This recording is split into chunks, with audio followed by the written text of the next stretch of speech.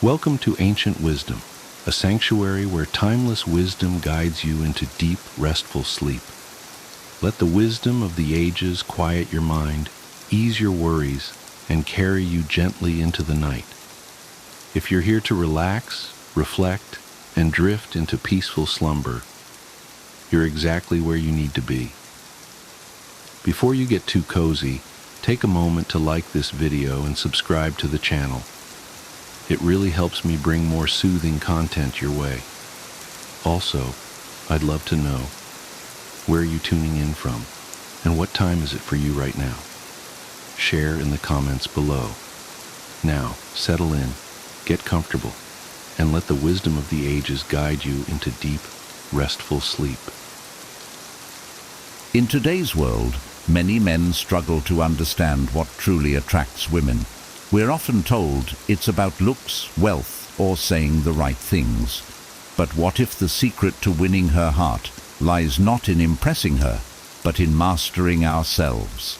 This video dives into the timeless principles of Stoicism and shows how self-mastery, emotional strength, and authentic presence are what truly make a man attractive. Forget about pick-up lines and flashy gestures. Here, you'll discover how to cultivate the inner qualities that naturally draw women in. Ready to learn the Stoic approach to lasting attraction? Let's get started. 1. Stop chasing. Start attracting. I used to think that getting someone's attention meant going above and beyond. Flowers, fancy dinners, trying to impress her with everything I did.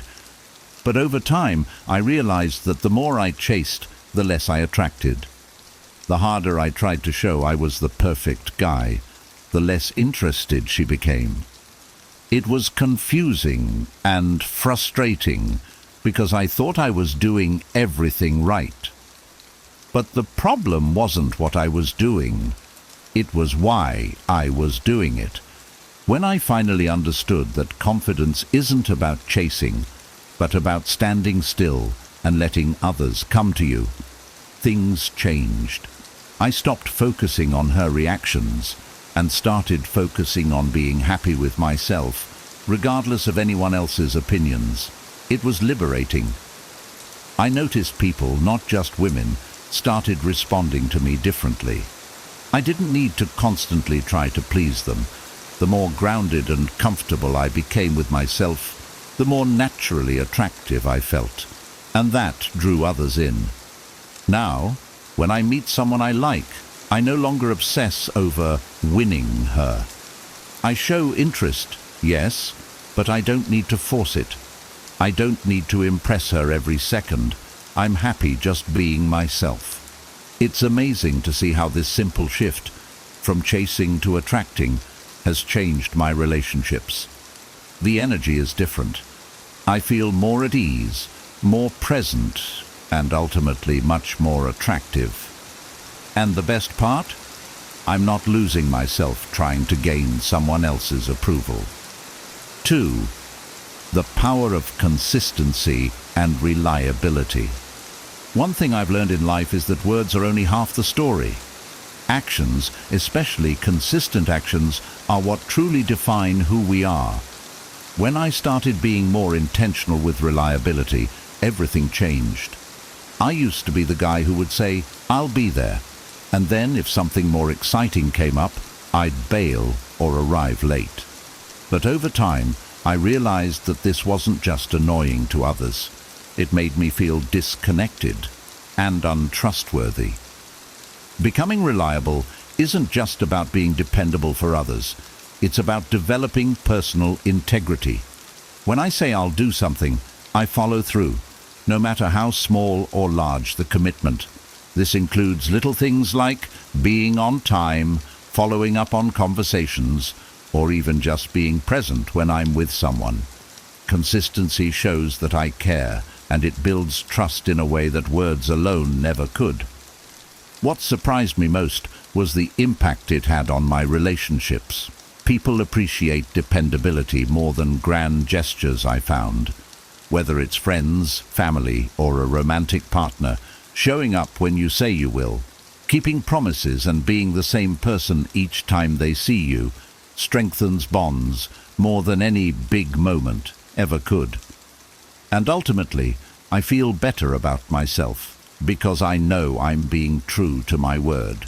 Consistency isn't flashy, but it speaks volumes. Being reliable is a subtle yet powerful way to show someone they can count on me, and there's a deep sense of pride in that. 3. Self-mastery over external impressing.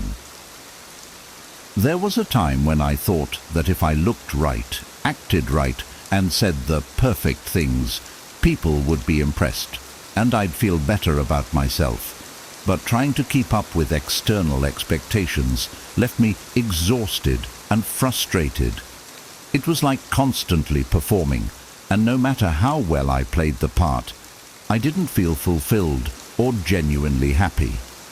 This approach wasn't working because it was all about the outside, trying to change what others thought of me without addressing how I felt about myself. When I discovered Stoic philosophy, everything changed. I started shifting my focus from controlling others' perceptions to controlling my own thoughts and reactions. The biggest lesson: true confidence comes from mastering myself, not from trying to impress anyone else. As I became more centered, I noticed that people began to respond differently. They were drawn to the calm and confidence I projected naturally. Self-mastery has freed me from needing validation from others.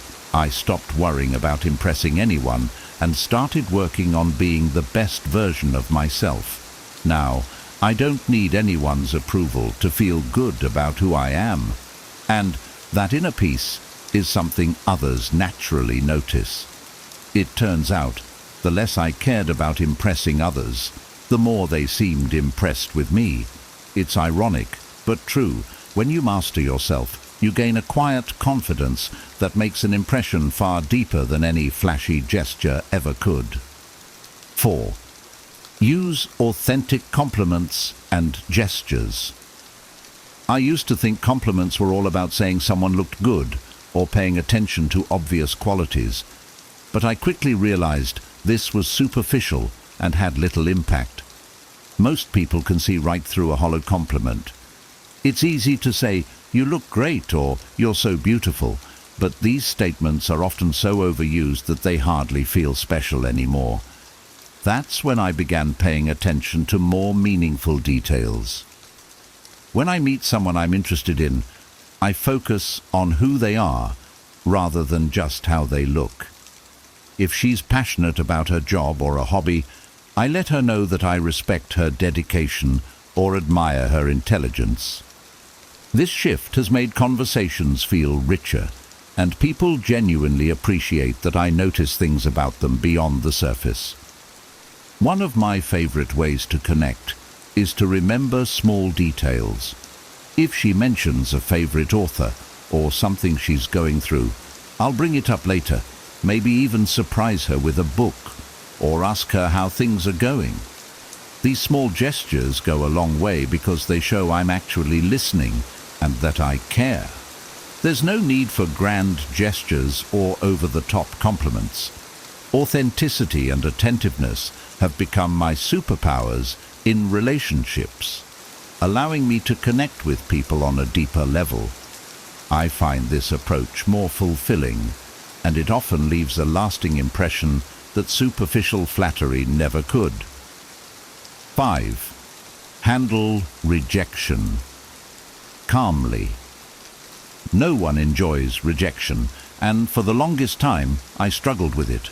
I'd overthink every little interaction, wondering what I did wrong or what I could have done differently. But then I realized that taking rejection personally was only holding me back. Stoicism taught me a different approach, to see rejection as a part of life that I don't have to take personally. When I started seeing rejection through this lens, I felt liberated.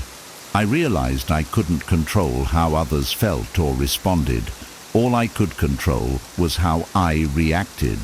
So, instead of obsessing over why someone wasn't interested, I began focusing on what I learned from each experience and how I could grow. Rejection no longer felt like a failure. It became an opportunity to build resilience and self-awareness. Now, if things don't go my way, or if someone isn't interested, I stay calm and composed. This mindset has made me more confident and less afraid to put myself out there. Ironically, handling rejection gracefully has made me more attractive because I don't let disappointment control me. I'm not desperate or anxious.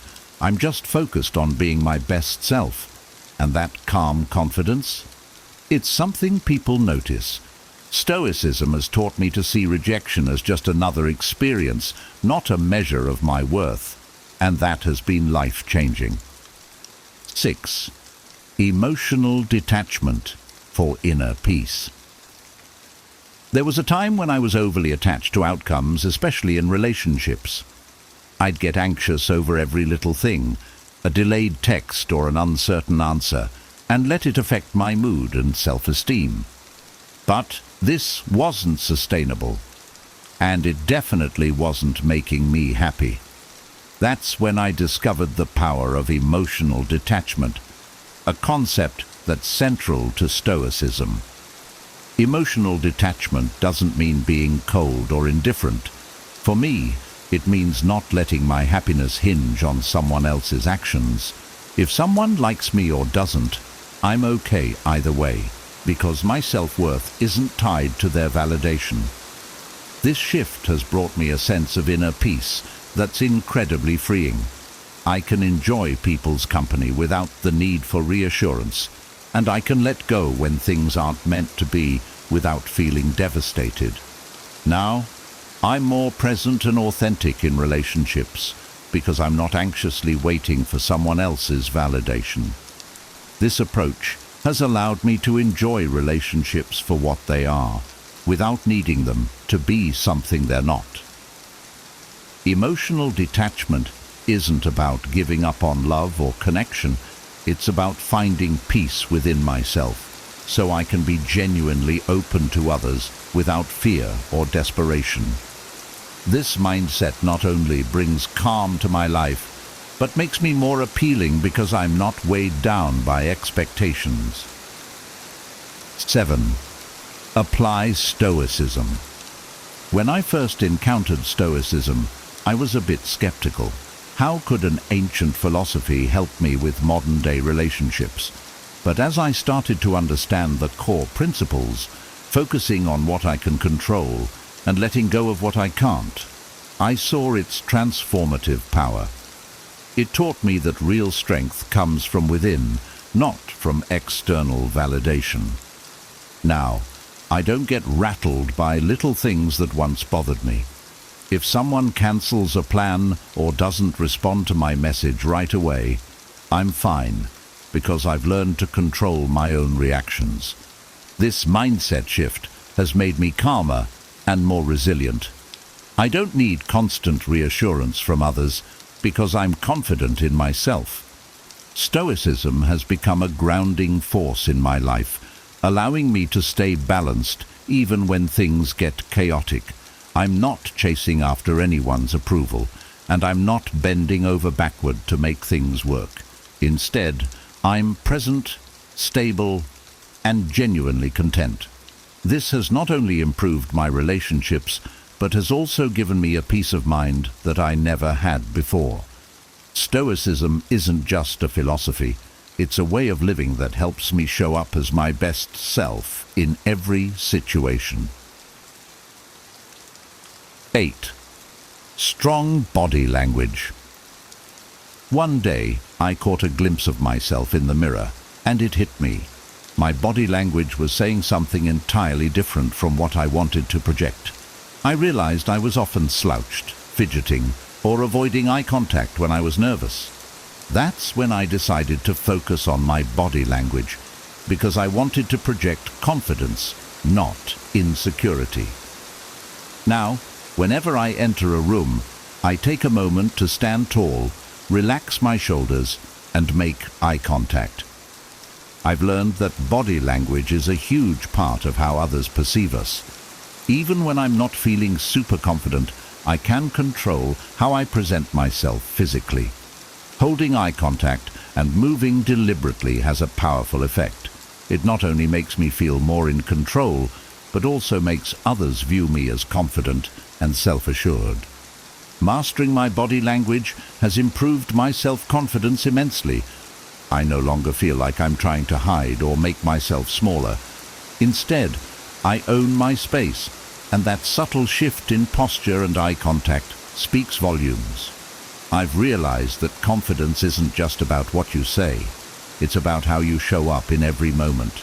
Body language is a silent yet powerful communicator, and now I use it to convey calm strength. 9. Focus on personal growth and purpose. I used to think relationships were the ultimate goal, the thing that would make me feel complete. But over time, I realized that true fulfillment comes from within, from personal growth and having a clear sense of purpose. Now, I invest my energy into becoming the best version of myself, and this has changed everything. Pursuing my interests, working on my goals, and building a life I'm proud of have given me a sense of purpose and direction that I used to seek from others. And the surprising thing, this focus on personal growth has made me more attractive to others because people are naturally drawn to someone who's passionate and driven. I'm no longer seeking validation through relationships. Instead, I'm inviting people into a life that's already fulfilling. Having a purpose gives me a sense of stability that allows me to approach relationships differently. I'm not looking for someone to complete me because I'm already whole. I've realized that the best relationships come from two people who are already content with themselves, and that's exactly the kind of relationship I now attract. Personal growth isn't just about bettering myself, it's about creating a life that others want to be part of. 10. Be true to yourself. In my early dating days, I spent a lot of time trying to be who I thought others wanted me to be. I'd change my style, my interests, even my opinions just to fit in or make someone like me more. But pretending to be someone else left me feeling disconnected and frustrated because I wasn't being true to myself. Eventually, I realized that authenticity is more powerful than any facade. Being true to myself means embracing who I am, my strengths, my quirks, even my flaws. I've learned that the right person will appreciate me for who I am, not who I pretend to be. Now, instead of trying to mold myself into someone else's idea of perfect, I focus on being the best version of my true self. Staying true to myself has been empowering. I don't feel pressured to act a certain way, and I no longer stress about whether someone likes me. I know that I'm enough as I am, and that sense of self-worth shines through. Authenticity is magnetic. When you're genuinely yourself, you attract people who appreciate you. Being true to myself has not only improved my relationships, but has also brought me peace.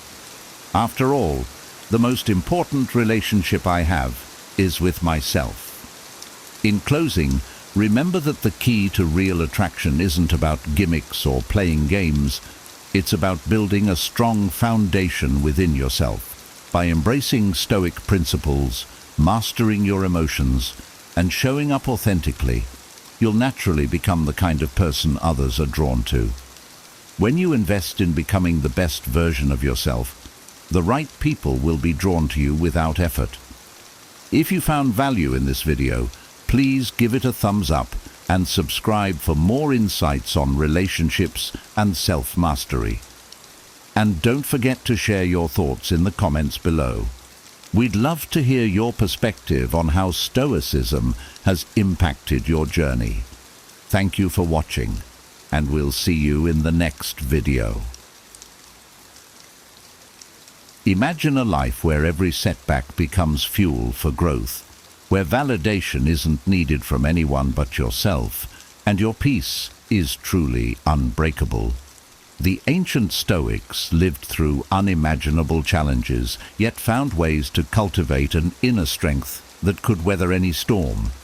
They saw resilience as a mindset, a way to thrive, not just survive. What if you could harness that same power?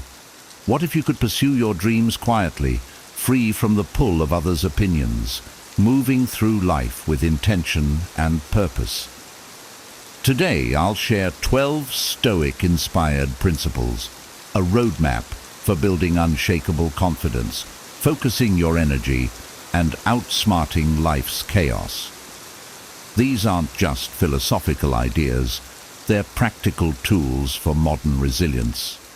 If you're ready to turn inward and build the kind of strength that truly lasts, let's dive into the first principle. 1. Nurture my aspirations in silence. When I have a dream or goal, the excitement makes me want to share it with others. But I've learned that sometimes the best thing I can do for my aspirations is to keep them close, to let them grow quietly in my own mind before exposing them to the outside world. The Stoics taught that dreams need nurturing in solitude because, early on, they're fragile, vulnerable to others' doubts and skepticism. By protecting my dreams from premature exposure, I give them the space to strengthen, evolve, and align with my own values. Keeping my aspirations private helps me stay focused on my true motivation, the internal why that drives me. When I share too early, I risk shifting my focus from achieving the goal to seeking others' approval. By holding back, I'm able to build a deeper commitment to my vision, grounded in my own excitement and determination. This practice allows me to recalibrate and adapt freely without feeling the weight of external expectations. Over time, I've realized that my aspirations are often best shared only when they've matured and are ready to stand strong on their own. When the moment comes to bring others into my vision, I do so with the confidence of knowing I've nurtured it authentically. This quiet, deliberate approach reminds me of a Stoic truth. True power comes from action, not from words. By allowing my dreams to develop privately, I'm able to move toward them with a sense of quiet confidence that no amount of external influence can shake. 2. Avoid gossip and focus on self-improvement. It's easy to get drawn into conversations about others, to focus on their flaws, decisions, or situations. But when I spend energy on gossip, I'm not just talking about others. I'm losing precious time and focus that I could use to improve myself. The Stoics remind me that my energy is finite, and every minute spent judging others is a minute I'm not dedicating to my own growth. Instead of discussing others, I aim to turn my focus inward. Gossip can be a subtle drain on my peace of mind and an unnecessary source of comparison and negativity. By avoiding it, I'm not just creating a more positive environment. I'm also cultivating a mindset focused on growth, compassion, and self-awareness. I've seen the difference it makes in my relationships as well. When I steer clear of gossip, I contribute to a culture of respect, trust, and integrity, where people know I value them for who they are, not for judgments I may pass behind their backs. This principle has a powerful impact on my inner peace too. When I focus on self-improvement rather than others' flaws, I experience more clarity and calm. I'm less likely to compare myself or judge others, which brings me greater satisfaction and a clearer sense of purpose. This Stoic approach reminds me that every moment spent improving myself is an investment in becoming a better, stronger version of myself, one who can contribute positively to the world. 3. Protect my energy. Energy is one of my most precious resources, and the Stoics taught me that managing it wisely is key to a fulfilling life. Each day, I encounter distractions, pressures, and minor stresses that can easily sap my energy if I'm not careful. Whether it's getting lost in social media, engaging in unnecessary drama, or worrying about things beyond my control, I've learned that I need to be intentional about where I direct my focus. Protecting my energy means setting boundaries around activities and people that drain me, and instead prioritizing those that uplift me and align with my values. For instance, while empathy is essential, I don't have to constantly surround myself with negativity or situations that disrupt my peace. This sometimes means creating physical or emotional distance to maintain my well-being. I'm better able to give my energy to what truly matters when I'm intentional about what I allow into my life. My own thoughts can be one of the biggest drains on my energy, especially if I let them spiral into worry or self-doubt. By practicing mental discipline, focusing on what I can control and letting go of what I can't, I conserve energy and keep a calm mind. I've come to see that by protecting my energy, I'm actually investing in my resilience and ability to be present. This approach doesn't mean avoiding challenges. It means engaging with them strategically and sustainably, so I have the energy to make meaningful progress in all aspects of my life. 4. Don't boast about your achievements. When I accomplish something meaningful, it's natural to want to share it, to let others know about the hard work I put in. But the Stoics teach us something profound here. True success doesn't need a spotlight. If my achievements are genuine, they'll be evident in the way I carry myself, in the impact of my actions, and in the respect I've earned over time, not in the amount of praise I receive. Whenever I boast, I shift my focus away from the purpose behind the work and onto the accolades. And the more I seek validation from others, the less I feel satisfied within myself. Instead, by practicing quiet humility, I can find fulfillment in the work itself. This shift helps me stay grounded. Rather than seeking recognition, I put my energy into learning and growing, becoming better with each effort. I think of a gardener tending their plants day after day. When their garden blooms, the beauty is evident to anyone who sees it. The gardener doesn't need to shout about their skill because the results speak for themselves. By embodying this principle, I remind myself that my actions and dedication are what really matter, not the approval of others. Letting my work do the talking creates an inner confidence, one that's far more fulfilling than any praise I might receive. In the end, I find that humility brings deeper, more lasting respect. People appreciate authenticity, and by focusing on the work rather than the rewards, I build genuine connections with those around me.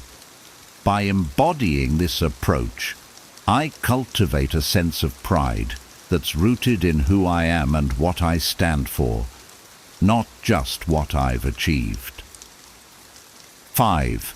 Keep your next move. Private. There's a certain strength in keeping my plans close to my chest. It's tempting to talk about my goals, to share every detail with those around me. But I found that discussing my intentions too early can sometimes backfire. When I reveal my next steps, I invite opinions, doubts, and even judgments from others that can distract me from my purpose. By keeping my plans to myself, I'm able to focus fully on the actions that will make my goals a reality. I can take each step deliberately, free from the noise of external influence. The Stoics knew that action is more powerful than words. They understood that the future is uncertain, and that sharing plans prematurely can create unnecessary pressure. When I act in silence, I protect my focus, giving my dreams the space they need to grow strong. In practice, this means I stay accountable to myself first.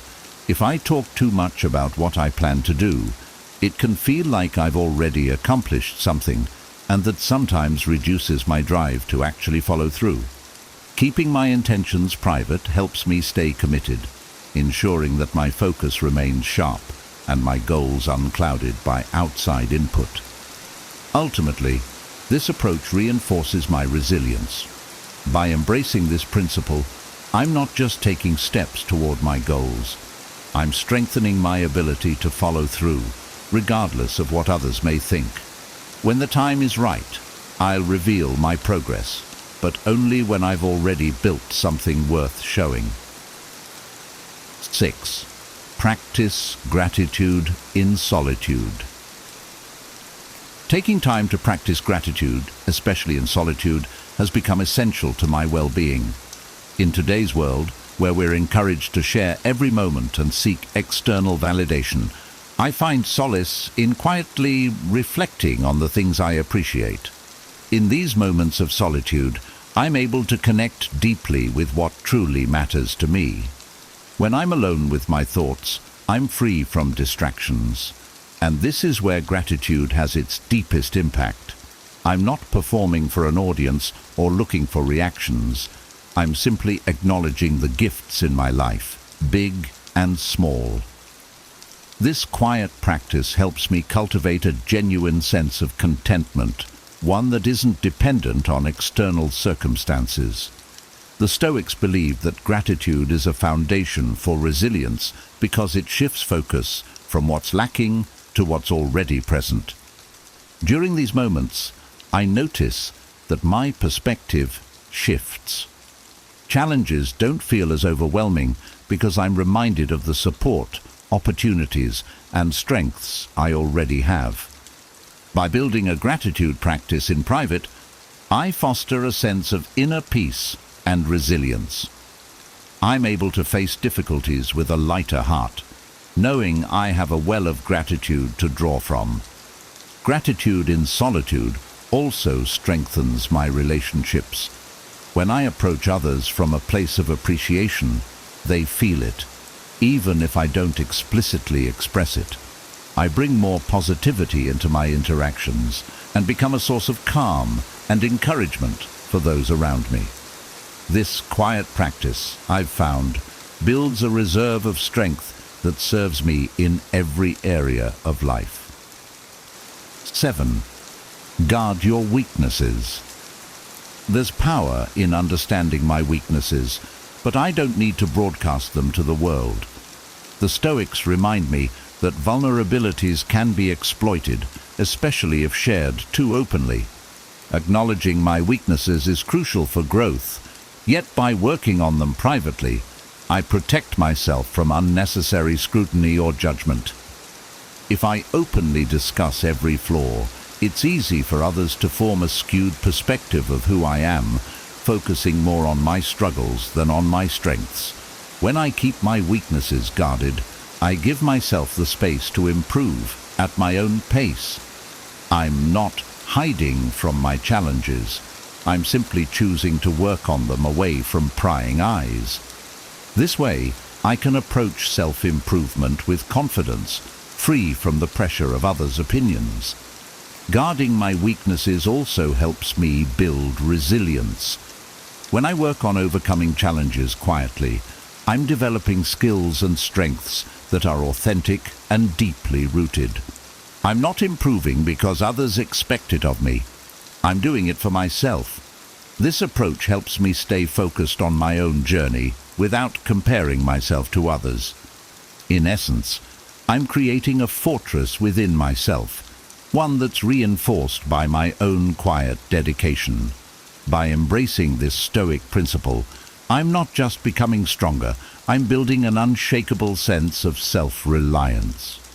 When I eventually emerge with newfound strengths, I do so with confidence, knowing that I overcame my weaknesses on my own terms. 8. Don't overthink or dwell on challenges. Challenges are inevitable, but dwelling on them rarely brings relief or progress. When I face difficulties, it's tempting to overanalyze or complain, but I found that this only amplifies the issue. The Stoics encourage us to address challenges with a solution-oriented mindset, directing our energy toward what we can control instead of fixating on what's wrong. In practice, this means shifting my focus to action. Instead of getting stuck in a loop of worry, I break down the problem into manageable steps. I remind myself that challenges aren't meant to defeat me. They're opportunities to grow, to develop resilience and resourcefulness. When I view obstacles this way, I find that they lose much of their intimidating power. This approach doesn't mean ignoring my feelings. I can acknowledge my frustration or disappointment, but I don't let it consume me. By choosing not to dwell, I'm reclaiming control over my response to life setbacks. This perspective has taught me to be proactive, to seek solutions rather than get lost in the problem. Leaders who approach challenges with this mindset become a source of calm and stability. When others see that I'm able to move forward without getting bogged down by every obstacle, it inspires confidence and creates a sense of shared resilience. By embracing this Stoic principle, I'm able to handle adversity with a clear mind and a steady heart, always focused on moving forward. 9. Keep your kindness private. When I do something kind, the Stoics remind me that the reward lies in the act itself. In a world where it's common to post about every good deed, there's something deeply satisfying about kindness done quietly. True virtue, they taught, doesn't seek recognition or applause. It's motivated by a genuine desire to contribute positively to the world. By keeping my acts of kindness private, I reinforce that my intentions are pure. I'm not helping others to boost my ego or reputation, but simply because it feels right. This practice also encourages humility, reminding me that the focus isn't on me, it's on the impact I'm creating. When I help others quietly, I feel connected to something bigger than myself, which brings a profound sense of fulfillment. The beauty of unspoken kindness is that it often inspires others. People notice kindness even when it's not broadcasted. It's a quiet strength, one that builds trust and respect over time. When I do good for its own sake, I foster a more compassionate mindset. I'm not as focused on the external rewards. Instead, I feel joy in knowing I've contributed positively, even if no one else is aware. This private kindness has an interesting ripple effect. Those around me may feel encouraged to act in the same way, to help others without needing a stage. By embodying kindness as a personal value, I create a subtle yet powerful influence, inspiring others to lead with compassion too. 10. Seek feedback wisely. Feedback is essential for growth, but I've learned that not all feedback is equally beneficial. The Stoics valued humility and self-awareness, yet they also knew that opening ourselves to everyone's opinions could cloud our judgment. Seeking feedback wisely means choosing mentors and confidants who genuinely understand my goals and have my best interests at heart. When I carefully select the sources of my feedback, I create a support system rooted in trust. I'm not swayed by every passing opinion. Instead, I'm guided by those who respect my journey and offer insights grounded in experience. This practice helps me avoid the pitfalls of trying to please everyone, which is often an impossible and exhausting task. Choosing my sources of feedback also keeps me focused. Instead of being pulled in multiple directions by conflicting advice, I can make adjustments that are aligned with my true values. This approach builds resilience. I become more confident in my decisions, knowing that the feedback I receive comes from people who understand my vision and support my growth. In doing this, I foster a growth mindset that's intentional rather than reactive. I'm actively shaping my journey, refining my approach based on insights that are relevant and constructive. By seeking feedback wisely, I stay connected to my purpose, refining my strengths without getting lost in a sea of opinions. 11. Value discretion. Choose wisely who you trust.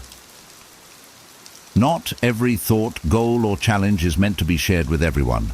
The Stoics believe that our inner world is sacred, a place to be shared only with those who have earned our trust. Discretion allows me to protect my boundaries, to choose carefully who I let into my inner circle. By doing this, I create a safe space where I can be vulnerable, authentic, and open without fear of judgment. Choosing who to trust isn't about being secretive or closed off. It's about honoring my own values and personal growth. When I surround myself with people who genuinely respect and support me, I feel a sense of security. I know I'm sharing with those who understand the weight of my words and who genuinely care for my well-being. Practicing discretion also cultivates self-reliance. By not needing to disclose everything, I learn to process and work through challenges internally, building a deeper sense of confidence and self-trust. I become more resilient, knowing that I don't need constant external validation to feel secure in my decisions. This principle of discretion, I've found, also strengthens my relationships. When I'm selective with what I share, I give those closest to me a special role in my life. They know that I trust them deeply, which builds mutual respect and strengthens the bond we share. 12. Practice strategic solitude. In a constantly connected world, solitude might seem unnecessary or even uncomfortable. But I've learned that solitude isn't about loneliness. It's about creating intentional space for self-discovery and growth. The Stoics embrace solitude as a time to reflect, to align with their values, and to cultivate a deep inner peace that can't be found in the noise of the outside world. When I take time for solitude, I allow myself to step back from daily pressures and distractions. This quiet time lets me reconnect with my true intentions and assess if my actions align with my values. By carving out space for reflection, I'm able to see my path more clearly. I gain perspective, which often reveals solutions to challenges or brings clarity to my next steps. In solitude, I'm able to explore my thoughts and emotions without external influence. This is where I learn who I am at my core, free from the expectations of others. It's a time for personal growth, for cultivating resilience, and for finding peace within myself. When I make solitude a regular practice, I develop a stronger foundation, one that supports me in all aspects of life. Solitude also enhances my relationships. By taking time to center myself, I'm able to bring more clarity and presence to my interactions. I show up more authentically, more grounded, and better equipped to handle challenges with a calm demeanor. This practice of strategic solitude, the Stoics believed, is an essential part of building inner strength, because it's only when we truly know ourselves that we can lead and inspire others effectively. As we wrap up, take a moment to imagine the impact of these principles in your own life, the quiet confidence, the focused energy, and the unshakable resilience. The Stoics teach us that true strength doesn't come from what others see, but from what we cultivate within. By embracing these timeless principles, You're not just navigating life's challenges, you're mastering them, turning each moment into an opportunity for growth. So, which principle resonates most with you? How will you start applying this wisdom? Share your thoughts in the comments below. Let's inspire each other to build lives grounded in purpose, resilience, and inner peace. Remember, the journey to wisdom is lifelong, but every step forward brings you closer to the strength you already hold within. Have you ever wondered what it takes to lead a truly fulfilling and resilient life? In a world full of constant changes and uncertainties, finding lasting happiness and inner peace might seem elusive. However, ancient wisdom and modern psychology both suggest that the keys to a balanced and contented life lie within our own control. This guide explores 12 timeless principles that can transform your mindset and approach to life, helping you navigate challenges with grace and seize opportunities with confidence. From understanding the transient nature of both joy and sorrow to embracing the power of being present, these principles offer a roadmap for personal growth and well-being. We'll delve into how happiness is a personal choice that stems from within, why accepting what you cannot control brings peace, and how taking risks can lead to greater rewards. Each section is enriched with vivid examples to illustrate how these ideas can be applied in everyday life, making them not just abstract concepts, but practical tools for your journey towards a more fulfilling existence. Number 1. Happiness is a personal choice. Happiness is a deeply personal state that arises from within, shaped significantly by one's mindset rather than external circumstances. Imagine waking up to a gloomy, rainy day.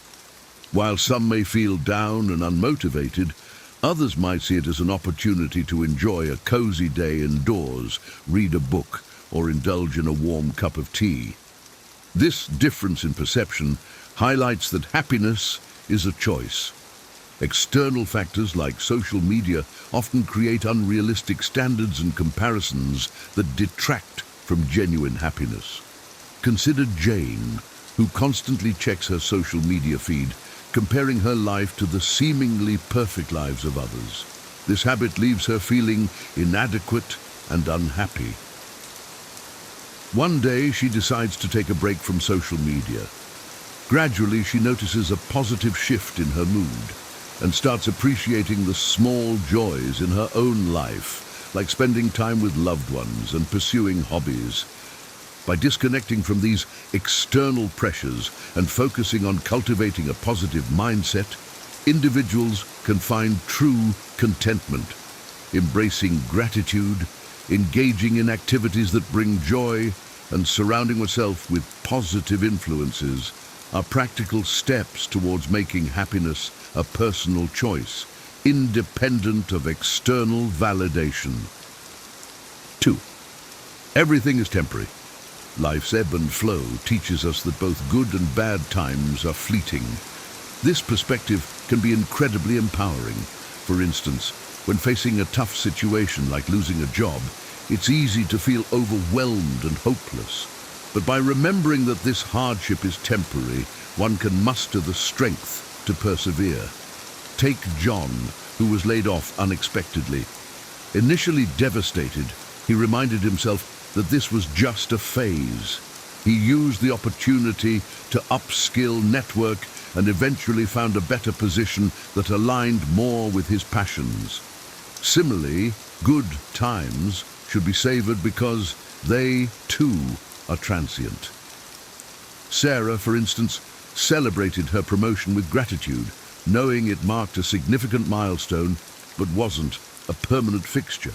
By embracing both highs and lows with equanimity, one can navigate life with a balanced and resilient mindset.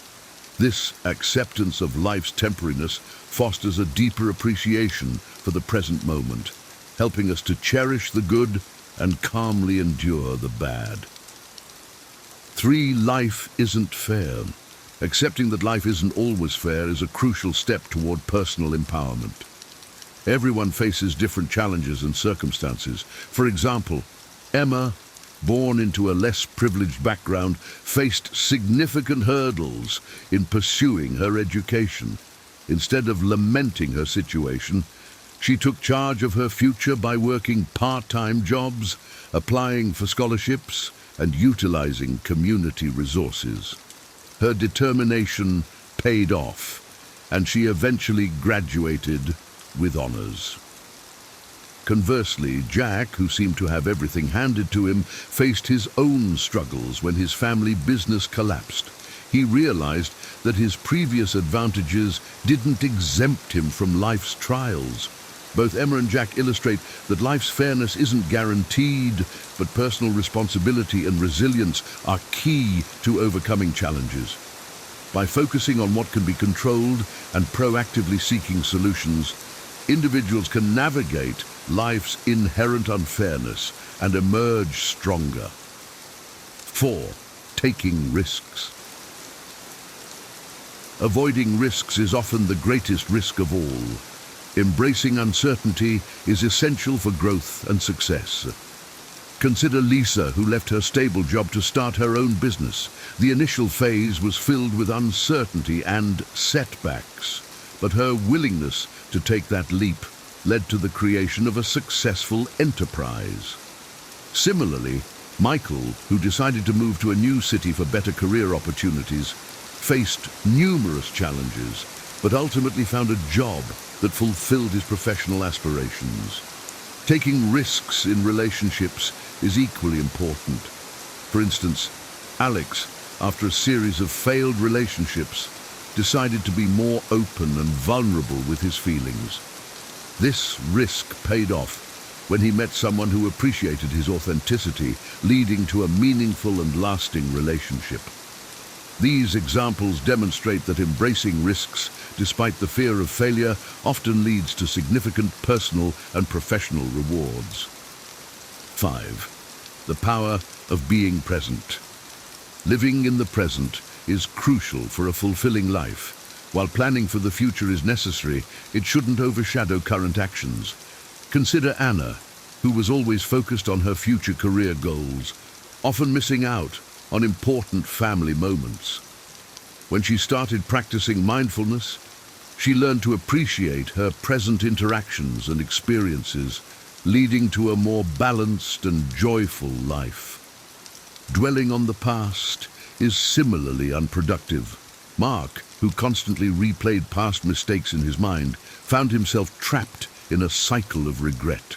By shifting his focus to the present, he began to engage more fully in his daily activities and relationships, finding a new sense of peace and satisfaction. Embracing the present moment allows for more meaningful connections and experiences, enhancing overall well-being and happiness. Six, the trap of overthinking. Overthinking can lead to unnecessary stress and paralysis. Take Maria, who spent hours agonizing over every decision, big or small. This habit left her exhausted and anxious. One day, she decided to adopt a more proactive approach. Instead of dwelling on potential outcomes, she started making decisions quickly and confidently. This shift not only reduced her stress, but also increased her productivity and satisfaction. Similarly, Tom, who often second-guessed his abilities at work, found himself stuck in a cycle of self-doubt. By taking action, even in small steps, he began to build confidence and competence, breaking free from the trap of overthinking. Taking action, even imperfectly, is often the best way to overcome the paralysis of analysis. It leads to learning, growth, and ultimately, a more fulfilling life. 7. Follow your passion and choose your career wisely. Pursuing a career that aligns with personal interests leads to greater satisfaction and efficiency. Consider David, who worked in a corporate job that he found unfulfilling. Realizing his passion for photography, he started taking classes and building a portfolio. Eventually, he transitioned into a career as a professional photographer, finding much greater fulfillment and success. Investing time in developing relevant skills is essential. Emily, who loved writing, dedicated herself to improving her craft through workshops and practice. Her efforts paid off when she became a published author, turning her passion into a rewarding career.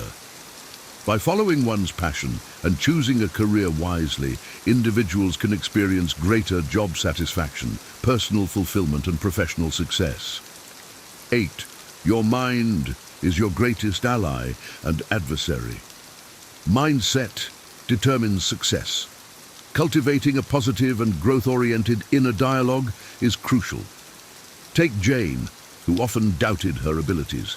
By practicing positive affirmations and focusing on her strengths, she began to see improvements in her performance and confidence.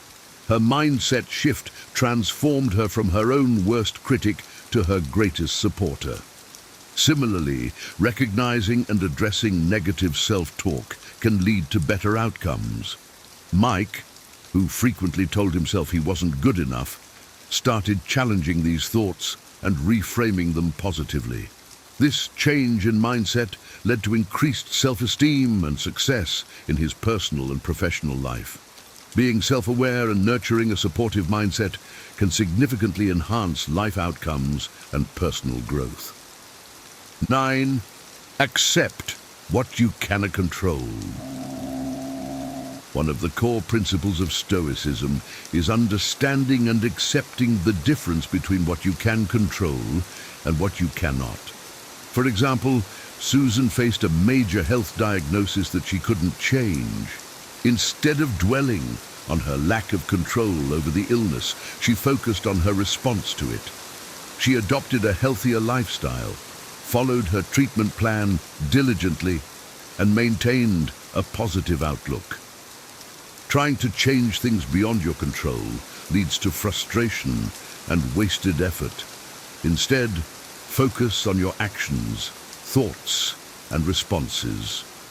This acceptance brings peace and reduces unnecessary stress.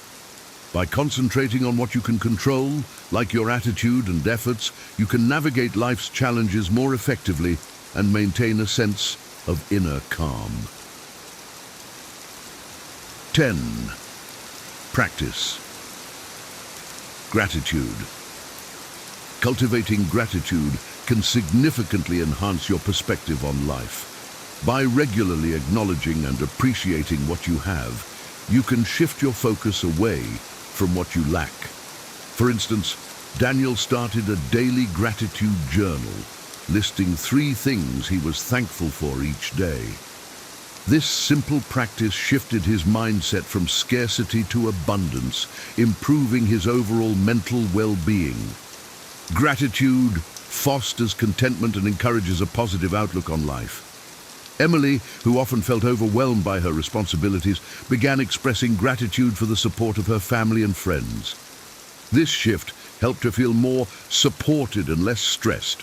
Practicing gratitude can improve mental well-being, foster contentment, and encourage a positive outlook on life, making it a powerful tool for personal growth.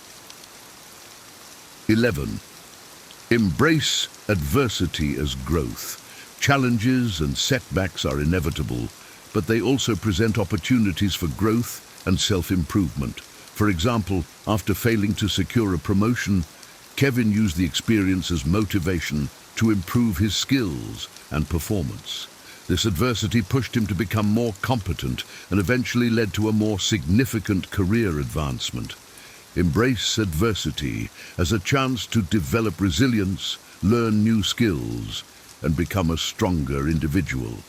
Lisa, who faced financial difficulties, learned to budget effectively and find creative solutions to her problems. Each obstacle is a stepping stone toward becoming a more capable and wise person. By viewing challenges as opportunities for growth, one can develop the resilience and strength needed to navigate life's complexities. 12. Maintain a healthy body and mind. Physical health and mental well-being are closely linked. Regular exercise, a balanced diet, and sufficient sleep contribute to overall well-being. For instance, Mark, who struggled with stress, started jogging regularly and noticed significant improvements in his mood and energy levels. Additionally, practices such as meditation, mindfulness, and regular self-reflection can help maintain mental clarity and emotional stability. Sarah, who dealt with anxiety, found relief through daily meditation and mindfulness practices.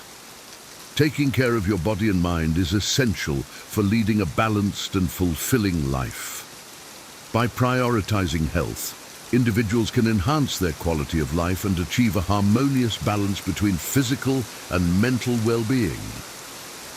In conclusion, as we conclude this exploration of 12 foundational principles for a fulfilling and resilient life, it's essential to recognize that true transformation begins with small, consistent changes in mindset and behavior. These principles, rooted in ancient wisdom and supported by modern psychology, offer practical guidance for navigating life's complexities with grace and purpose. Remember that happiness is a personal choice that comes from within, independent of external circumstances. Embrace the temporary nature of all experiences, savoring the good moments and facing challenges with composure.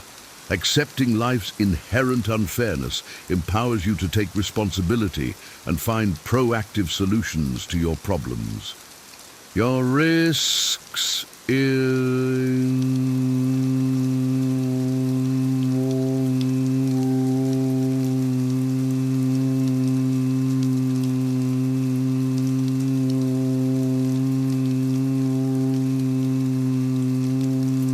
reduce stress and enhance decision-making. Following your passion and choosing a career wisely can lead to greater satisfaction and success.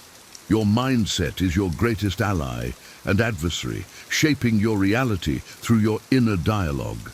By accepting what you cannot control and focusing on your actions and responses, you can cultivate inner peace and reduce unnecessary stress. Practicing gratitude shifts your perspective from scarcity to abundance, fostering a positive outlook on life. Embracing adversity as an opportunity for growth builds resilience and strength, while maintaining a healthy body and mind ensures overall well-being. By integrating these principles into your daily life, you can create a more balanced, fulfilling, and resilient existence.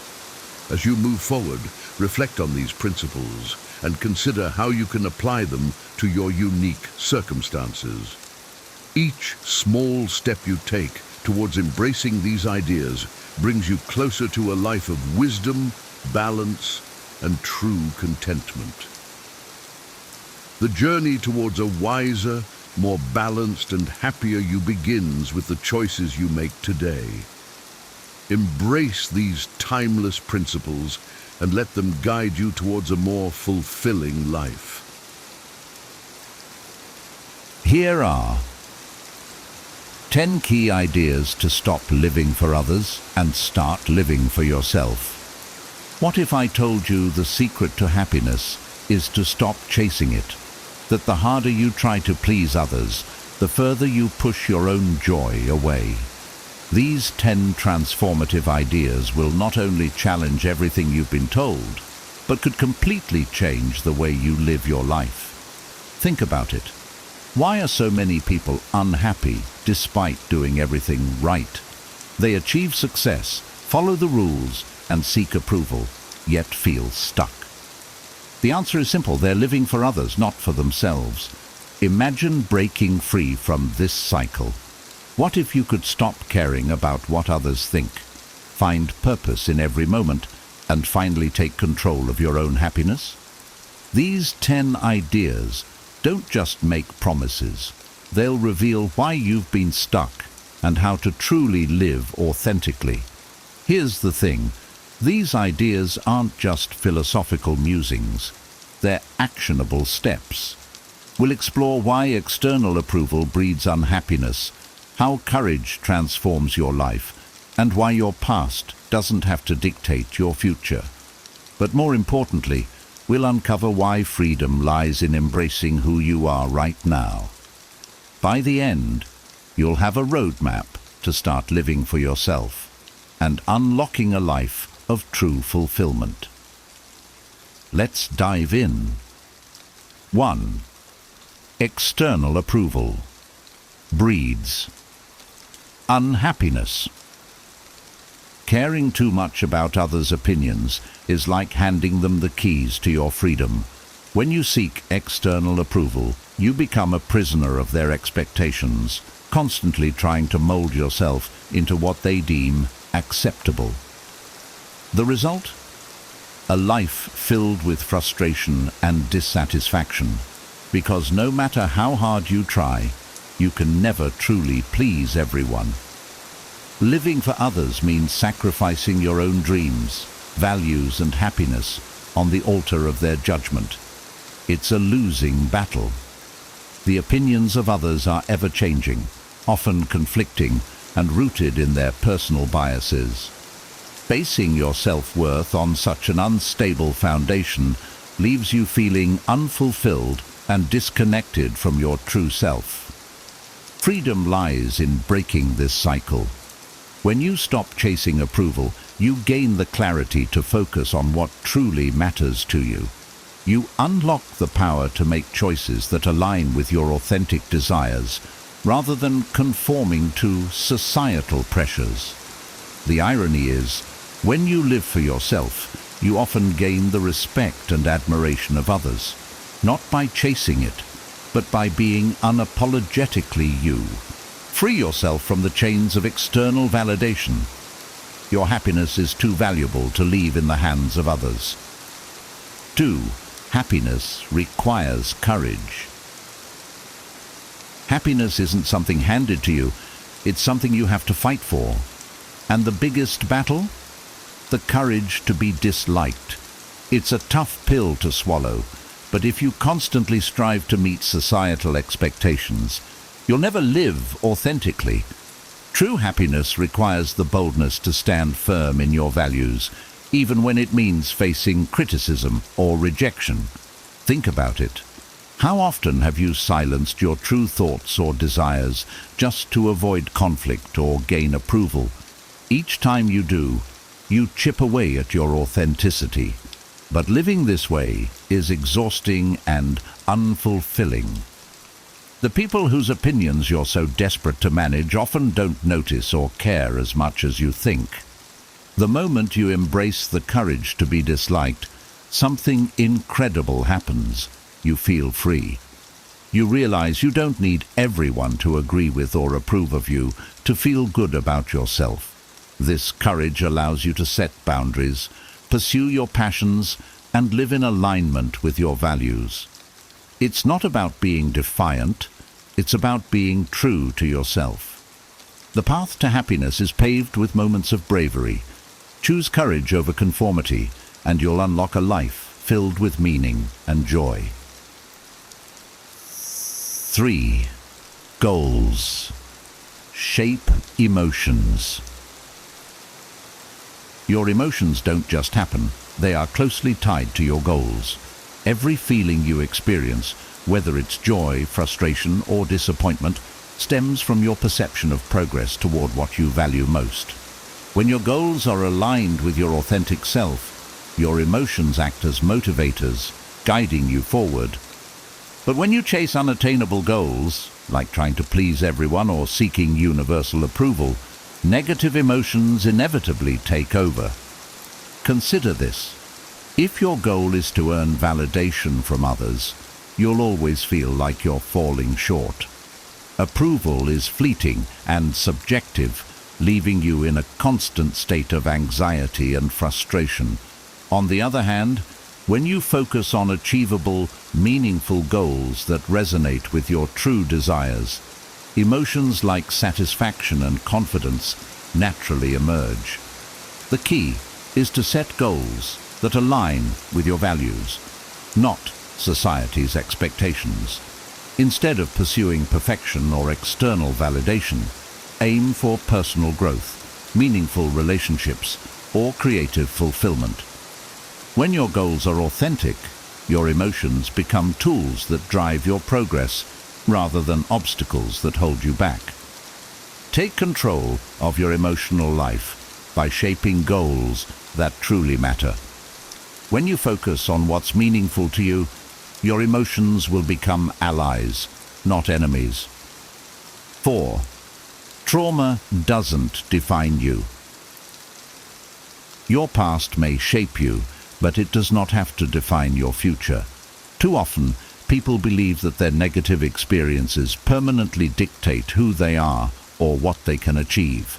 This mindset traps you in a cycle of self-limiting beliefs and prevents you from seeing the potential for growth and change. Trauma is not your identity. It's an event, a moment in your life, not the sum of your existence. The true power lies in the meaning you assign to these experiences. You can choose to view them as barriers, or you can reframe them as lessons and opportunities for strength. It's not about denying the pain. It's about refusing to let it control your narrative. Think of people who've endured great hardships, yet emerged stronger, more compassionate and purpose-driven. What sets them apart is their ability to assign empowering meanings to their experiences. They see trauma as a chapter in their story, not the title of the book. You hold the pen to your life. Rewrite the narrative in a way that serves you, not one that keeps you stuck. By doing so, you take control of your future and open the door to possibilities that are shaped by your choices, not your past. 5. Relationships. Thrive on contribution, not competition. When your relationships are built on the need for approval, they become exhausting competitions. You constantly compare yourself, wondering if you're liked enough, doing enough, or measuring up to some invisible standard. This mindset creates a transactional dynamic where the goal isn't connection, but validation. Over time, these relationships feel hollow, draining, and unfulfilling. Genuine relationships, however, thrive on contribution. When you focus on what you can give instead of what you can get, everything shifts. Contribution transforms interactions into opportunities for connection, growth, and mutual support. Whether it's offering your time, empathy, or encouragement, giving from a place of authenticity fosters deeper and more meaningful bonds. For example, think about the times you felt closest to someone. It likely wasn't during moments of competition, but when you offered or received genuine care, understanding, or help. True connection isn't about outperforming others or gaining their approval. It's about creating a safe space where both of you can thrive. Choose contribution over comparison. When you stop worrying about being enough for others and focus on giving from the heart, you'll build relationships rooted in trust, respect, and love, ones that truly enrich your life. Freedom lies in self-acceptance. Living according to others' standards is like wearing a mask. It hides your true self and limits your freedom. When you measure your worth by external validation, you become trapped in a never-ending cycle of trying to please others, constantly adjusting yourself to fit their expectations. True liberation comes when you step away from this cycle and embrace self-acceptance. Self-acceptance doesn't mean settling for who you are today. Instead, it means recognizing your intrinsic value while acknowledging areas for growth. It's about knowing that your worth isn't tied to your achievements, appearance, or how others perceive you. When you accept yourself fully, flaws and all, you free yourself from the fear of judgment. Think of how empowering it is to make decisions based on your own values rather than trying to predict what others want from you. This doesn't mean disregarding others entirely. It means prioritizing your authenticity over their approval. The irony is that people often respect you more when you're unapologetically yourself, because it shows confidence and integrity. True freedom begins when you accept yourself as you are and live according to your own terms. It's not just about being happy, it's about being whole. 7. Unhappiness as a strategy. Unhappiness often feels like something that happens to us, but in many cases, it's a strategy we unconsciously use to avoid taking action or confronting change. By holding on to dissatisfaction, we create a buffer against the risk of failure or rejection. It becomes an excuse to stay in our comfort zone, even if that comfort zone is making us miserable. For example, consider someone who constantly complains about their job but never applies for new opportunities. The unhappiness serves a purpose. It justifies staying put because the fear of failure or the unknown outweighs the desire for change. Similarly, clinging to unattainable goals like perfection or universal approval creates a cycle of frustration that keeps us stuck. Breaking free from this strategy requires courage and self-awareness. Ask yourself, what purpose is my unhappiness serving? What am I avoiding? Often the answers reveal that taking action, even imperfectly, is less scary than you've imagined. Unhappiness isn't meant to be a permanent state. It's a signal that something needs to change. Don't let it become your default strategy for avoiding risk. Instead, use it as a motivator to reevaluate your goals.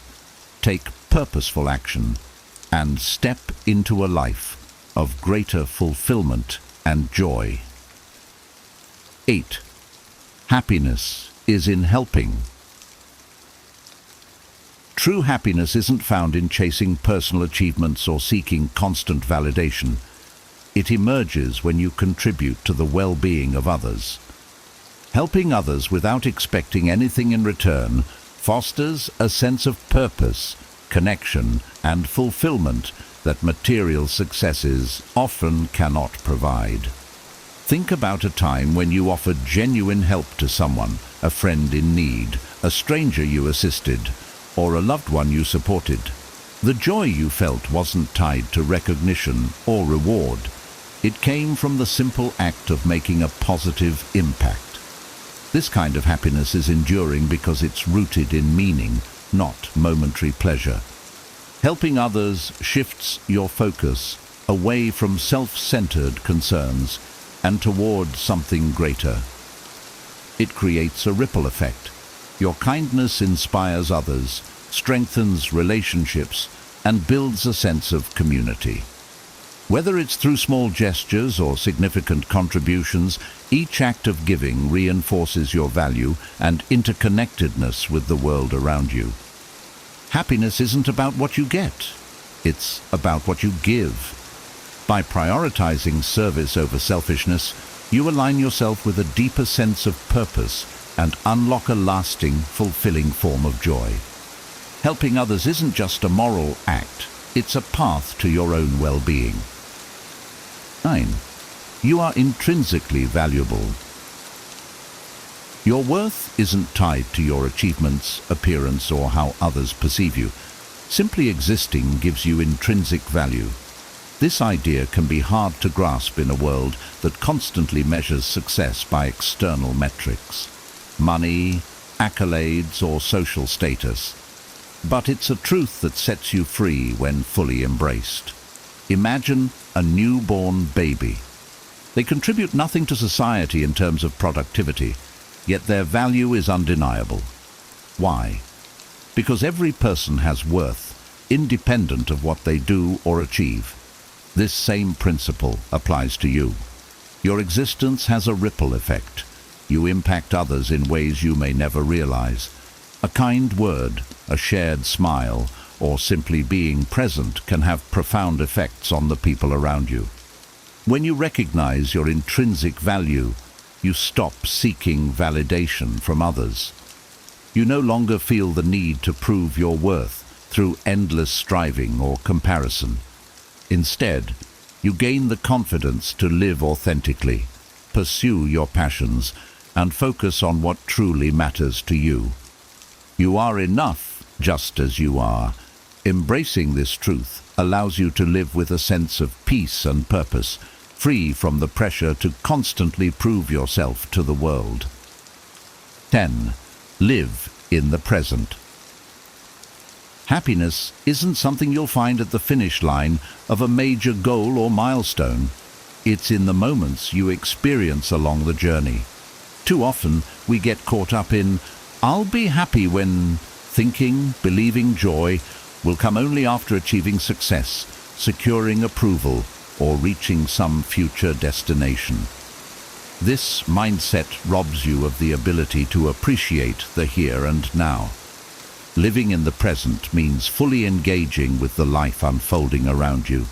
It's noticing the beauty of a quiet morning, savoring a conversation with a loved one, or finding joy in the small victories of daily life.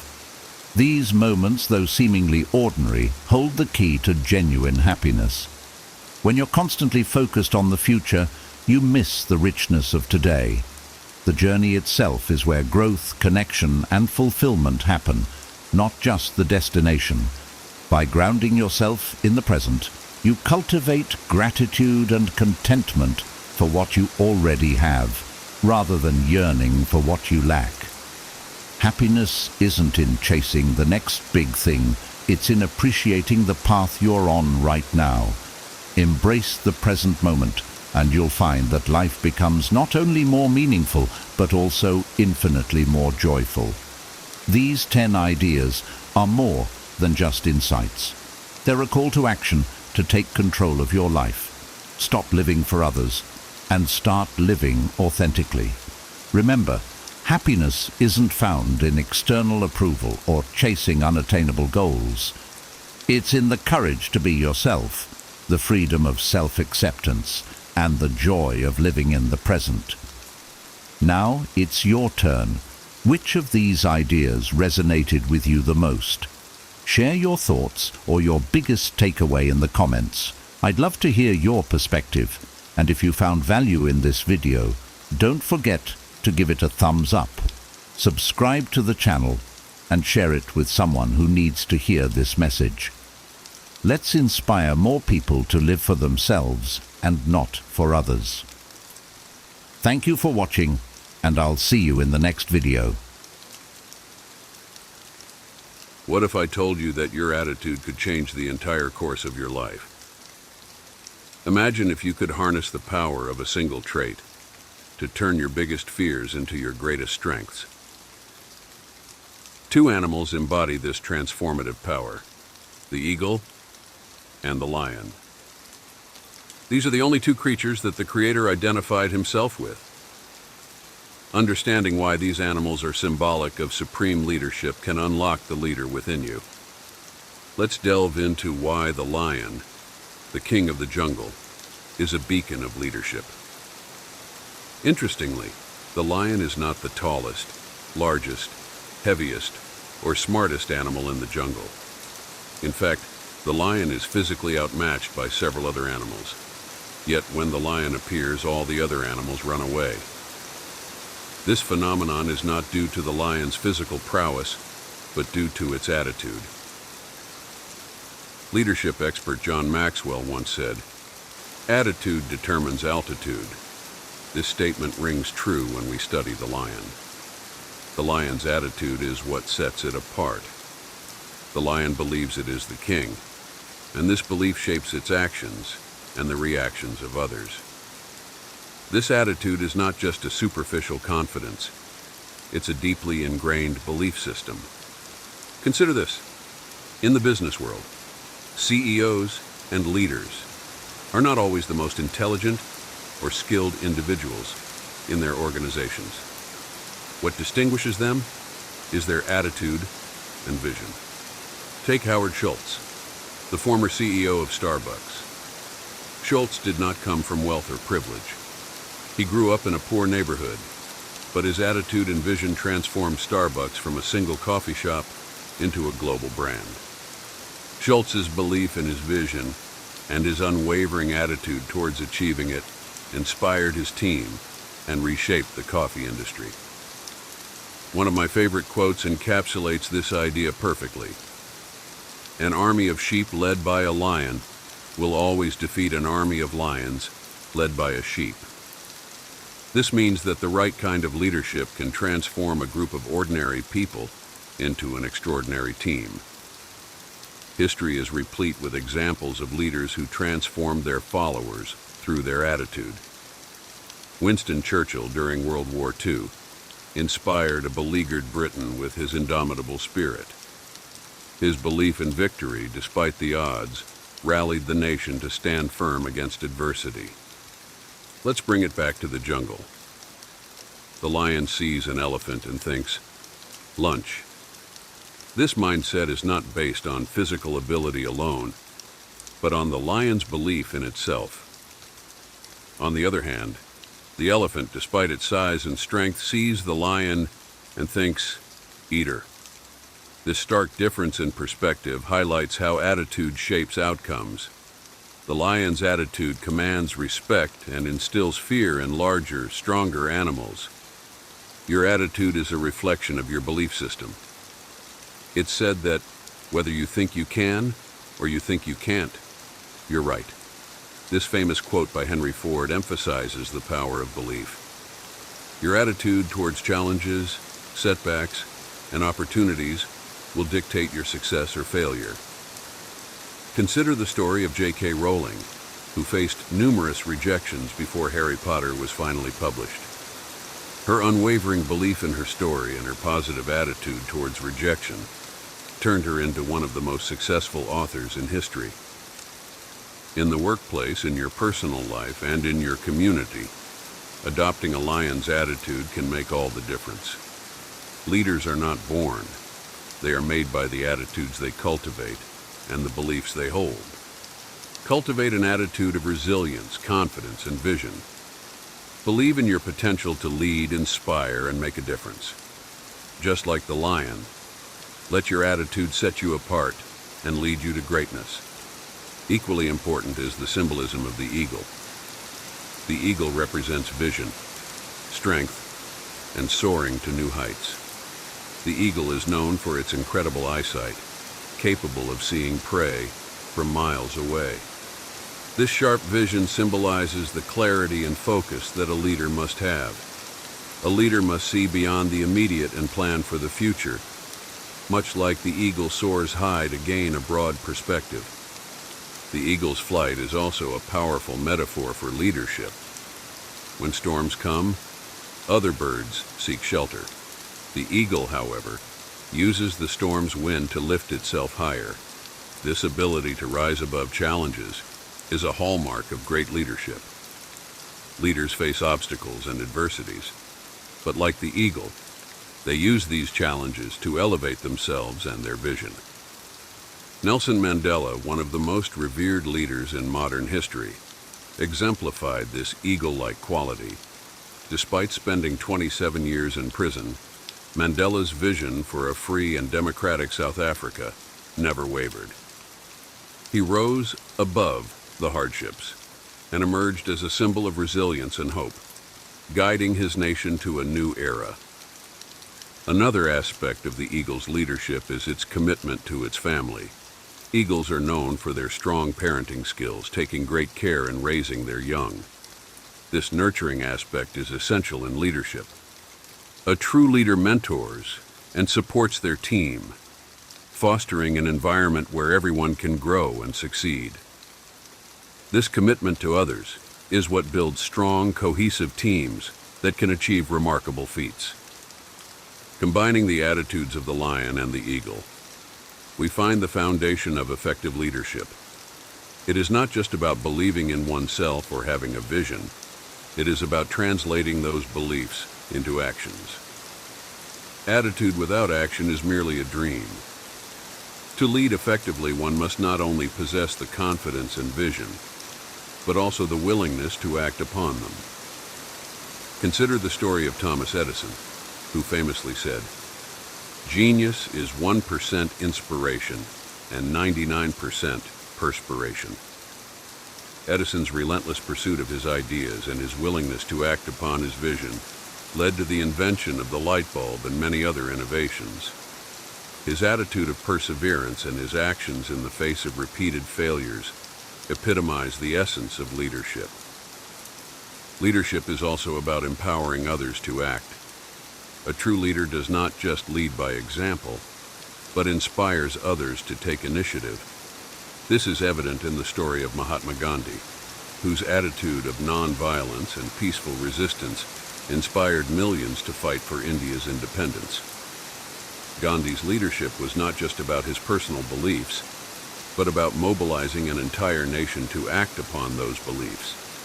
In our daily lives, adopting this attitude-action framework can lead to transformative outcomes. Whether in our careers, our communities, or our personal relationships, the combination of a positive attitude and proactive actions can set us apart and lead us to success. It is about believing in our potential and taking the necessary steps to realize it. There are several practical steps to cultivate a leadership attitude. Develop self-belief. Like the lion, cultivate a strong belief in yourself. This belief will shape your actions and the reactions of others. Start by setting small, achievable goals and gradually build your confidence. Maintain a clear vision. Emulate the eagle's vision by setting long-term goals and staying focused on them. Regularly review and adjust your goals to ensure they align with your overall vision. Embrace challenges. Use obstacles as opportunities to grow, much like the eagle uses storm winds to soar higher. Develop a mindset that views challenges as stepping stones rather than setbacks. Inspire and empower others. Leadership is not just about personal success. It's about lifting others up. Mentor and support those around you, fostering a collaborative and supportive environment. Act with purpose. Turn your attitudes and beliefs into actions. Set actionable plans to achieve your goals and be consistent in your efforts. Remember, action is what brings vision to life. Practice resilience. Cultivate resilience by learning from failures and setbacks. Each experience, whether positive or negative, is an opportunity to learn and grow. Stay humble and adaptable. Despite their strength and vision, both the lion and the eagle remain adaptable to their environments. Stay humble and be willing to adjust your approach when necessary.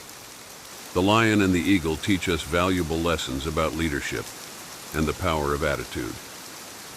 By adopting the lion's confidence and the eagle's vision, and by combining these attitudes with purposeful actions, we can unlock our potential as leaders. Whether in business, community, or personal life, the principles of belief, vision, resilience, and action are universal keys to success. Embrace these qualities and let your attitude lead you to new heights and untold achievements. Are you tired of family drama? It is something we all experience at some point in life. From minor misunderstandings to deep-rooted conflicts, navigating relationships with those closest to us can be one of life's greatest challenges. Why is it so hard? Often, it's because family ties come with expectations, shared histories, and emotional bonds that make every interaction more significant. But what if there were practical strategies to approach family drama with calm and clarity? In this video, we'll uncover the top 10 principles for dealing with family drama. Timeless strategies inspired by ancient wisdom and modern psychology. Whether you're dealing with a difficult sibling, managing in-law conflicts, or navigating generational gaps, these principles will help you foster healthier relationships and maintain your inner peace. By the end of this video, you'll have the tools to manage challenging situations, reduce stress, and focus on what truly matters. No matter how complicated family dynamics may seem, there is always room for growth, understanding, and resolution.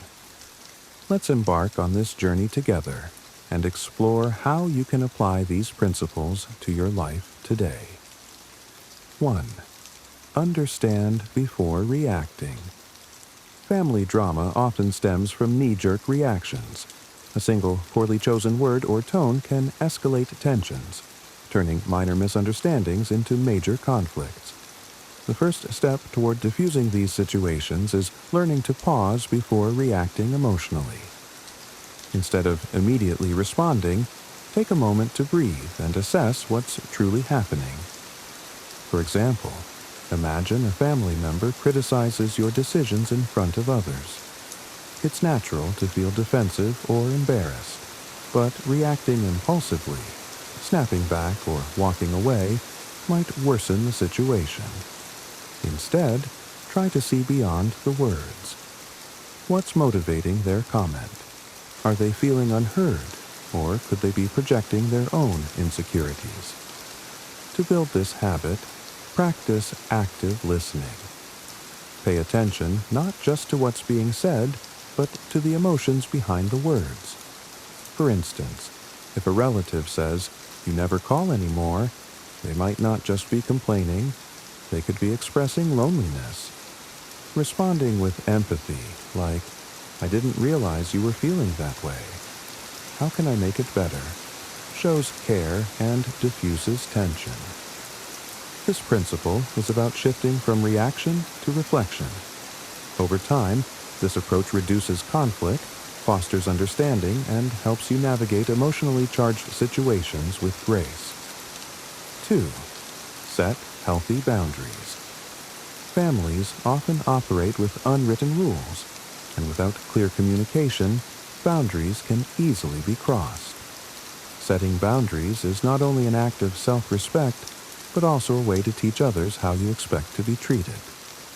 Imagine a scenario where a family member constantly calls to unload their problems, leaving you emotionally drained. While it's important to support loved ones, it's equally vital to protect your own mental health. A boundary in this case might sound like, "I value our conversations, but I can't always be available to talk. Let's set a time that works for both of us." Enforcing boundaries can feel uncomfortable at first, especially if you fear being perceived as selfish. However, boundaries are not about rejection. They're about creating a space where everyone's needs are respected. For example, if a parent frequently criticizes your life choices, you might say, "I appreciate your concern, but these decisions are mine to make. I'd like us to focus on enjoying our time together instead." Consistent boundary setting doesn't just protect your emotional well-being. It can also inspire others in your family to reflect on their own behavior. Over time, these efforts build stronger, more respectful relationships. 3. Practice empathy and compassion. Empathy is a powerful antidote to family drama. It's easy to get caught up in your own perspective, but taking the time to understand what others are experiencing can completely change how you handle conflicts. Consider a sibling who often seems irritable and dismissive. Instead of labeling them as rude or distant, try to understand what might be driving their behavior. Are they under pressure at work? Struggling with personal challenges they haven't shared? When you view their actions through a lens of empathy, it becomes easier to approach them with patience rather than frustration. Compassion is empathy in action. For example, if a family member lashes out during an argument, instead of retaliating, you could say, "I can see this is really upsetting for you. Let's talk about how we can work through this together." This response not only calms the situation, but also shows your willingness to prioritize the relationship over the conflict. Empathy doesn't mean tolerating harmful behavior, but it does mean acknowledging the humanity behind it. When you lead with compassion, you set the tone for healthier, more constructive interactions. 4. Communicate effectively. Clear and honest communication is the foundation of healthy family relationships. Yet, many of us fall into common communication traps, assuming others know what we mean, avoiding tough conversations, or using language that places blame. Effective communication starts with clarity. For example, instead of saying, "You're always so selfish," which can escalate tensions, try, "I feel overwhelmed when I don't get help with chores. Can we talk about how to divide them more evenly?" This approach focuses on your feelings rather than attacking the other person, making it more likely they'll respond positively. Listening is just as important as speaking. Active listening involves more than just hearing words. It's about understanding the message behind them. When a family member expresses frustration, resist the urge to interrupt or offer solutions immediately. Instead, paraphrase their words to ensure you understand their perspective, saying, "It sounds like you're feeling unappreciated. Is that right?" Non-verbal cues also play a crucial role in communication. Open body language, maintaining eye contact, and nodding affirmatively show you're engaged and receptive. Avoid crossing your arms or looking distracted, as these signals can create barriers to connection. Over time, mastering these communication skills can transform how your family interacts, paving the way for deeper understanding and trust. 5. Detach from the need to control. The need to control is a common yet unhelpful instinct in family dynamics. Whether it's trying to fix someone's behavior or expecting everyone to conform to your expectations, this desire often leads to disappointment and conflict. For example, you might wish a family member would adopt healthier habits or avoid certain behaviors. While it's natural to want the best for them, constantly criticizing or pushing for change can create resistance. Instead, focus on what you can control: your own actions and reactions. Detachment doesn't mean you stop caring. It means you recognize the limits of your influence. For instance, if a relative often makes provocative comments, you can choose not to engage. Saying, "I respect your opinion, but I'd like to steer the conversation in a different direction," allows you to maintain peace without compromising your values. Letting go of control is empowering. It frees you from the stress of trying to manage others and allows you to invest your energy in creating positive changes within yourself. 6. Accept family members as they are. Every family member comes with their own quirks, flaws, and strengths. Expecting them to fit a perfect mold can lead to frustration and disappointment. Acceptance is about letting go of these expectations and embracing your loved ones for who they truly are. For instance, if your parent is overly involved in your life, instead of trying to change their behavior entirely, you might say, "I know you care deeply about me, and I appreciate your concern. I also need some space to make my own decisions." This approach acknowledges their intentions while asserting your needs. When you focus on the positives, such as their support or love, it becomes easier to accept their less desirable traits without letting them overshadow the relationship. 7. Focus on solutions, not problems. It's easy to get trapped in a loop of rehashing past conflicts, revisiting old wounds, and assigning blame. While venting frustrations can feel cathartic in the moment, this approach rarely leads to resolution. Instead, Focusing on actionable solutions shifts the narrative from conflict to collaboration. For example, if a family gathering always ends in arguments over household responsibilities, try reframing the situation.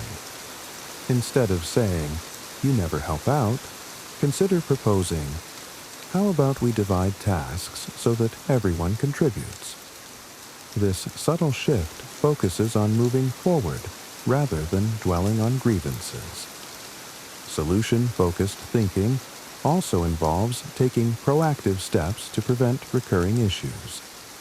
If misunderstandings often arise from unclear communication, suggest regular family check-ins, where everyone can voice concerns in a calm and neutral setting. This not only addresses issues before they escalate, but also fosters a sense of teamwork. Focusing on solutions doesn't mean ignoring past hurts. It means using them as a foundation for growth.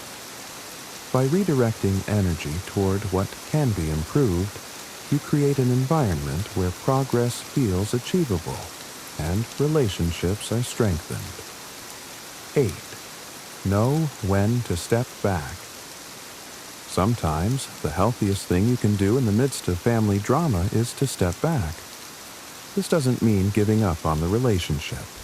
It means creating space to process emotions and allow tensions to cool. For instance, if an argument becomes heated, recognize the signs that it's heading in a negative direction. Instead of engaging further, calmly say, "I think we both need some time to reflect. Let's revisit this later."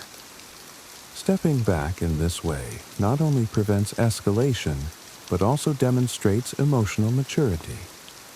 In more persistent situations, such as dealing with a toxic family member, stepping back might mean limiting contact or setting firm boundaries.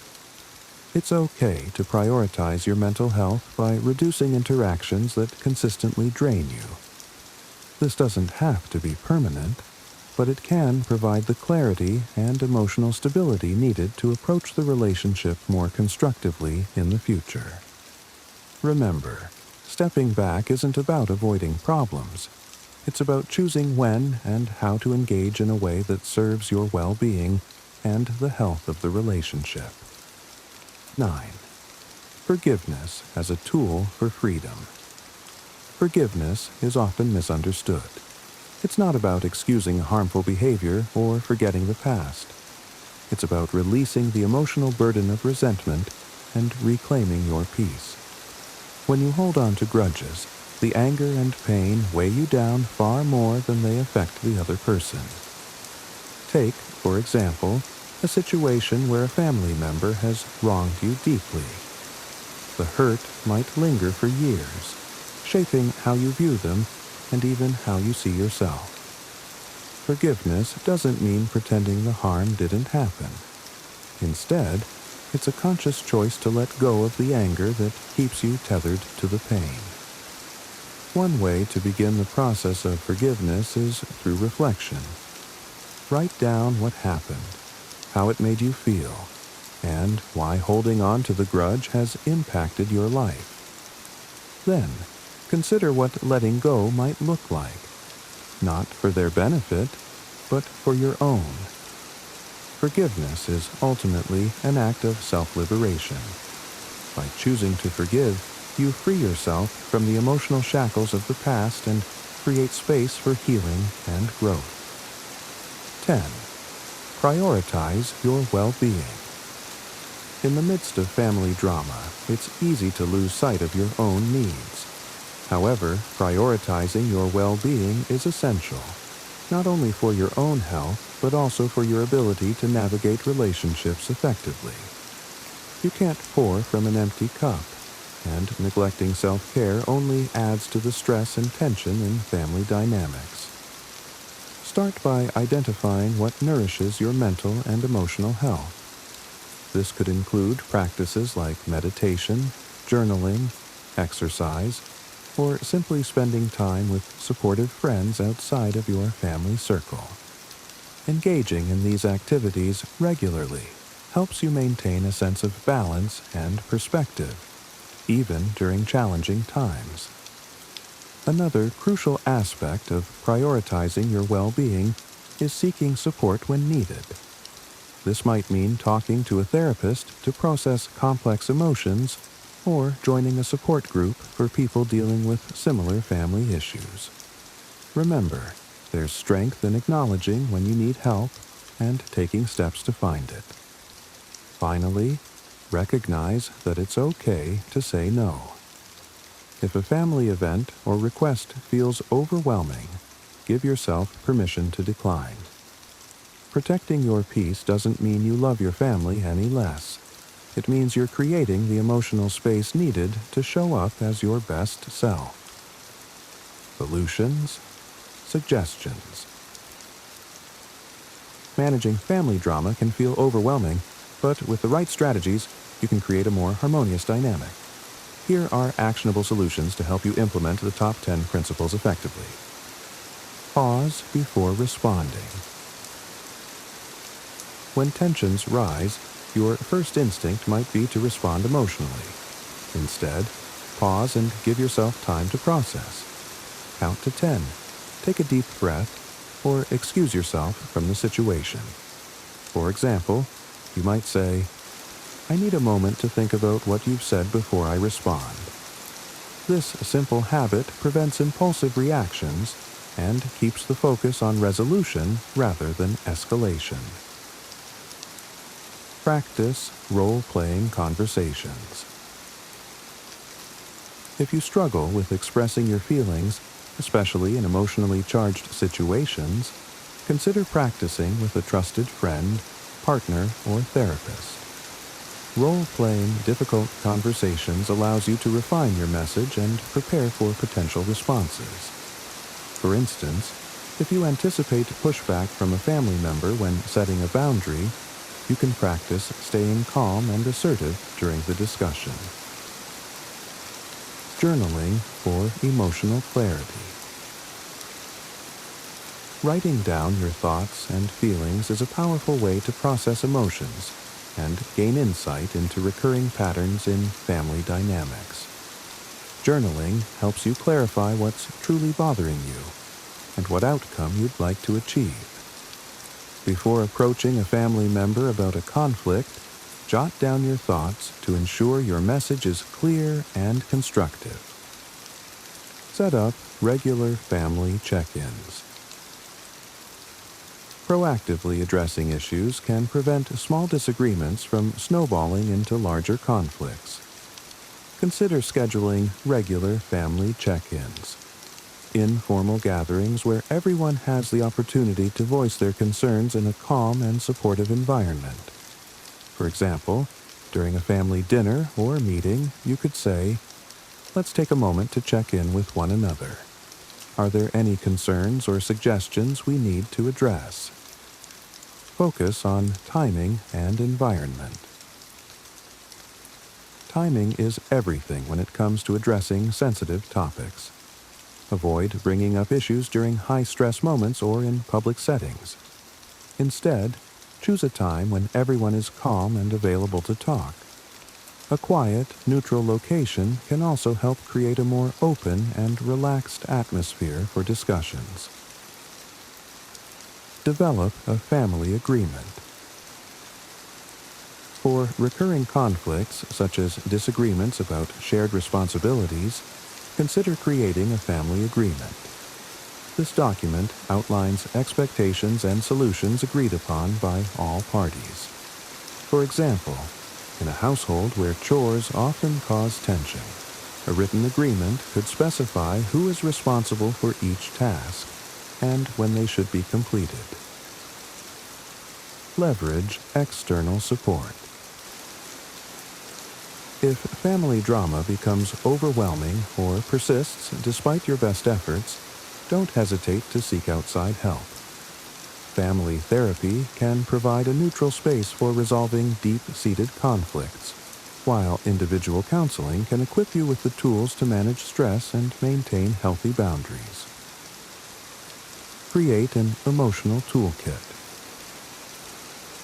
Equip yourself with strategies to stay calm and composed during conflicts. techniques such as deep breathing, grounding exercises, or repeating affirmations like, "I can handle this calmly," can help you manage your emotions in the heat of the moment. Having these tools readily available makes it easier to respond thoughtfully rather than react impulsively. Find common ground. When addressing conflicts, focus on areas of agreement rather than dwelling on differences. For example, if you and a sibling disagree about how to handle a family matter, emphasize shared goals like wanting the best for your parents or maintaining family harmony. Starting from a place of agreement fosters collaboration and reduces defensiveness. Celebrate small wins. Progress in family relationships often happens incrementally. Celebrate small victories, such as successfully setting a boundary or resolving a minor disagreement without escalation. Acknowledging these moments reinforces positive change and motivates you to keep applying the principles. Family relationships are some of the most rewarding yet challenging connections we navigate in life. They're woven with love, history, and deep emotional ties, which can sometimes make conflicts feel overwhelming. But by applying these principles, you can approach family drama with a sense of clarity, compassion, and confidence. The key takeaway is this: you cannot control the actions of others, but you can control how you respond. By pausing before reacting, setting healthy boundaries, and communicating effectively, you create the conditions for understanding and resolution. When you practice empathy and compassion, you not only strengthen your relationships, but also foster a sense of peace within yourself. Remember, progress takes time. Small, consistent efforts lead to meaningful change. Whether it's forgiving past wrongs, stepping back when necessary, or focusing on solutions instead of problems, every step you take toward healthier family dynamics brings you closer to the harmony you deserve. We hope this video has inspired you to reflect on how you approach family challenges and provided practical tools for managing them. If you found these insights valuable, please subscribe to our channel for more wisdom on personal growth and navigating life's complexities. Don't forget to like this video, share it with someone who might need it, and share your own tips for dealing with family drama in the comments below. Together, we can create a community of support and understanding.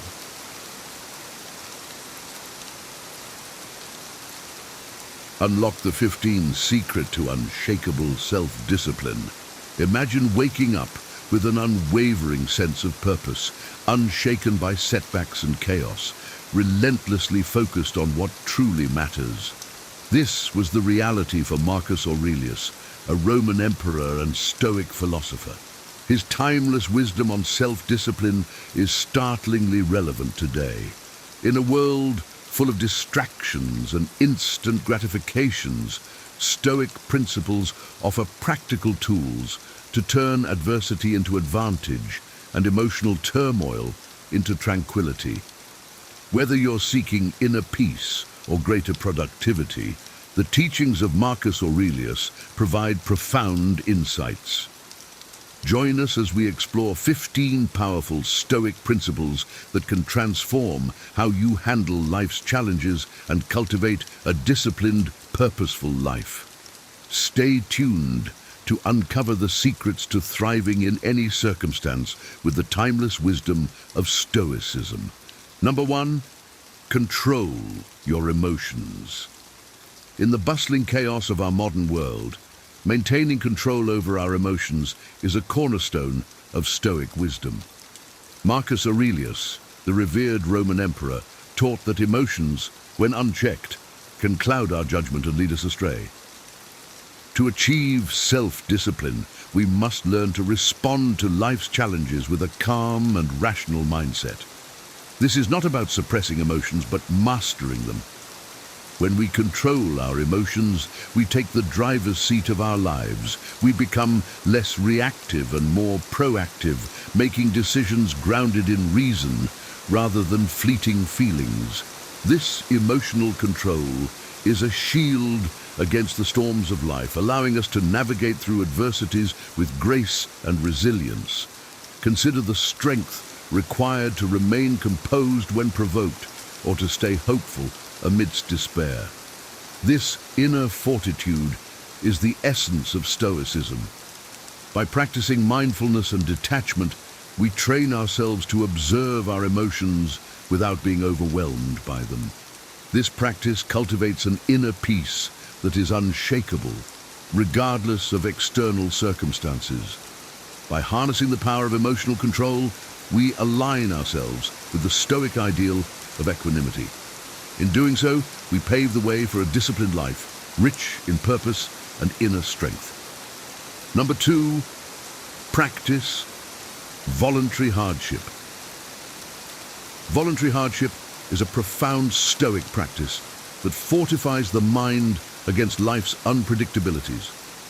Marcus Aurelius, like many Stoics, believed that experiencing discomfort by choice strengthens our resilience.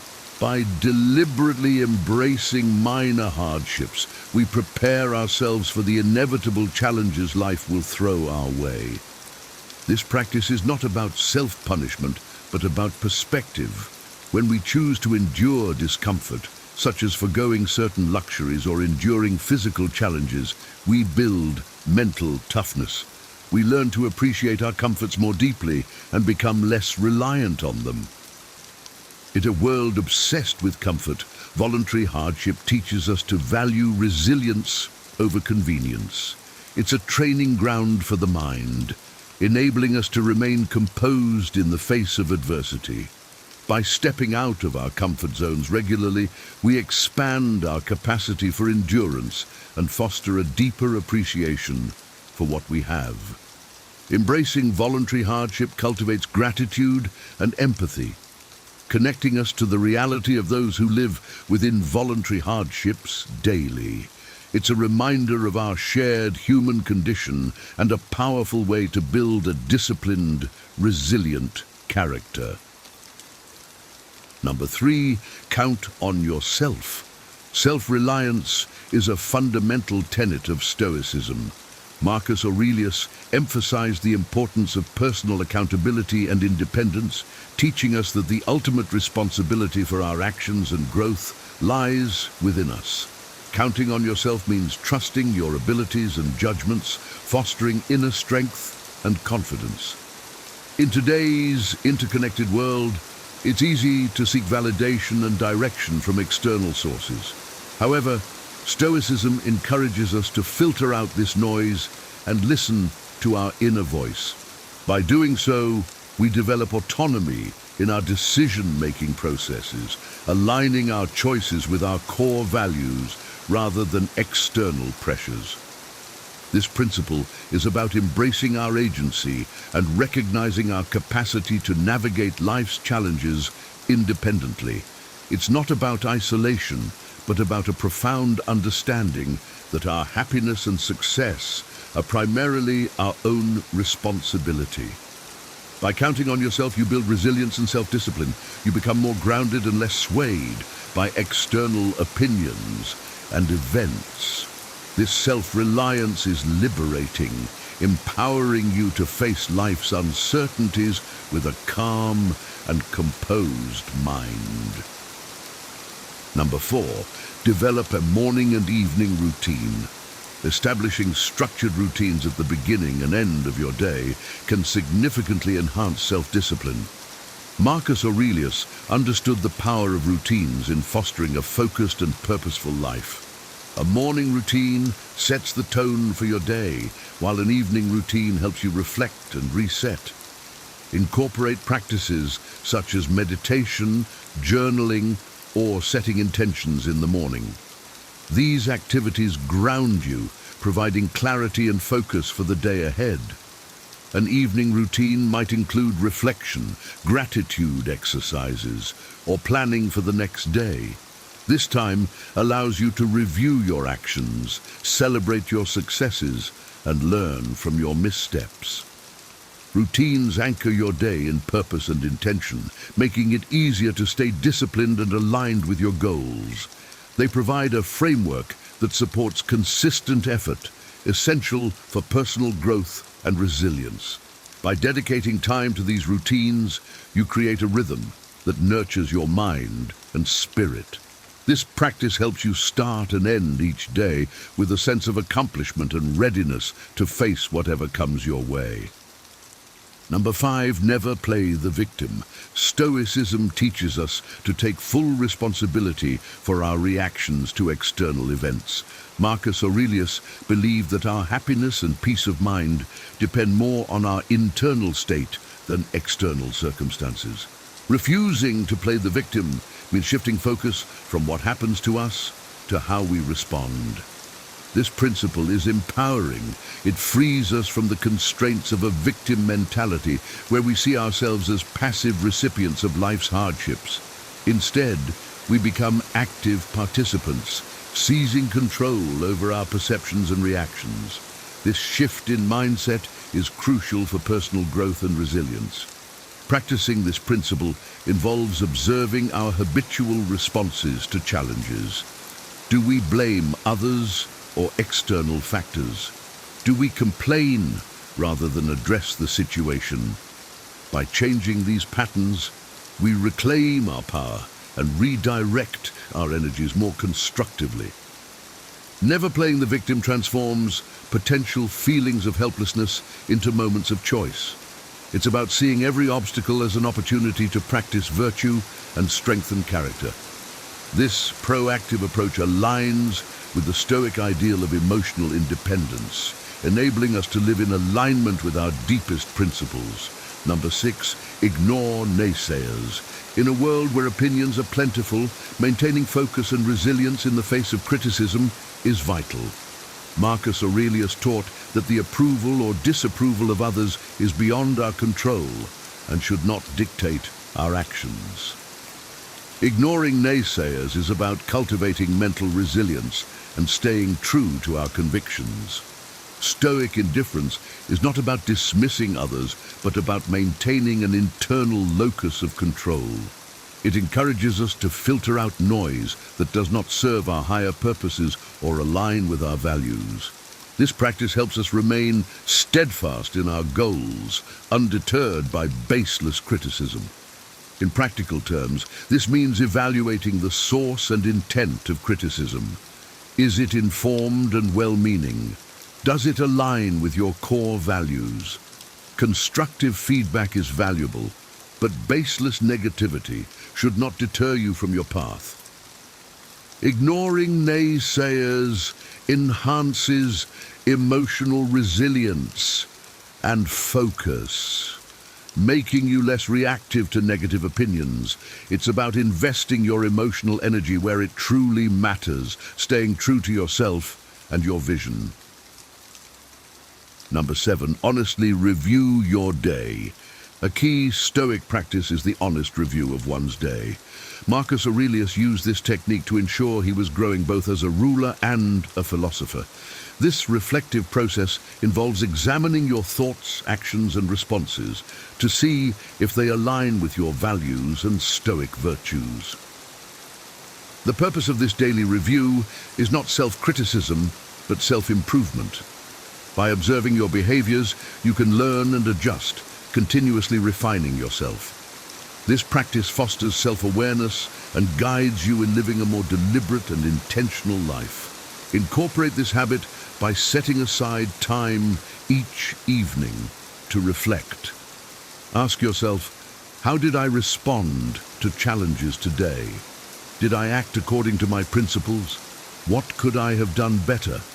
These questions help you recognize your strengths and identify areas for improvement.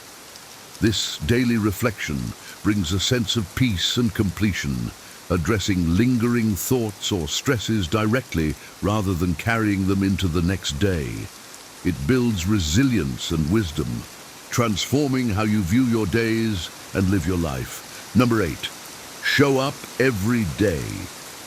Persistence and consistency are hallmarks of a disciplined life. Marcus Aurelius emphasized the importance of showing up every day, both in body and spirit.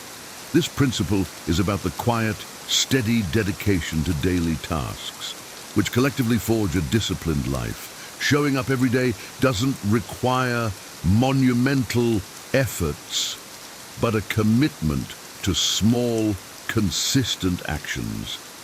It's in these everyday efforts where character is built and tested. In a world full of distractions, the idea of showing up gains even more significance. This practice aligns with the Stoic idea of living in accordance with nature, actively participating in life and contributing through our actions. Each day presents an opportunity to prove our commitment to our principles and duties. To cultivate this discipline, start small. Decide what showing up means for you, whether it's writing a paragraph, doing a short workout, or spending uninterrupted time with a loved one. It's the act of showing up each day that reinforces willpower and resilience.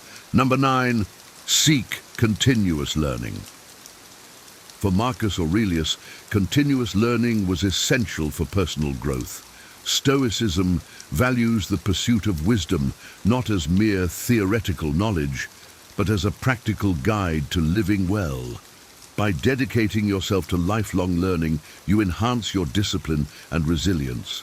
Continuous learning involves reading, reflecting, and learning from experiences.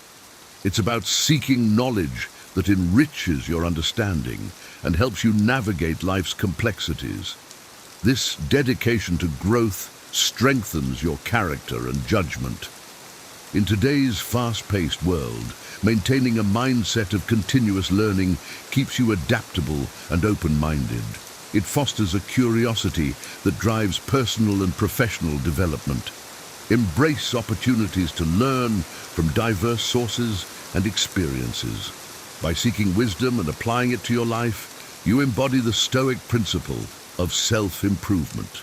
This practice enriches your life, providing you with tools to handle challenges and make informed decisions. Number 10, embrace impermanence.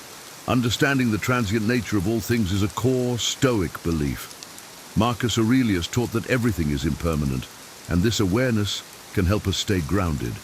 Embracing impermanence encourages us to appreciate the present and avoid attachment to material possessions or outcomes. This principle fosters a sense of inner peace. When we accept that everything changes, we become less anxious about losing what we have and more grateful for the moment. This perspective shifts our focus from striving for external validation to finding contentment within. In a world obsessed with permanence, embracing impermanence can be liberating. It teaches us to live fully in the present, appreciating each experience without clinging to it. This mindset reduces fear and increases resilience, helping us navigate life's uncertainties with calmness. By accepting the fleeting nature of life, we align ourselves with the Stoic ideal of equanimity. This practice helps us live with intention, making the most of our time and energy. Number 11, dichotomy of control. The dichotomy of control is a foundational Stoic principle, emphasizing the distinction between what is within our control and what is not. Marcus Aurelius taught that we should focus our energy solely on what we can control: our actions, reactions, and judgments. This principle transforms our approach to life's challenges. By accepting that we cannot control external events, we reduce anxiety and foster a deeper sense of peace. This liberating truth allows us to engage more constructively with the world, channeling our efforts where they can make a difference. Practicing the dichotomy of control means asking yourself, is this within my control, before reacting to any situation? If it's not, let it go and move on. This practice requires mindfulness and regular reminders of what truly lies within our sphere of influence. By focusing on our actions and letting go of attachment to outcomes, we maintain our tranquility and effectiveness. This principle enhances our ability to live a disciplined and purposeful life, regardless of external circumstances. Number 12, find wise people to emulate.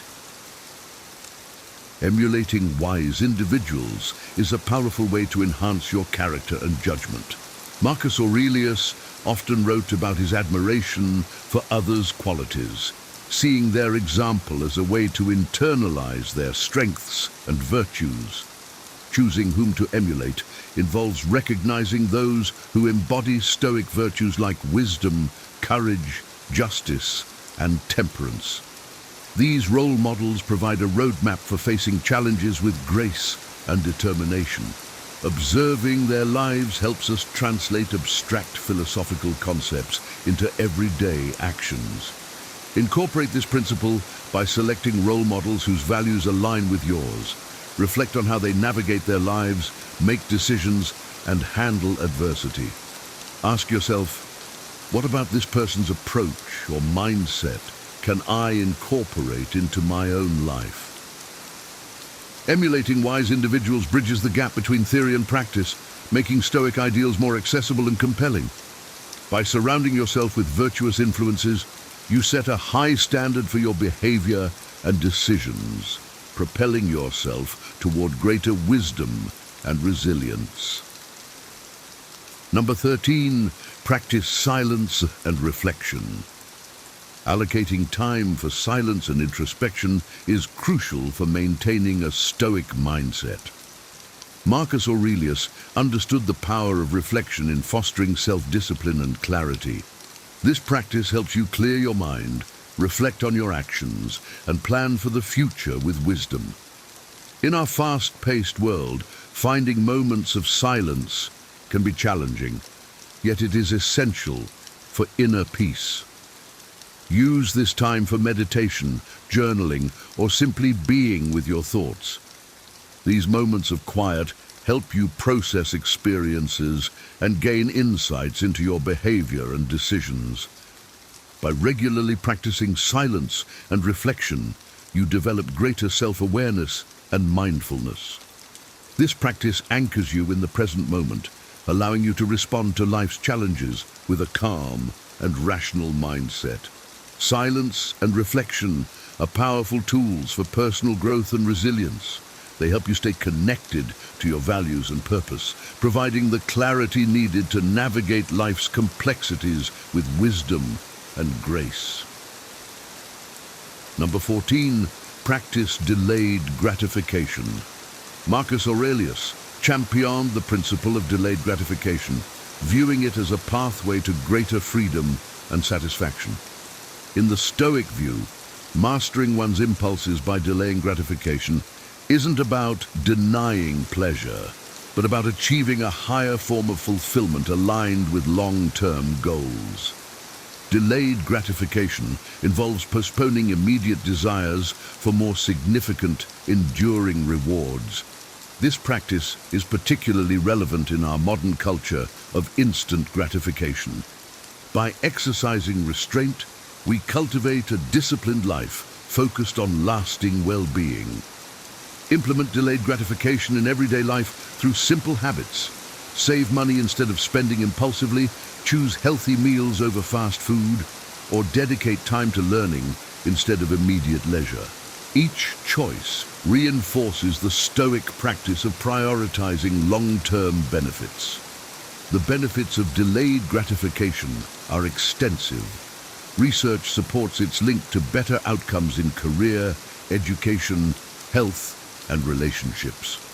By mastering this principle, we align our actions with our values, achieving a life of lasting tranquility and contentment. Number 15, finding your purpose. At the heart of Marcus Aurelius' philosophy is the belief that self-discipline begins with finding your purpose. Understanding what truly matters to you and aligning your daily actions with this deeper calling is essential for a disciplined life. Finding your purpose means discovering what drives you at your core.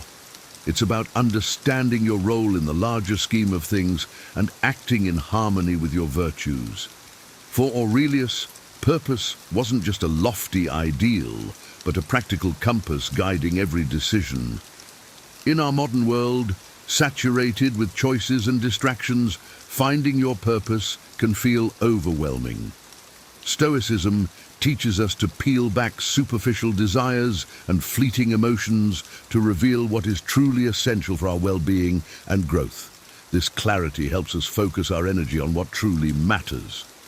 To apply this principle, reflect on what you are naturally drawn to, where you find deep satisfaction, or what challenges motivate you. These are clues to your purpose.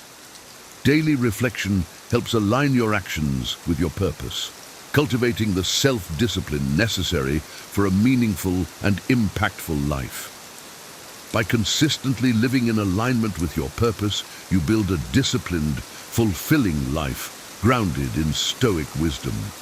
Thank you for joining us on this journey into the heart of Stoicism and the timeless wisdom of Marcus Aurelius. By embracing these 15 powerful principles, you can transform how you navigate life's challenges. Cultivate unwavering self-discipline and live a more purposeful and fulfilling life. If you found value in these insights and are eager for more wisdom to enrich your life, don't miss out. Like this video and subscribe to the Wiser channel. Your support helps us continue to share profound teachings and practical advice to help you thrive. Join our community and embark on a path to greater wisdom and resilience. Stay wise, stay resilient, and remember, the power to transform your life is within you. See you in the next video. Here are 10 signs that you are being too kind, and 4 powerful strategies to stop people from taking advantage of your kindness and protect your energy. Have you ever felt like your kindness is being used against you? Maybe you've noticed one of these signs. People only come to you when they need something. Your goals are consistently sidelined, or you feel drained and unappreciated after helping others. If any of these resonate, it's a wake-up call. You might be giving too much, and it's costing you your happiness and peace of mind. When you're overly kind, you risk falling into dangerous patterns. You might find yourself neglecting your own needs, attracting people who drain your energy, or being treated as weak. Worse, you could even lose touch with your own identity as your life becomes consumed by the needs of others. The Stoics warned against this imbalance, teaching us the importance of self-respect and setting boundaries. But don't worry, there's a way out. Imagine a life where you could spot these 10 signs early and take action.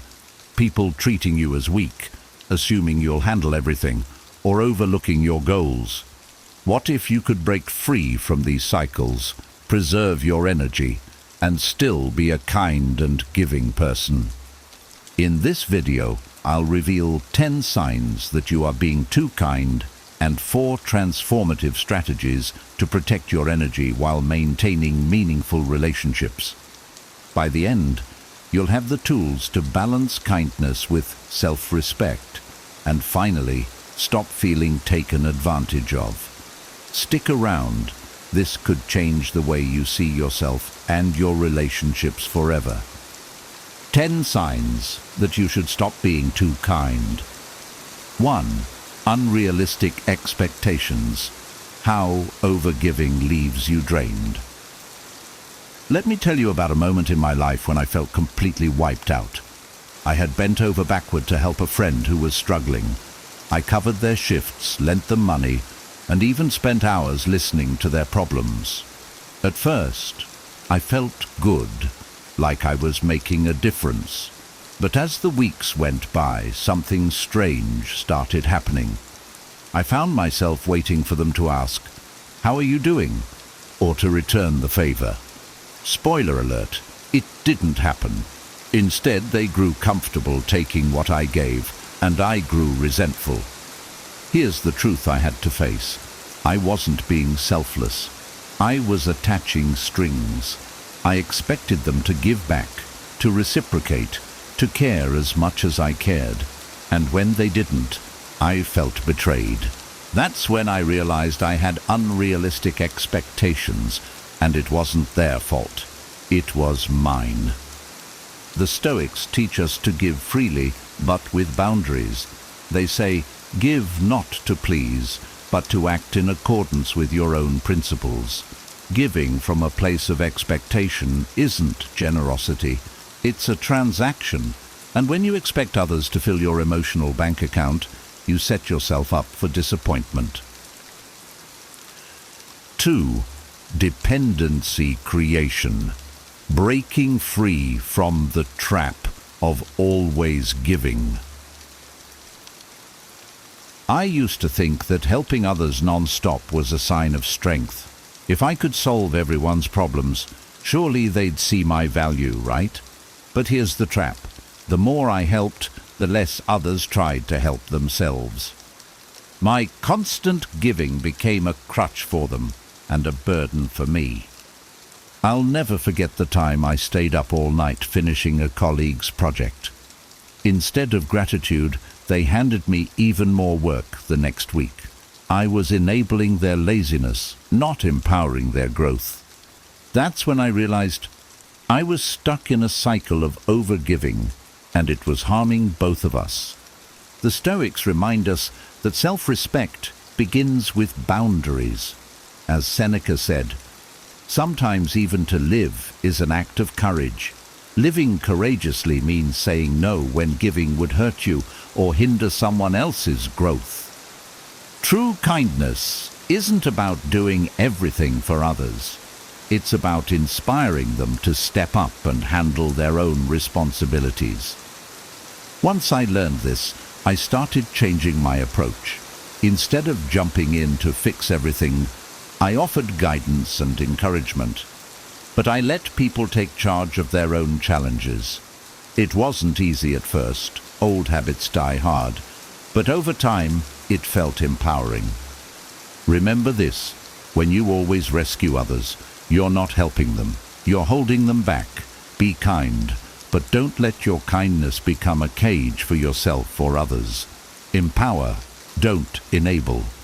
I started asking myself, am I giving because I genuinely want to, or because I expect something in return? That shift in mindset was life-changing. Now, I give what I can without overextending myself, and I let go of the outcome. It's not about getting something back. It's about staying true to who I am. And guess what? When you give from a place of strength and self-respect, people sense it. It creates healthier relationships. Stop chasing approval. Start embracing the power of intentional giving. It's freedom. 3. Neglected goals. How overgiving can steal your purpose. There was a point in my life when I felt like I was running on a hamster wheel. Every day was a blur of helping others, family, friends, co-workers, but my own goals, forgotten. I was so focused on pleasing everyone else that I didn't even know what I wanted anymore. The wake-up call came when I missed a major opportunity because I was too busy helping someone move. I looked at my life and thought, how did I get here? The Stoics warn us that if we ignore our own responsibilities, we lose ourselves. Marcus Aurelius said, "You have power over your mind, not outside events. Realize this, and you will find strength." I had been avoiding my own dreams by drowning myself in other people's problems. It felt easier to fix their lives than to face my own fears. But here's the truth. Self-neglect isn't noble, it's self-sabotage. So I started small. I made time for what mattered to me, writing, learning, working toward my dreams. I learned to politely decline requests that didn't align with my priorities. And guess what? Not only did I start making progress, but people respected me more for it. If you feel lost in the chaos of helping everyone but yourself, it's time to stop. Your dreams deserve your attention. Take control of your life by setting boundaries and putting yourself first, not out of selfishness, but out of self-respect. 4. Perceived weakness. How overgiving undermines your strength. There was a time when I prided myself on being the person everyone could count on. Need a favor? I was your go-to, but over time I noticed something unsettling. People began to take my help for granted. Worse, they started treating me as if I didn't have the strength to stand up for myself. I remember a moment when someone flat out said, "Don't worry, you'll do it. You always do." That hit me like a ton of bricks. My kindness, which I thought would earn respect, was being mistaken for weakness. It wasn't about them anymore. It was about me. The Stoics teach us that true strength comes from self-control and setting boundaries. Epictetus said, "Freedom is the only worthy goal in life. It is won by disregarding things that lie beyond our control."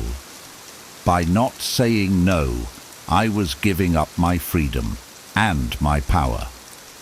I decided to change. The next time someone pushed a responsibility onto me, I respectfully declined. At first, they were surprised, even annoyed, but eventually something unexpected happened. They began to respect me. Saying no didn't make me less helpful. It made me someone whose time and energy were valued. Here's the truth. People will treat you the way you teach them to. If you don't set boundaries, you'll be seen as a doormat. But when you stand up for yourself, you command respect. Don't let your kindness be mistaken for weakness. Let it be rooted in strength. 5. Conditional relationships. Recognizing true connections. One day, I looked around and realized that most of the people in my life only showed up when they needed something. At first, I told myself, that's just how people are. But deep down, it stung. Why weren't they there when I needed support? The Stoics teach us to act with wisdom and discernment. Marcus Aurelius said, "Waste no more time arguing about what a good man should be. Be one." I realized I needed to be intentional about my relationships, focusing on those who truly valued me for who I was, not what I could do for them. I began to pull back from one-sided friendships. It was hard, I'm not going to lie. But as I let go of people who only took, I made space for deeper, more meaningful connections. I discovered the power of saying, "I can't right now," and it helped me see who truly valued me beyond my favors. Here's the key. Real relationships are about mutual respect and care. If someone only calls when they need something, it's time to reevaluate that connection. Invest your time in people who lift you up, not just those who weigh you down. 6. Attracting opportunists. Guarding your energy. I used to wonder why certain people seemed to gravitate toward me, the ones who always had problems but never solutions. They drained my energy, leaving me emotionally and mentally exhausted. No matter how much I gave, it was never enough. It felt like I was a magnet for negativity. The Stoics have a profound lesson here. We are what we repeatedly do. If you give endlessly without boundaries, you train others to see you as a resource rather than a person. When your energy is low, you attract opportunists. people who take but never give. This realization hit me hard. I had to acknowledge that my overgiving was part of the problem. So I decided to shift my focus. Instead of giving to everyone, I started prioritizing relationships and activities that uplifted me. I began practicing what the Stoics call apatheia, emotional balance, by protecting my energy. It wasn't easy. Some people didn't like the new boundaries, but as I distanced myself from those who drained me, I noticed something incredible. I started attracting people who brought positivity and support into my life. When you elevate your energy, you invite better into your world. Remember, kindness is powerful, but it needs to come from a place of strength. Protect your energy. It's your greatest asset. 7. Risk of addiction. The hidden cost of overgiving. One day, someone close to me said, "You're always helping others, but have you noticed how much you've been relying on that extra drink or those late-night snacks?" At first, I brushed it off, but later it hit me. My overgiving was driving me to unhealthy habits. I was using distractions to cope with burnout. The Stoics warn us about losing control over ourselves. Epictetus said, "No man is free who is not master of himself." When you give too much and neglect your own needs, you leave a void that unhealthy habits can easily fill. I started paying attention to how I felt after giving too much, tired, frustrated, and sometimes even resentful. To break the cycle, I began setting firm boundaries and prioritizing my own well-being. I replaced unhealthy habits with restorative ones, like journaling or taking long walks. If you're caught in a pattern of overgiving and unhealthy coping, pause, reflect. You don't need to sacrifice yourself to help others. Master your choices, and you'll master your life. 8. Suspicion of motives. Why kindness can be misunderstood. I used to think kindness would always be appreciated, but there were moments when people questioned my intentions. "Why are you doing this?" they'd ask, as if my generosity had some hidden agenda. It was disheartening. The Stoics remind us to focus on our actions, not others' opinions. Marcus Aurelius said, "If it is not right, do not do it. If it is not true, do not say it." Living with integrity means doing good for its own sake, not for validation or approval. I learned to let go of how others perceived my kindness. I focused on living in alignment with my values, knowing that not everyone would understand or trust my motives. Over time, the right people saw my intentions, and the wrong ones fell away. If you've experienced this, remember, you don't need to prove yourself to anyone. Be kind, but don't let suspicion discourage you. Your actions, grounded in integrity, will speak louder than words. 9. Loss of identity. Forgetting who you are. There was a time in my life when I felt like I was living for everyone else. I was the problem solver, the caregiver, the one who always said, "I'll handle it." Slowly, without even noticing, I started losing touch with who I really was. My dreams, interests, and even my sense of self-worth faded into the background. The Stoics teach us that our identity lies in our ability to live in harmony with our values. Marcus Aurelius said, "Waste no more time arguing what a good man should be. Be one." Overgiving can pull you away from the essence of who you are because you're too busy trying to meet others' expectations. I realized that I wasn't just overgiving. I was using it as a way to avoid confronting my own fears and insecurities. By focusing entirely on others, I didn't have to face my inner struggles. But ignoring them only made things worse. I began reclaiming my identity by setting aside time to reflect on what truly mattered to me. I asked myself, what do I stand for?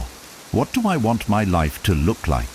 It wasn't easy, but the more I aligned with my values, the stronger and more confident I became. If you've lost touch with yourself, pause and reconnect. Kindness begins with being kind to yourself. When you know who you are, your kindness will have more purpose and power. 10. Burnout. The ultimate cost of overgiving. I remember one particularly busy month where I said yes to everything. Helping a friend move, covering extra shifts at work, and even volunteering at an event. By the end of it, I was completely drained. I had nothing left for myself or anyone else. That's when I realized burnout isn't just physical exhaustion, it's emotional and mental depletion too. The Stoics warn us about the dangers of overextending ourselves. Seneca said, "We suffer more often in imagination than in reality." When we give too much, we not only exhaust our resources but also carry unnecessary mental burdens. I learned to recognize the signs of burnout: constant fatigue, irritability, and feeling like I was running on empty. To recover, I started practicing the Stoic principle of moderation. I made deliberate choices about where to spend my time and energy, and I gave myself permission to rest. Burnout teaches a valuable lesson. You can't pour from an empty cup. Prioritize your well-being, and you'll find that you have more to give, not less. The key is balance. When you protect yourself from burnout, your acts of kindness will come from a place of abundance, not obligation. Here are 4 strategies to avoid exploitation. 1. Self-awareness. Listen to your emotions. There was a time when I thought I could give endlessly without consequences. I'd feel drained, frustrated, or even resentful after helping someone, but I'd brush it off as normal. What I didn't realize was that these feelings were my mind and body screaming for attention, telling me something wasn't right. The Stoics emphasize the importance of self-awareness. Marcus Aurelius wrote, "The soul becomes dyed with the color of its thoughts." When we ignore our emotions, we lose sight of what we need and allow ourselves to be overrun by others' demands. I started practicing emotional check-ins. Before agreeing to help someone, I asked myself, how do I feel about this? Am I giving because I want to, or because I feel pressured? If the thought of saying yes left me anxious or overwhelmed, I knew it was time to step back. Self-awareness doesn't mean you stop helping others. It means you help in a way that doesn't compromise your well-being. I learned to give from a place of strength, not obligation. By recognizing when I was overextending myself, I could course correct before reaching burnout. Your emotions are a guide, not a weakness. They reveal when your boundaries are being crossed or when you're neglecting your needs. Listen to them. When you honor your feelings, you protect your energy and ensure that your kindness is sustainable. 2. Say no. The power of boundaries. Saying no used to terrify me. I worried people would see me as selfish or unreliable. So, I said yes to everything, even when it stretched me thin. The result? I felt exhausted, unappreciated, and trapped in commitments I didn't want to fulfill. The Stoics remind us that true freedom lies in self-control. Epictetus said, "He who is not master of himself is forever a slave." Learning to say no is an act of mastery. It allows you to protect your time, energy, and priorities. At first, saying no felt awkward. I practiced in front of a mirror, telling myself, no isn't rejection, it's self-respect. When someone asked for more than I could give, I'd respond with empathy but firmness. I'd love to help, but I can't commit right now. It was liberating. The more I used this magic word, the more I realized its power. People began respecting my boundaries, and I felt lighter and more in control of my life. Saying no isn't about being selfish. It's about ensuring you have the capacity to say yes to what truly matters. Here's the truth. Every time you say no to something misaligned with your priorities, you say yes to yourself. Practice this skill. It's not easy, but it's worth it. Boundaries aren't walls. They're bridges to a healthier, more balanced life. 3. Prioritize personal time. Self-care isn't selfish. I used to think carving out personal time was indulgent. My calendar was packed with tasks for others, and I felt guilty about taking even a moment for myself. But eventually, I hit a breaking point. I realized I couldn't keep giving if I was running on empty. The Stoics understood the value of self-care. Seneca said, "We should take wandering outdoor walks so that the mind might be nourished and refreshed by the open air and deep breathing." Time for yourself isn't just a luxury. It's a necessity. I started scheduling me time like any other appointment. Whether it was an hour for exercise, reading a good book, or simply sitting with my thoughts, I treated it as non-negotiable. When someone asked for my help during this time, I respectfully declined or offered to assist later. Protecting this space became my way of honoring my well-being. The benefits were profound. I felt more energized, focused, and present, not just for myself, but for others. Self-care wasn't selfish. It was an act of love that allowed me to show up better in every area of my life. If you're struggling to prioritize yourself, start small. Set aside 10 minutes a day for something that brings you joy or peace. As you build this habit, you'll find that personal time isn't a luxury. It's the foundation of your strength. 4. Identify energy vampires. Protect your energy. Have you ever spent time with someone who leaves you feeling completely drained? I used to think I had to help everyone, no matter how much it cost me emotionally. But certain people, energy vampires, took more than I could give and left me feeling empty. The Stoics advise us to choose our relationships wisely. Marcus Aurelius wrote, "Associate with those who will make a better man of you." Not everyone deserves your time or energy, especially those who take without giving back. I began to identify the energy vampires in my life, the ones who constantly complained, sought attention, or created drama without ever working on their problems. At first, it was hard to distance myself. I felt guilty, as if I was abandoning them. But then I realized I couldn't help them if they weren't willing to help themselves. By stepping back, I freed up emotional space for relationships that uplifted me. I surrounded myself with people who inspired, supported, and challenged me to grow. It wasn't about cutting everyone off. It was about setting boundaries with those who drained me. If someone in your life consistently takes more than they give, it's time to reassess that relationship.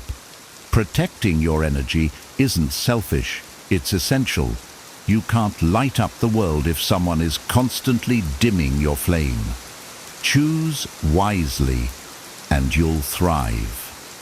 Finding the balance between kindness and self-respect is one of the most empowering journeys you can take. By learning to set boundaries, prioritize your well-being, and protect your energy, you not only safeguard yourself, but also create deeper, more meaningful relationships with those who truly value you. Remember, kindness is most impactful when it comes from a place of strength and self-awareness. If this video resonated with you or gave you a new perspective, let us know in the comments. What signs of overgiving have you noticed in your own life? Which strategy are you most excited to try? Your insights and takeaways might just inspire someone else on their journey. And if you found this content helpful, don't forget to like the video. It helps others discover these life-changing strategies. Subscribe to our channel for more wisdom that empowers you to live with clarity, purpose, and balance. Share this video with someone who might need it.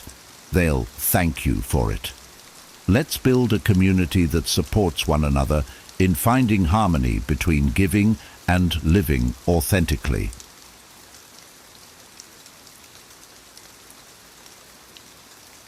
Have you ever looked around and felt like everyone was playing a part? I know I have. People wear masks every day, pretending to be someone they're not. And for the longest time I struggled to see through it all. But once I learned to really pay attention to the subtle signs, the unguarded moments, the things people say when they think no one's watching, it felt like unlocking a hidden superpower. I could finally see people for who they truly are, not who they want to appear to be. These insights transformed my relationships, giving me a deeper, more authentic understanding of everyone around me. Here are 9 powerful ways I learned to read people without them even knowing, and I promise, once you see these signs, you'll never look at people the same way again.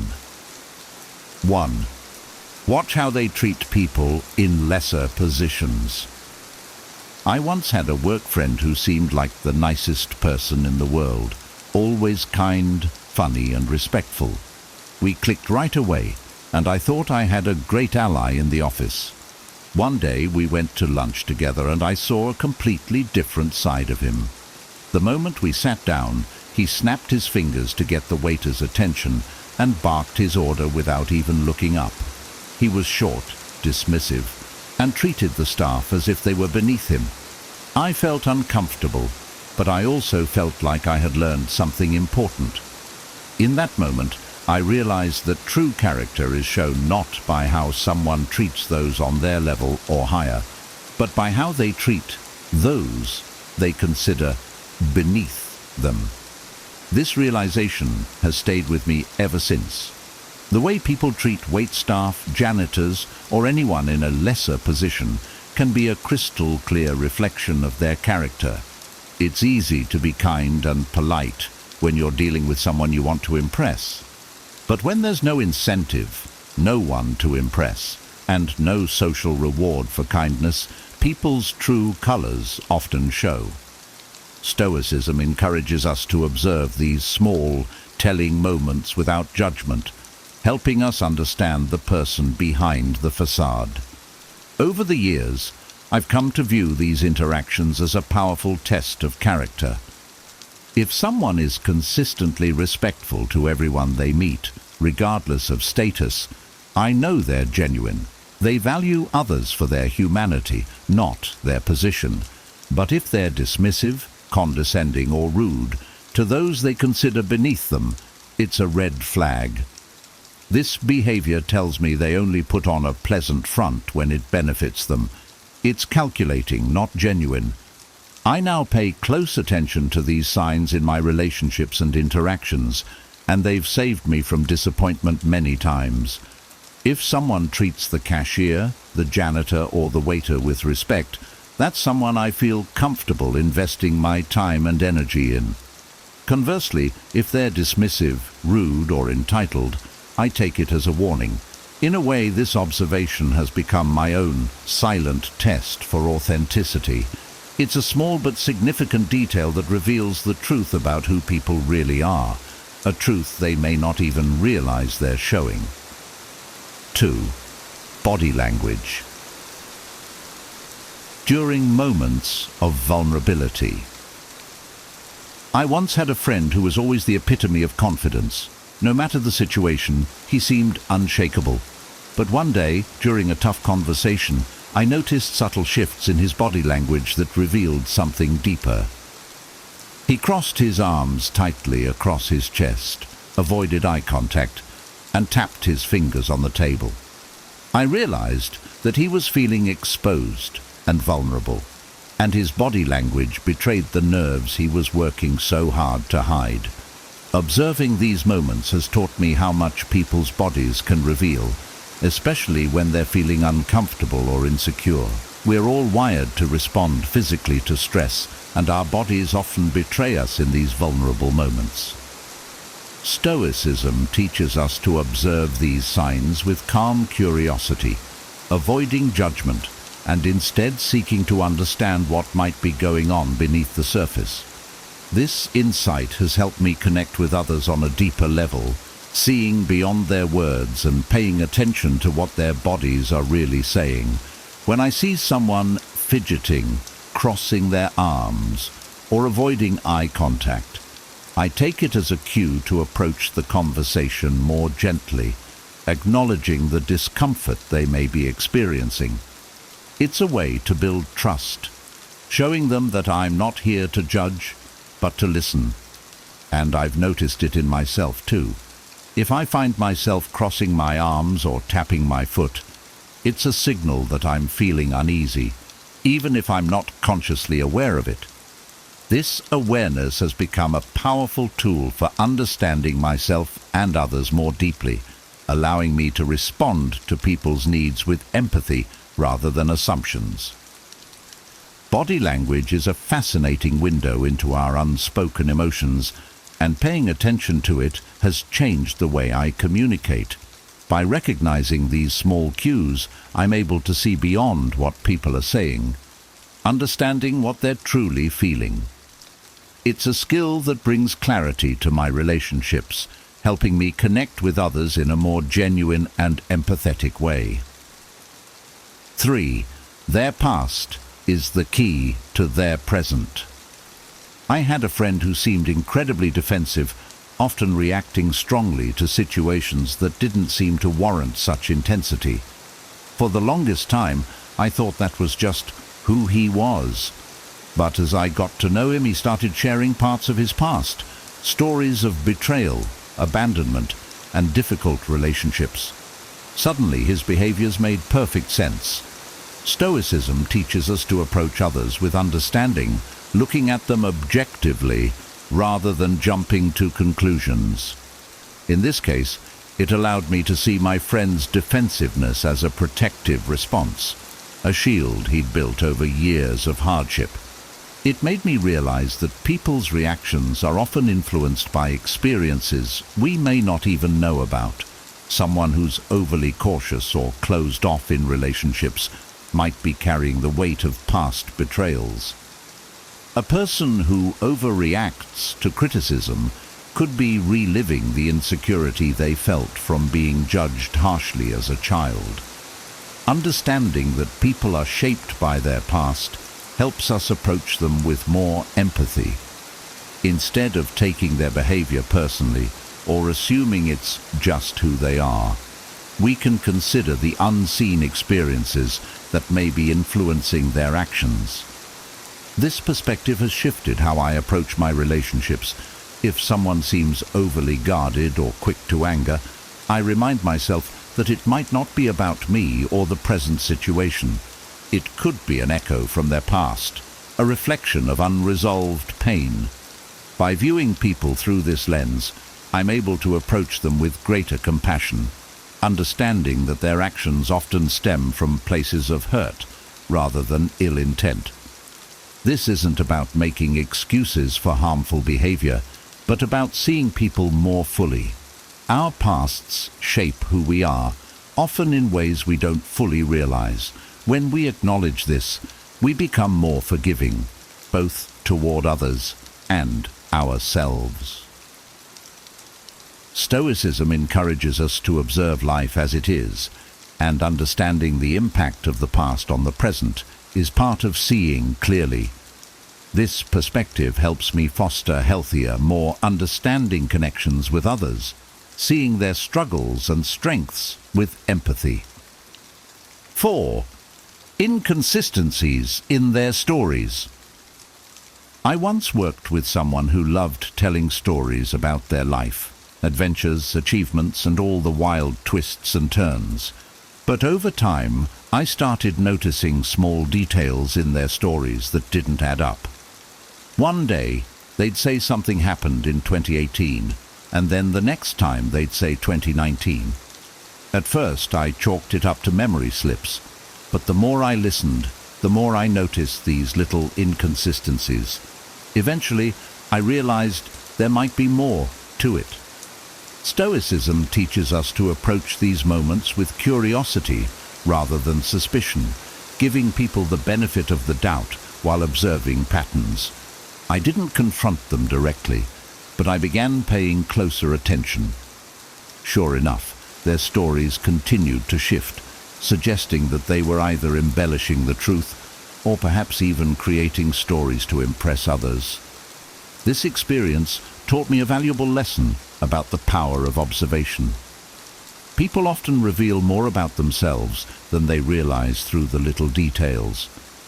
Inconsistencies can be signs that they're adjusting the truth, maybe to avoid embarrassment, boost their image, or hide something they're not ready to share. It's a subtle but telling behavior that can give you insight into their authenticity. Now, I listen for these clues without jumping to conclusions. If I notice someone's story changes each time they tell it, I take it as a reminder to stay grounded in my perceptions. I may not always know the full story, but these inconsistencies remind me to look beyond appearances, listening carefully for the truth. Sometimes, what people don't say, or what they change, speaks louder than their words. 5. Emotional reactions reveal priorities. During a team meeting once, I saw a side of a colleague I'd never seen before. He was always so calm and collected, but that day when someone suggested a minor change to a project he was leading, he suddenly snapped. His reaction was intense, almost defensive, over something that seemed trivial. Later, I realized that this project wasn't just work for him. It was personal. It reflected his creativity, his effort, and his values. His reaction was a signal that this project held deep meaning for him. This experience made me realize that our strongest emotional reactions are often tied to our core priorities and values. Stoicism teaches us to view emotions as signals rather than flaws, helping us understand people's true motivations. Now, when I see someone react passionately, whether in anger, excitement, or frustration, I ask myself, what does this mean to them? People may not openly share their values, but their emotions can reveal what they hold closest to their hearts. This understanding has changed how I approach relationships. If someone reacts strongly to a suggestion, critique, or compliment, I know it's because it touches something important to them. By respecting these moments, I'm able to show empathy and build deeper connections. I also use this insight on myself, reflecting on my own strong reactions as indicators of my priorities. This perspective has made my relationships more fulfilling, as I'm better able to see what truly matters to others and communicate my values as well. 6. The Tell Me More technique. I was once in a debate with a friend about a silly topic, whether pineapple belongs on pizza. I was ready to counter every point he made, but instead of arguing, I said, "Tell me more." What happened next surprised me.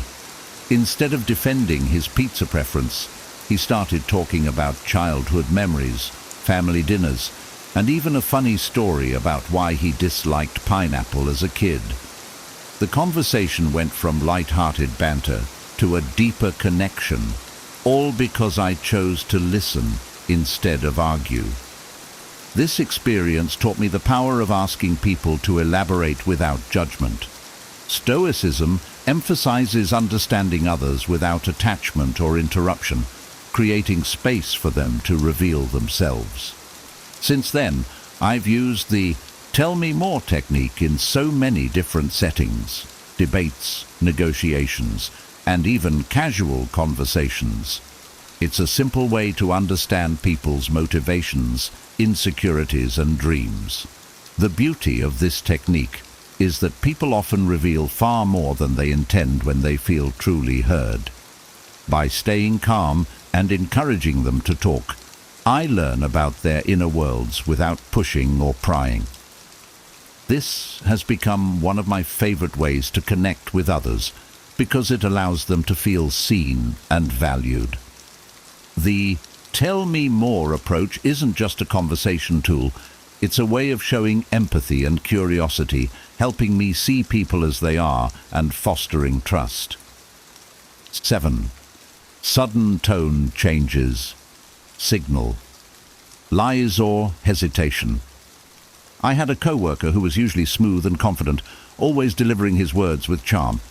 But one day, while discussing a deadline, his tone suddenly shifted. His words slowed down, his voice dropped, and he even stammered a bit. It was so unusual that I immediately sensed something was off. Later, I found out he hadn't made any progress on the project he claimed to be on top of. His tone change had been the telltale sign. This experience taught me how much a person's tone of voice can reveal, even more than the words they use. Stoicism encourages us to observe these subtle cues with a calm, objective eye. I didn't confront him right away. Instead, I noted the shift and took it as a clue to listen more closely. Since then, I've learned that tone changes can indicate more than lies. They can reveal discomfort, hesitation, or a struggle within a conflict. Now, I pay close attention to sudden shifts in tone. Whether someone's voice drops, speeds up, or becomes unusually cheerful, it often signals that there's something beneath the surface they're not sharing. This observation helps me navigate conversations more effectively, allowing me to understand what people are really feeling. It's a subtle yet powerful way to gain insight, often saying more about a person's truth than their words ever could. 8. Avoidance of certain topics. I once had a friend who would always dodge any mention of his family. If anyone brought it up, he'd quickly change the subject or make a joke to deflect. Over time, I realized this avoidance wasn't just a quirky habit. It was a way of protecting himself from uncomfortable emotions or memories.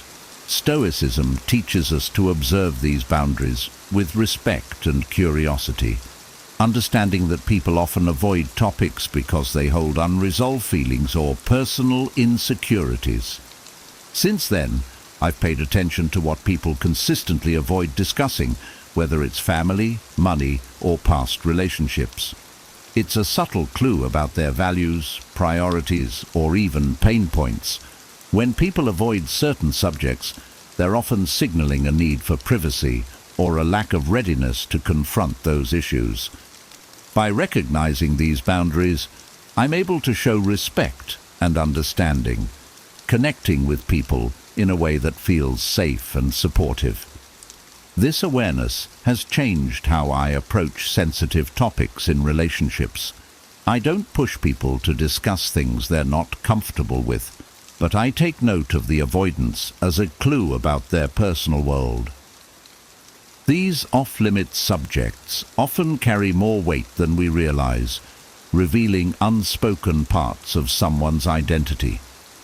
Recognizing this allows me to better understand and respect others, fostering a more compassionate and thoughtful approach to my interactions. 9. Most honest moments are when they think no one's watching. I had a manager who was the picture of professionalism and support when our higher-ups were around. But as soon as they left, she became someone else, snapping at the team, showing zero respect, and even making condescending remarks. This taught me a powerful lesson. People's true character often emerges when they believe no one's watching. Stoicism reminds us that genuine virtue isn't dependent on an audience. It's about being consistent, no matter who's around. Since then, I've looked beyond people's public personas, observing how they act in quieter, unguarded moments. Those moments, when there's no one to impress, reveal more about a person's values and integrity than any grand gesture or public statement. I've noticed this in romantic relationships too. In the early days, people put on their best selves, but over time, it's those unobserved moments that show who they really are. When I see someone who's kind, respectful and patient, even when they're alone or with people they think don't matter, I know they're genuine. Conversely, if they're only nice when it serves them, it tells me their kindness isn't authentic. It's performative. Stoicism teaches us to value these consistent actions as a measure of true character, aiming to live in alignment with our values at all times. Observing others in their unguarded moments has helped me understand them more deeply and reminds me to live authentically myself. Mastering the art of reading people is like having a key to unlock deeper, more genuine connections. By paying attention to subtle cues and unguarded moments, you can see beyond the surface and truly understand those around you. These 9 techniques, inspired by Stoic philosophy, can help you connect with others on a whole new level, while also helping you better understand yourself. If you found these insights valuable and want to keep growing in wisdom and emotional intelligence, don't forget to like this video and subscribe. Join us on this journey to see the world and people with clarity and purpose. Thanks for watching, and stay tuned for more ways to unlock the power of ancient wisdom in your everyday life. Have you ever wondered what truly makes someone socially attractive? Is it their charm, their wit, or perhaps something deeper? In a world where social connections are vital to personal and professional success, mastering the art of social attractiveness can be a game changer. Drawing inspiration from the timeless wisdom of Stoic principles, we uncover 15 habits that can transform your interactions and help you build meaningful, lasting relationships. Stoicism, an ancient Greek philosophy, offers profound insights into human behavior and personal growth. By integrating these principles into your daily life, you can enhance your social skills and become someone others naturally gravitate toward. Whether it's incorporating laughter to lighten the mood, maintaining good posture to convey confidence, or showing genuine compassion, these habits can elevate your social presence and make you more engaging and relatable. Join us as we delve into each of these habits, enriched with vivid examples and practical tips to help you cultivate a magnetic personality that attracts and retains meaningful connections. Let's embark on this journey of personal transformation and discover the power of Stoic-inspired social attractiveness. 1.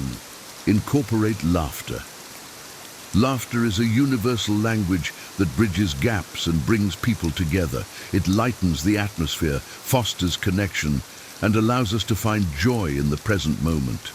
Imagine attending a gathering where the room is filled with serious conversations and tense faces. Then, someone shares a light-hearted joke and the room erupts in laughter. Instantly, the mood shifts from somber to joyful, and people feel more relaxed and open. Using humor in your interactions can make you more approachable and enjoyable to be around. For instance, when meeting someone new, a clever, appropriate joke or a funny anecdote can break the ice and create an immediate bond. Think of a first date scenario where both parties are nervous and unsure. A shared laugh over a humorous story about a past awkward moment can ease the tension and pave the way for more meaningful conversation. However, it's crucial to use humor mindfully. Not everyone has the same sense of humor, and what might be funny to one person could be offensive to another. For example, at a workplace meeting, a well-timed, harmless joke about the quirks of office life can enhance camaraderie. But a joke that touches on sensitive topics can quickly backfire, causing discomfort and possibly damaging relationships. Moreover, laughter can be a powerful tool in stressful situations. Consider a family facing a difficult challenge, such as moving to a new city. Amidst the chaos of packing and goodbyes, sharing funny moments, like the time they tried to assemble furniture without instructions, can provide relief and strengthen their bond. Incorporating laughter into your daily life requires a balance of spontaneity and sensitivity. By using humor to connect with others, you not only enhance your social attractiveness, but also contribute to a more positive and joyful environment. Remember, laughter is a gift that can lighten even the heaviest of days and bring warmth to the coldest of hearts. 2. Maintain good posture. Good posture is a silent communicator of confidence and self-respect. When you stand tall with your shoulders back and head held high, you project an image of assurance and reliability. Picture a speaker at a conference. The one with a straight posture, open stance, and direct eye contact commands attention and respect, whereas a slouched speaker might struggle to keep the audience engaged. Maintaining good posture isn't just about aesthetics, it also influences how you feel. When you hold yourself confidently, you often start to feel more confident. For example, walking into a job interview with an upright posture can positively affect your performance by boosting your self-esteem and reducing anxiety. Conversely, slouching can convey insecurity and disinterest, potentially diminishing the interviewer's perception of your capabilities. Practicing good posture also impacts your physical health. For instance, consistently sitting or standing with poor posture can lead to back and neck pain. By being mindful of your posture, you can prevent such discomfort and improve your overall well-being. Simple daily habits like adjusting your workstation to maintain an ergonomic alignment or practicing yoga to strengthen your core can significantly enhance your posture over time. In social settings, good posture can make you more approachable and engaging. Imagine attending a networking event. A person standing confidently with an open posture is more likely to attract conversation partners than someone hunched over their phone. By maintaining good posture, you send non-verbal cues that you are open to interaction and ready to engage. Incorporating good posture into your daily life is a powerful way to enhance your presence and make a positive impression on others. It reflects your inner confidence and respect for yourself, which in turn earns the respect and admiration of those around you. 3. Foster curiosity. Curiosity is a key ingredient in building meaningful connections. When you show genuine interest in others by asking thoughtful questions and actively listening to their responses, you create a bond that goes beyond superficial interactions. For example, instead of the typical, "How are you?" consider asking, "What's been the highlight of your week?" This question invites the person to share something meaningful and can lead to deeper conversations. Consider a scenario at a dinner party. While others might stick to small talk, you engage with someone by expressing curiosity about their latest project or a recent trip. This not only shows that you value their experiences, but also makes the interaction more memorable. People naturally feel more appreciated and connected when they sense that someone is genuinely interested in their lives. Fostering curiosity also means being an active listener. Instead of thinking about what you will say next, focus on what the other person is saying. For instance, if a friend is talking about a challenging situation at work, listen attentively and ask follow-up questions like, "How did you handle that?" Or, What did you learn from the experience? This approach shows empathy and encourages the person to open up more. Moreover, curiosity can broaden your own perspectives. Engaging with people from different backgrounds and cultures enriches your understanding of the world. Imagine meeting someone from a different country at a conference. By asking about their cultural traditions and daily life, you not only make a new friend, but also gain insights that can challenge and expand your own worldview. Curiosity fosters connections that are both deep and enriching. By showing genuine interest in others, you not only make them feel valued, but also create opportunities for learning and personal growth. This habit of engaging curiously makes you more socially attractive and builds lasting relationships. 4. Show compassion. Compassion is a powerful force in building strong relationships. It involves understanding and sharing the feelings of others, offering genuine support and empathy. For example, when a friend is going through a tough time, simply being there to listen and offer a comforting presence can make a significant difference. Saying, "I'm here for you, and I understand how hard this must be," validates their emotions and strengthens your bond. Consider the impact of compassion in a workplace setting. Imagine a colleague struggling with a heavy workload, offering to help with a project, or even just taking a moment to acknowledge their stress can foster a supportive work environment. This act of kindness not only eases their burden, but also builds a foundation of trust and mutual respect. Compassion extends beyond close relationships to everyday interactions. Think about a time when a stranger was kind to you, such as helping you carry groceries or offering a smile when you were feeling down. These small acts of compassion can have a profound impact, reminding us of our shared humanity and creating a ripple effect of kindness.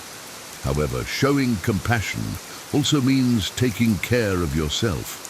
It's essential to set boundaries and ensure you are not depleting your own resources. For instance, if a friend constantly leans on you for support, it's okay to express your own needs and suggest they seek additional help.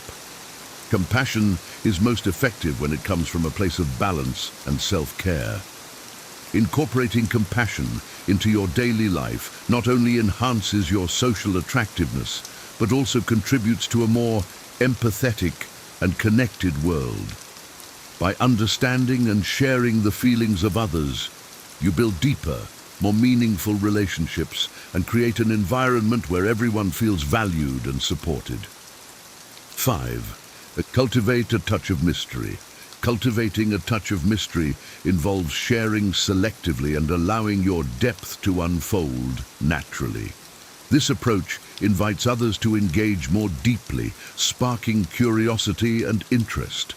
Imagine meeting someone who shares their entire life story in the first conversation versus someone who reveals their experiences gradually. The latter often leaves a lasting impression, as there's an element of intrigue that keeps you wanting to know more. For instance, in a new friendship, instead of divulging all your personal details at once, consider sharing your experiences and interests over time.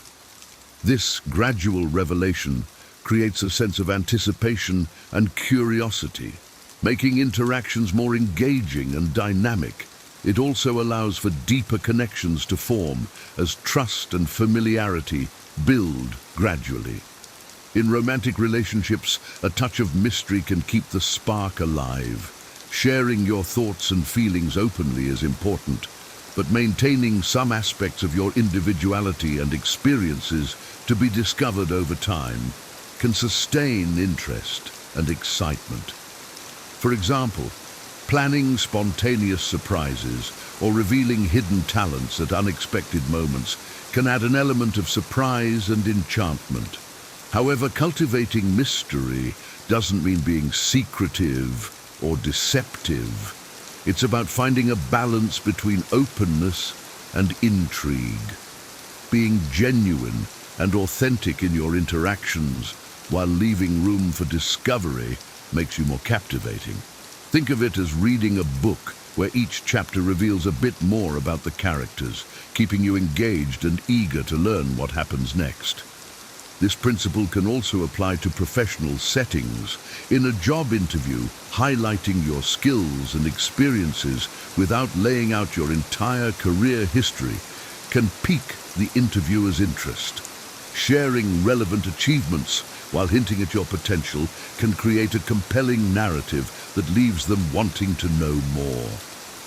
By cultivating a touch of mystery, you enhance your social interactions with an element of intrigue. This approach not only makes you more attractive and engaging, but also fosters deeper and more meaningful connections. 6. Exercise patience. Patience is a virtue that greatly enhances social interactions. It involves allowing conversations to flow naturally without rushing or interrupting, showing respect and consideration for others. Imagine being in a group discussion where one person dominates the conversation, cutting others off mid-sentence. This behavior can stifle communication and create frustration. Conversely, a patient listener who waits their turn and gives others space to express their thoughts fosters a more inclusive and respectful dialogue. Consider the scenario of a family dinner. A child excitedly shares their day at school, and a patient parent listens attentively without interrupting. This patience not only encourages the child to express themselves freely, but also strengthens the parent-child bond. In contrast, impatience can lead to misunderstandings and feelings of neglect. Patience also plays a crucial role in resolving conflicts. When disagreements arise, taking the time to listen to the other person's perspective before responding can prevent escalation. For instance, in a workplace dispute, patiently hearing out a colleague's concerns and responding thoughtfully can lead to a more constructive resolution.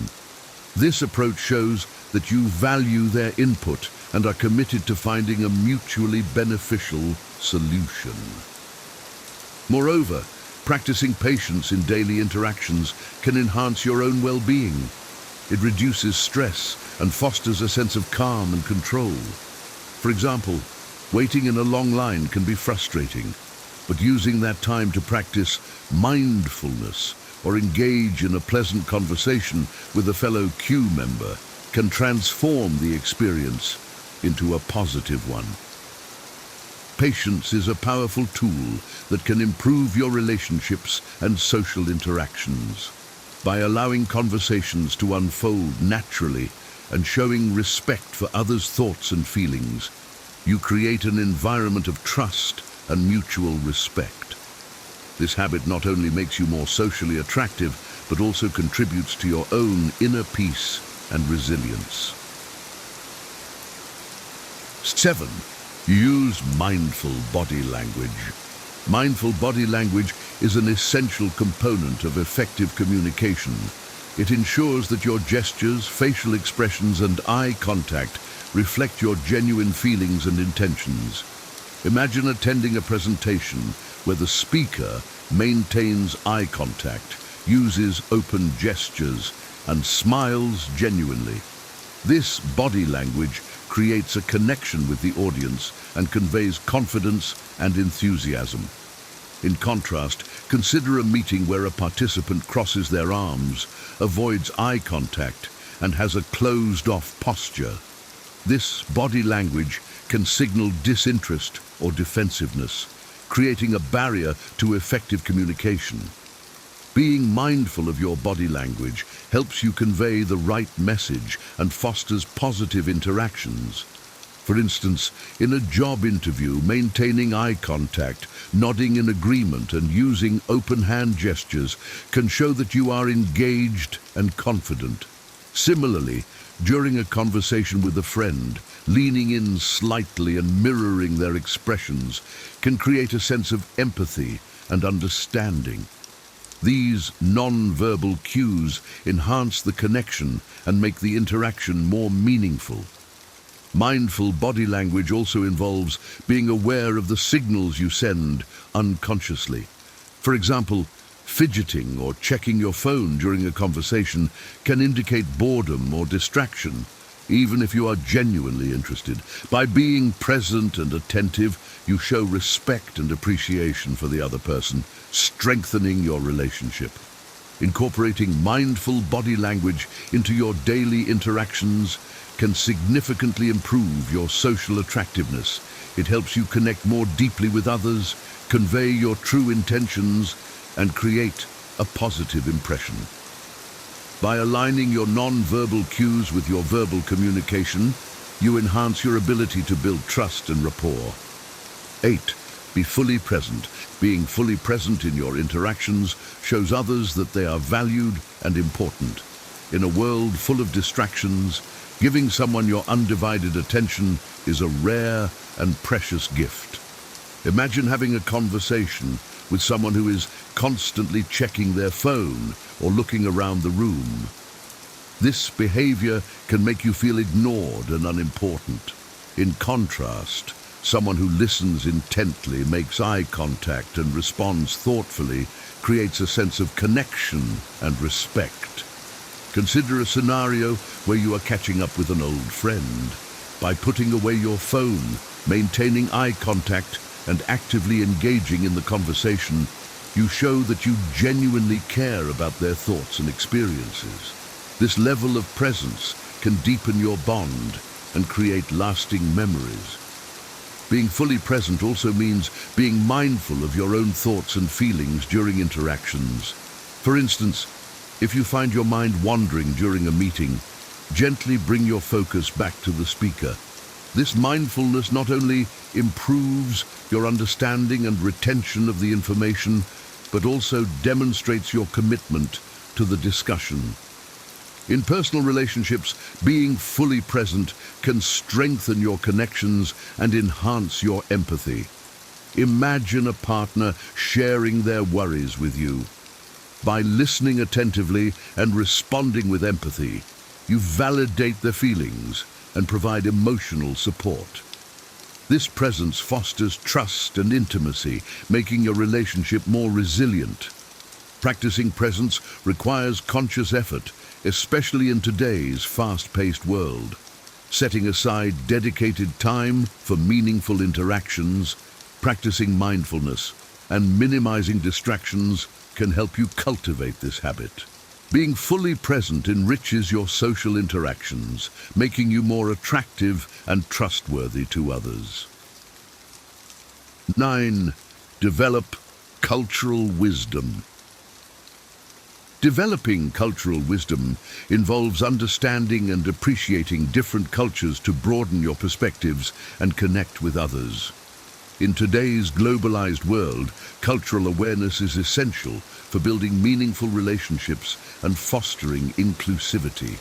Imagine working on an international team where each member brings unique cultural insights. By appreciating and respecting these differences, you can collaborate more effectively and create a harmonious work environment. Consider the impact of cultural wisdom in social settings. When attending a cultural event, showing genuine interest in the traditions and practices can make you more engaging and respectful. For example, asking about the significance of a cultural festival or trying traditional foods with an open mind demonstrates your appreciation for diversity. Cultural wisdom also enhances your ability to connect with people from different backgrounds. Imagine traveling to a foreign country. Understanding and respecting local customs, such as greeting practices or dress codes, can help you navigate social interactions smoothly and build positive relationships. This awareness shows that you value and respect the local culture, making you a more attractive and considerate visitor. Moreover, developing cultural wisdom enriches your own life. It broadens your horizons and challenges your perspectives, fostering personal growth and empathy. For instance, learning about different religious practices or social norms can deepen your understanding of the world and reduce prejudices. Incorporating cultural wisdom into your daily life involves continuous learning and open-mindedness. Reading about different cultures, engaging in cultural exchanges, and reflecting on your own biases can help you develop this valuable trait. By embracing cultural wisdom, you enhance your social interactions and contribute to a more inclusive and empathetic world. 10. Embrace authenticity. Embracing authenticity means being true to yourself, standing firm in your beliefs, and finding comfort in your own skin. Authenticity attracts genuine connections and fosters trust and respect. Imagine meeting someone who is unapologetically themselves, sharing their passions and vulnerabilities openly. This authenticity creates a sense of sincerity and makes interactions more meaningful. Consider the impact of authenticity in friendships. When you are authentic, you attract like-minded individuals who appreciate you for who you are. For example, sharing your true interests and opinions can lead to deeper and more fulfilling relationships. Conversely, trying to fit in by pretending to be someone you're not can create superficial connections and feelings of emptiness. Authenticity also means accepting your flaws and imperfections. Imagine a leader who acknowledges their mistakes and shows vulnerability. This behavior not only earns the respect of their team, but also creates a culture of openness and trust. By being authentic, you inspire others to do the same, fostering a supportive and genuine environment. In personal growth, embracing authenticity involves self-reflection and acceptance. It requires understanding your values, strengths, and weaknesses, and living in alignment with them. For instance, pursuing a career that aligns with your passions and values, even if it's unconventional, can lead to greater satisfaction and fulfillment. Being authentic in your interactions can significantly enhance your social attractiveness. It creates a sense of trust and reliability, making others feel comfortable and valued. By embracing your true self and living authentically, you build deeper connections and lead a more fulfilling life. 11. Practice mesmerizing manners. Practicing mesmerizing manners involves engaging with others through genuine empathy, kindness, and respect. Good manners create a welcoming and positive environment, making interactions pleasant and memorable. Imagine dining at a restaurant where the staff is courteous, attentive, and respectful. This experience leaves a lasting positive impression and makes you more likely to return. Consider the impact of manners in everyday interactions. Simple acts of kindness, such as holding the door open, saying please and thank you, or offering a smile, can brighten someone's day and create a sense of warmth and connection. For example, complimenting a colleague on their hard work or helping a neighbor carry groceries shows that you care and value their presence. Mesmerizing manners also involve being mindful of others' needs and feelings. In a conversation, listening attentively, not interrupting, and showing appreciation for the other person's perspective demonstrate respect and empathy. For instance, in a heated discussion, responding calmly and respectfully rather than reacting impulsively can diffuse tension and foster mutual understanding. In social gatherings, practicing good manners can enhance your attractiveness and leave a positive impression. Imagine attending a party where you are considerate of the host's efforts, engage politely with guests, and express gratitude for the invitation. This behavior not only makes you a delightful guest, but also builds your reputation as a respectful and kind individual. Incorporating mesmerizing manners into your daily life can significantly improve your social interactions. It creates an atmosphere of positivity and respect, making you more approachable and likable. By engaging with empathy and kindness, you foster deeper connections and contribute to a more considerate and harmonious community. 12. Choose a signature scent. Choosing a signature scent involves selecting a fragrance that aligns with your personality and values, leaving a lasting impression. A signature scent can become a subtle yet powerful part of your personal brand. Imagine meeting someone who has a distinctive, pleasant fragrance that you associate with them every time you encounter it. This scent creates a sensory memory, making your interactions more memorable and unique. Consider the impact of a signature scent in professional settings. Wearing a subtle, elegant fragrance that complements your professional demeanor can enhance your presence and leave a positive impression on colleagues and clients. For example, a fresh, clean scent can convey a sense of professionalism and confidence, making you more approachable and memorable in meetings. In personal relationships, a signature scent can add an element of intimacy and familiarity. Imagine a partner who always wears a specific perfume or cologne. Over time, this scent becomes associated with them, evoking fond memories and feelings whenever you encounter it. Choosing a scent that reflects your personality and preferences can enhance your connection with others.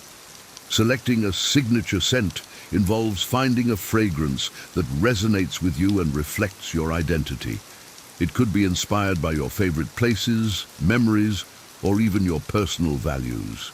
For instance, a nature lover might choose a fragrance with earthy, woody notes, while someone who values elegance and sophistication might opt for a classic, floral scent. Incorporating a signature scent into your daily routine can enhance your social attractiveness and leave a lasting impression.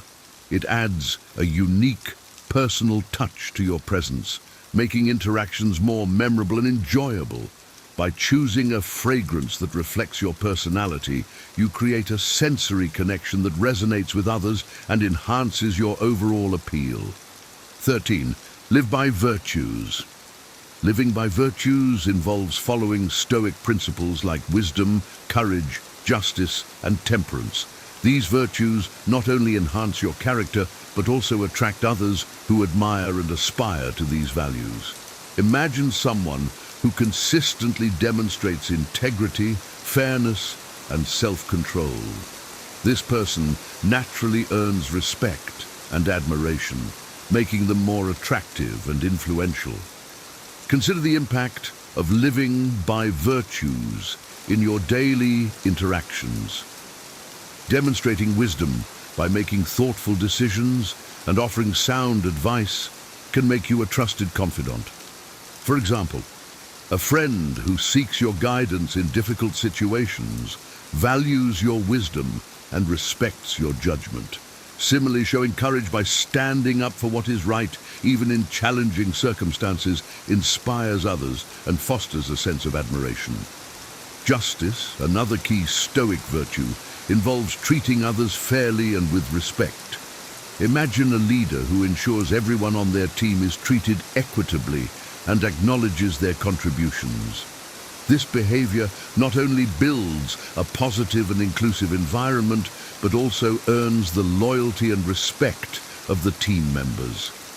Temperance, the practice of self-control and moderation, is crucial in maintaining balance in life. For instance, managing your emotions during stressful situations and responding calmly rather than reacting impulsively demonstrates emotional intelligence and resilience.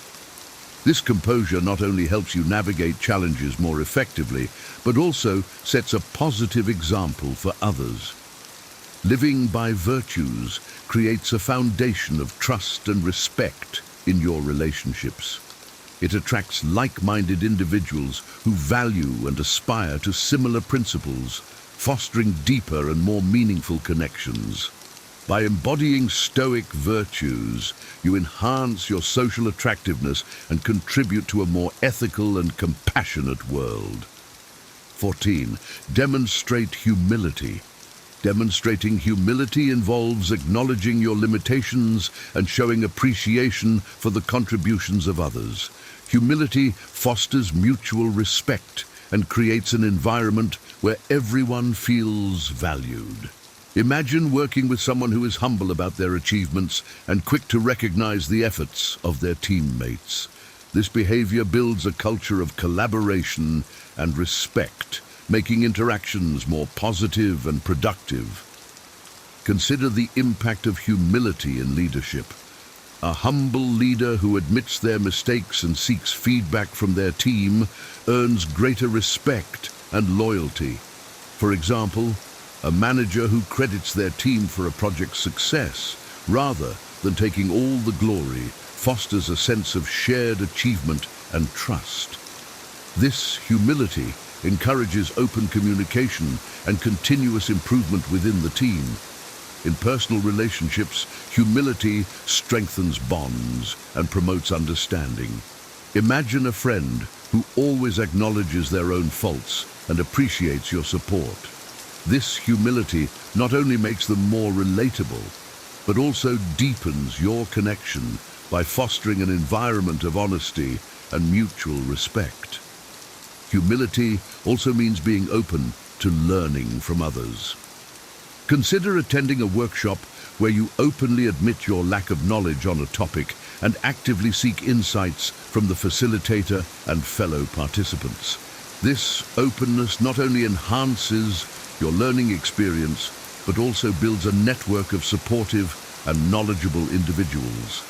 Incorporating humility into your daily interactions can significantly improve your relationships. It creates a sense of equality and respect, making others feel valued and appreciated. By demonstrating humility, you enhance your social attractiveness and contribute to a more respectful and supportive community. 15. Practice self-care. Practicing self-care involves prioritizing your physical, mental, and emotional well-being to build resilience and better support others. Self-care is essential for maintaining a healthy and balanced life, enabling you to show up fully in your relationships and responsibilities. Imagine a friend who regularly engages in activities that rejuvenate and energize them, such as exercising, meditating, or pursuing hobbies. This practice not only enhances their well-being, but also makes them more present and supportive in their interactions. Consider the impact of self-care in professional settings.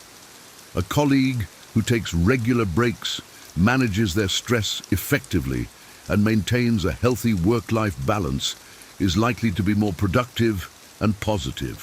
For example, someone who practices self-care by setting boundaries and taking time off to recharge can prevent burnout and maintain their enthusiasm and effectiveness at work.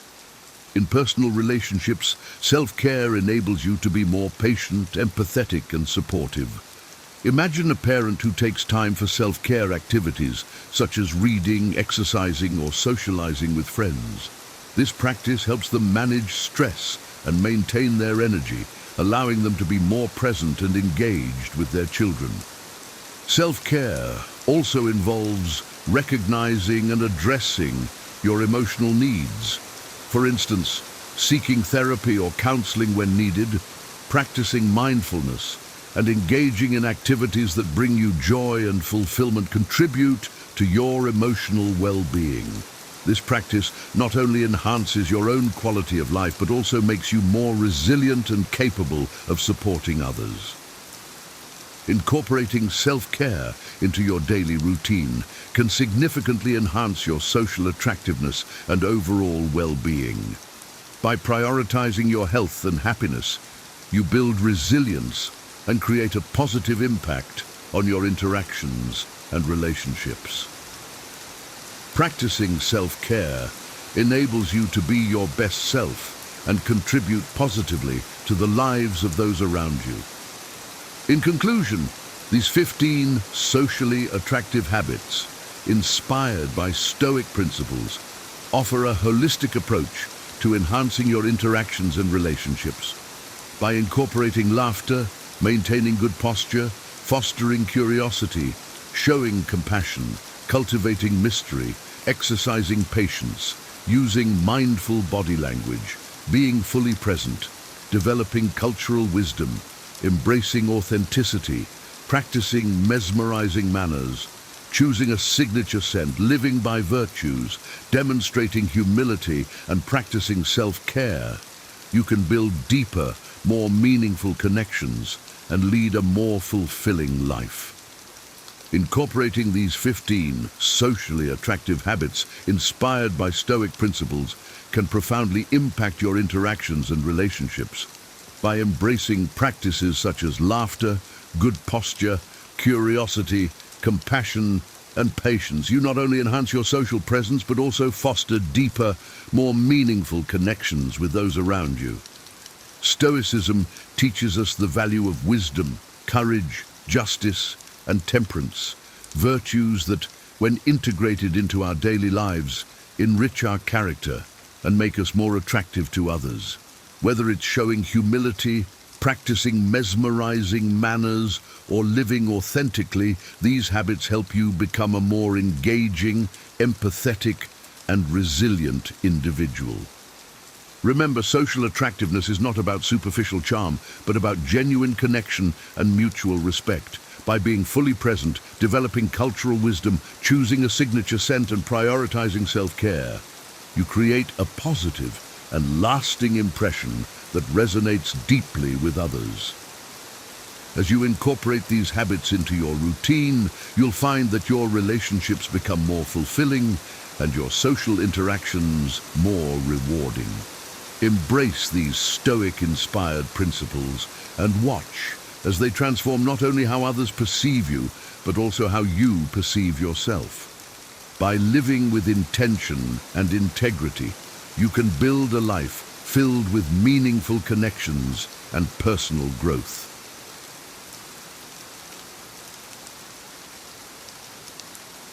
Have you ever felt trapped in the shadows of your own mind, struggling to find a way out of the darkness of depression? What if you could draw strength and wisdom from one of history's greatest philosophers to overcome this battle? Welcome to Wiser, your source of timeless insights for modern challenges. Today, we're diving deep into the teachings of Marcus Aurelius, the Stoic emperor, to uncover how his profound wisdom can help you navigate and overcome depression.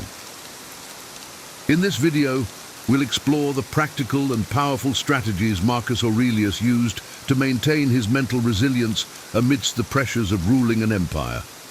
We'll show you how to apply these timeless principles to your own life, helping you find clarity, inner peace, and the strength to rise above your struggles.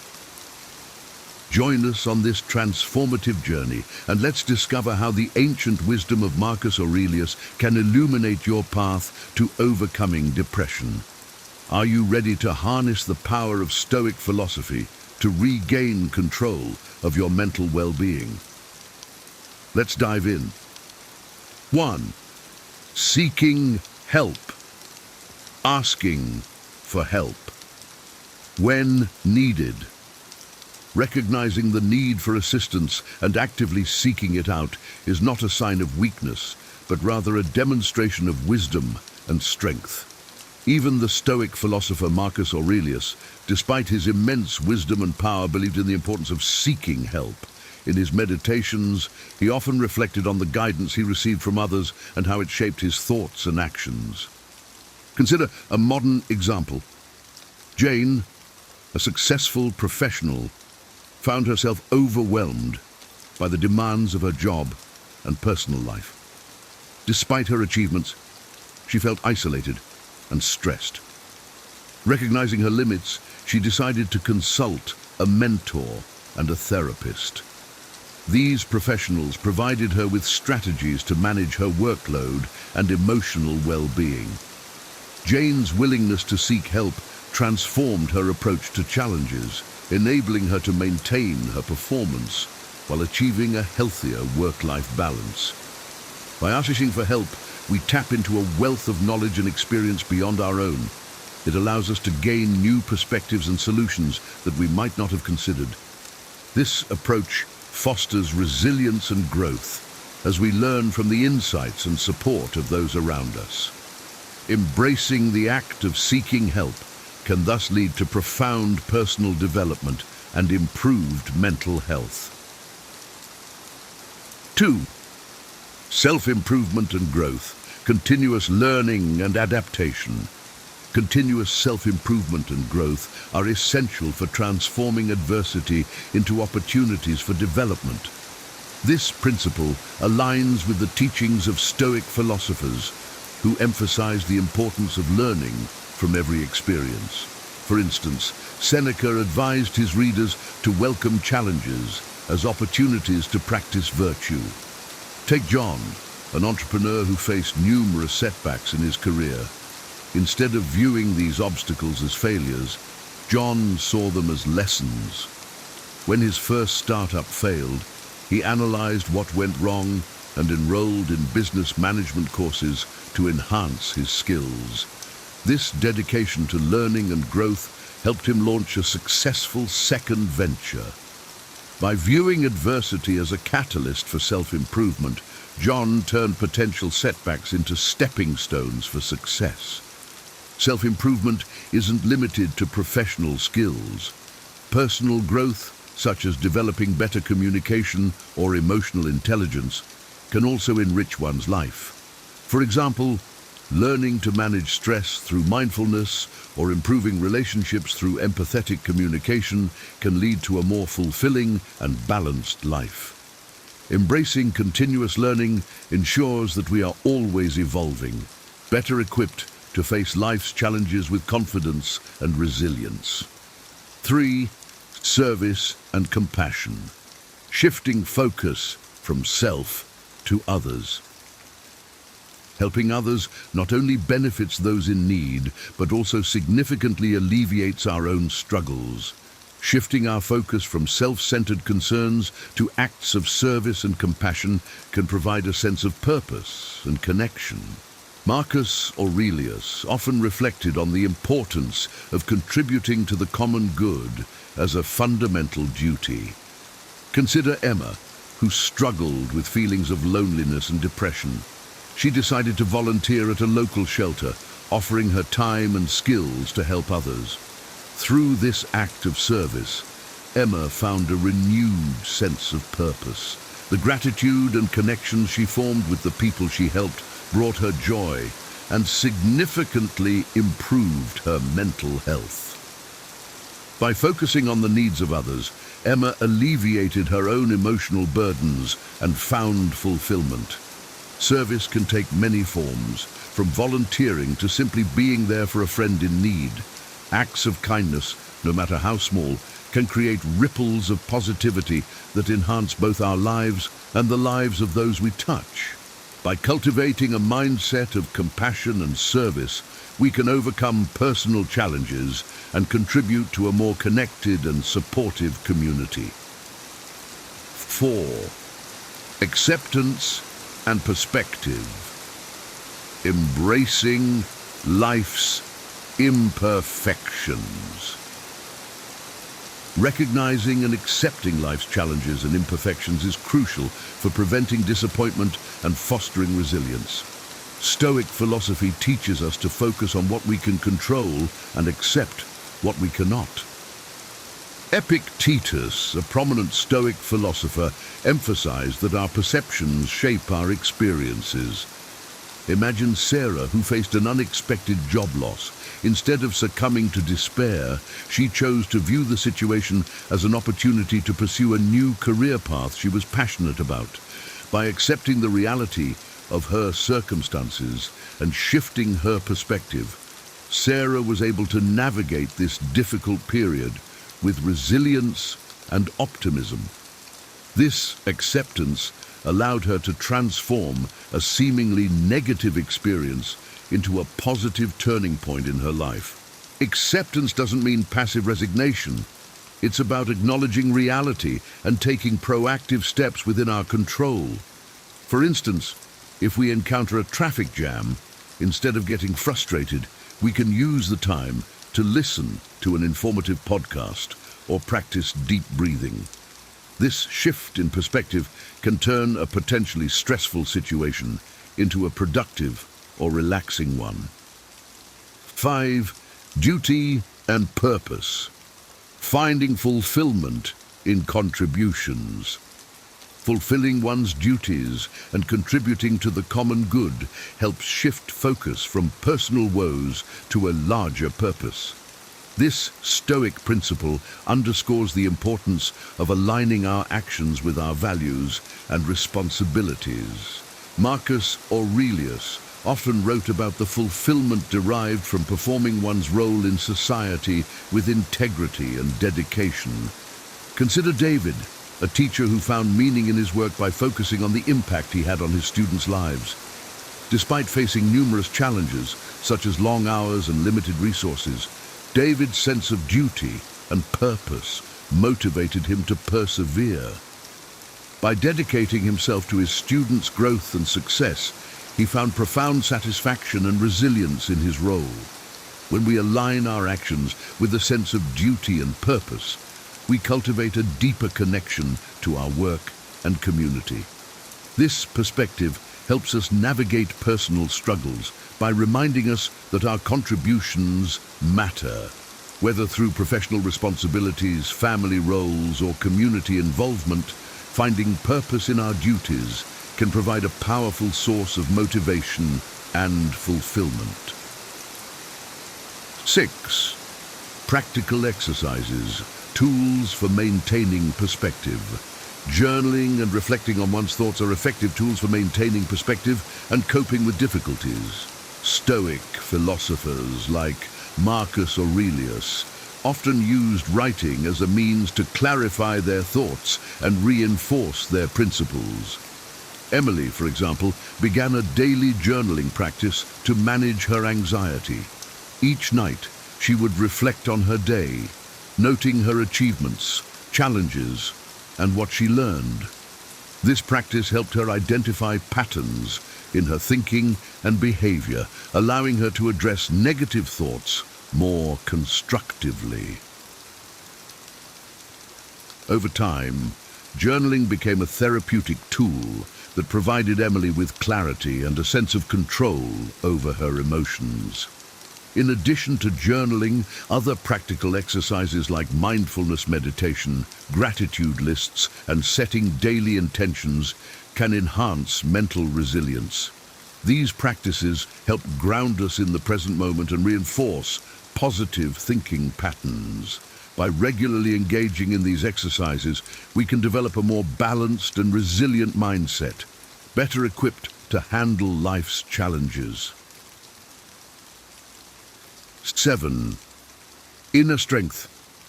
Finding happiness within. Happiness is found within, and external circumstances shouldn't dictate one's inner state. This Stoic belief emphasizes that true contentment comes from within, rather than from external achievements or possessions. Take Anna, who initially sought happiness through material success. Despite achieving her career goals and acquiring wealth, she felt unfulfilled. Realizing this, Anna began exploring mindfulness and self-reflection. She discovered that true happiness stemmed from inner peace and self-acceptance. By focusing on her inner state rather than external validation, Anna cultivated a lasting sense of contentment. Developing inner strength involves recognizing that we have control over our attitudes and reactions. By practicing self-awareness and self-compassion, we can find happiness regardless of our external circumstances. This inner resilience allows us to navigate life's ups and downs with a stable and positive outlook. 8. Emotional regulation, maintaining a stable mental state.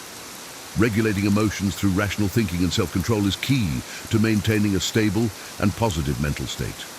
Stoic philosophy teaches that our thoughts, not external events, shape our emotions. By managing our thoughts, we can maintain emotional equilibrium. For instance, Alex faced a stressful situation at work when a major project went wrong. Instead of reacting impulsively, he took a step back to analyze the situation rationally. He identified the aspects he could control and developed a plan to address them. By focusing on rational solutions rather than succumbing to panic, Alex managed to resolve the issue effectively and maintain his composure. Practicing emotional regulation involves techniques such as cognitive reframing, deep breathing, and mindfulness. These methods help us pause and assess our reactions, allowing us to respond calmly and constructively. By developing these skills, we can enhance our emotional resilience and handle stress more effectively. 9. Gratitude and contentment, embracing simple pleasures. Cultivating gratitude for what one has and finding contentment in simple pleasures combats feelings of inadequacy and dissatisfaction. Stoic philosophers like Epictetus emphasize the importance of appreciating what we have rather than constantly seeking more. Maria, for example, found herself constantly comparing her life to others on social media, which led to feelings of inadequacy. To counter this, she started a gratitude journal, listing 3 things she was thankful for each day. This practice shifted her focus from what she lacked to what she already had. Over time, Maria developed a deeper appreciation for the simple pleasures in her life, such as spending time with loved ones and enjoying nature. Gratitude practices can significantly improve our mental well-being by fostering a sense of contentment and reducing negative comparisons. By regularly reflecting on the positive aspects of our lives, we can cultivate a more positive and fulfilling outlook. 10. Resilience and endurance, overcoming life's challenges. Building mental and emotional resilience helps endure and overcome life's challenges with strength and dignity. Stoic philosophy teaches that resilience is developed through facing adversity and learning from it. Consider Jack, who experienced a significant personal loss. Instead of allowing grief to overwhelm him, he sought ways to honor his loved one's memory and find meaning in his experience. He joined a support group, which provided him with a community and coping strategies. Through this process, Jack developed a profound resilience that enabled him to navigate his grief with strength and grace. Developing resilience involves embracing challenges as opportunities for growth.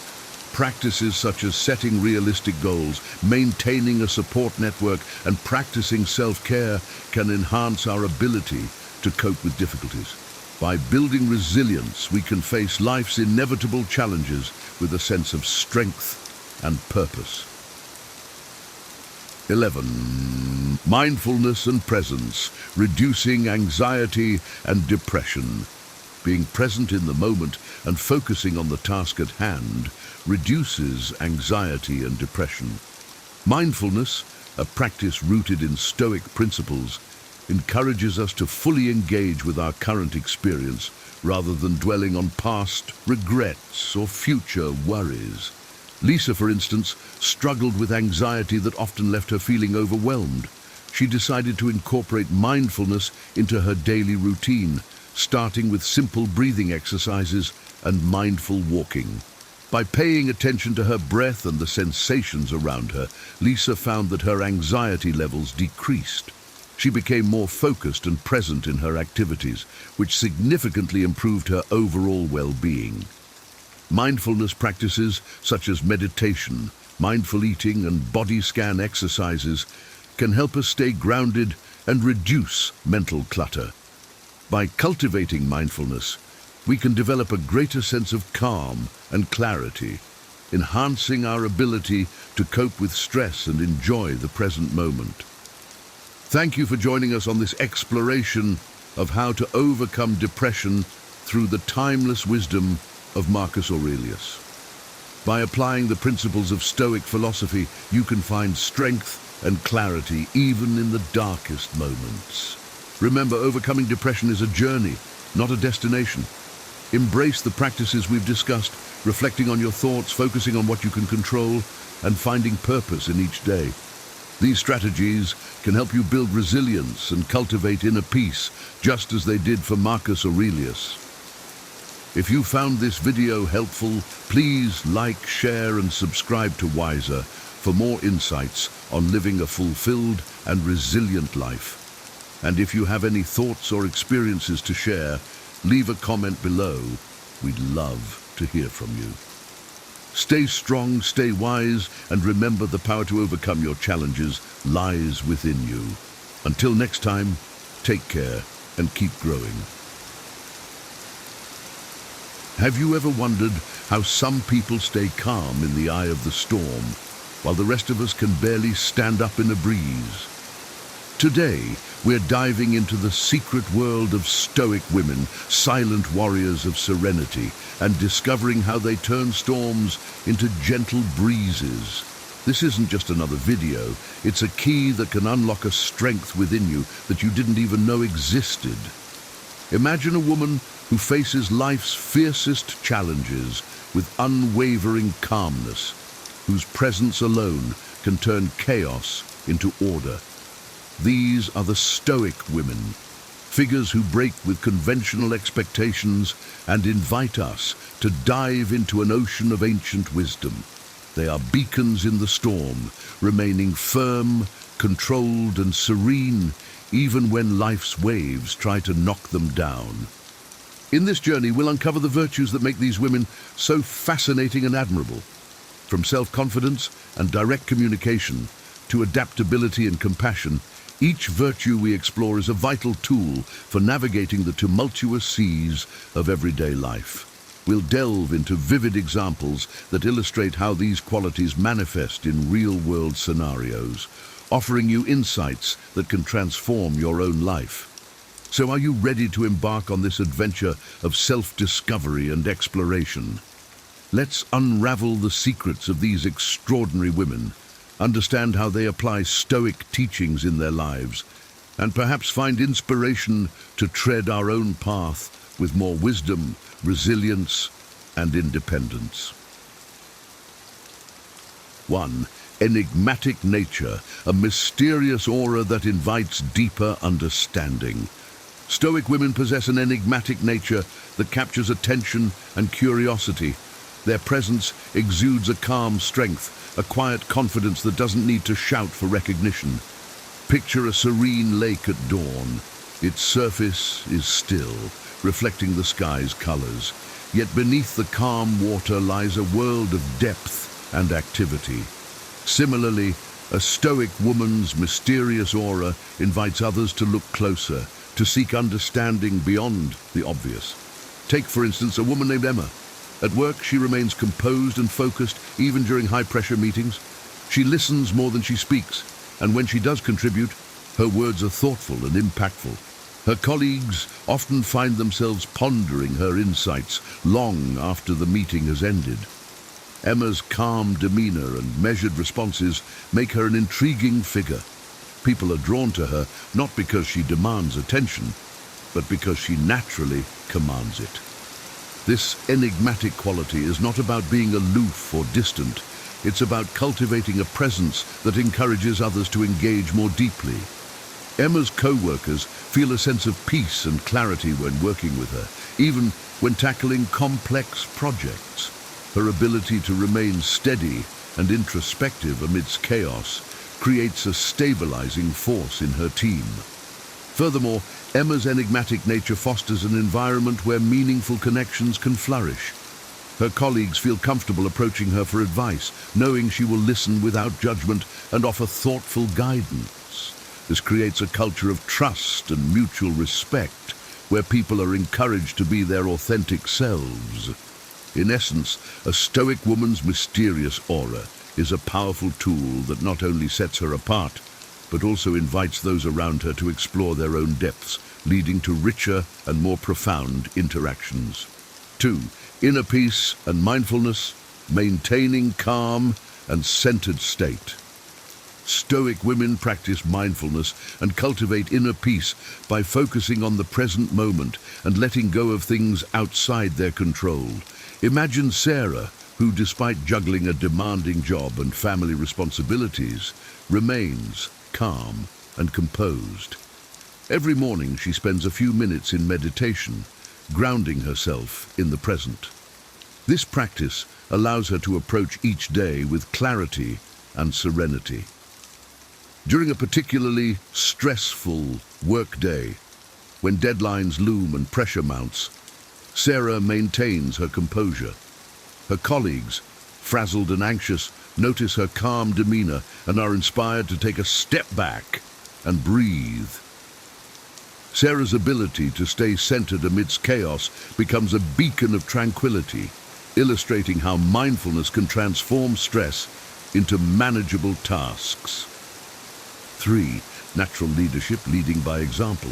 Stoic women lead by example, inspiring others through their integrity and strength. Consider Maria, a project manager known for her unwavering ethical standards.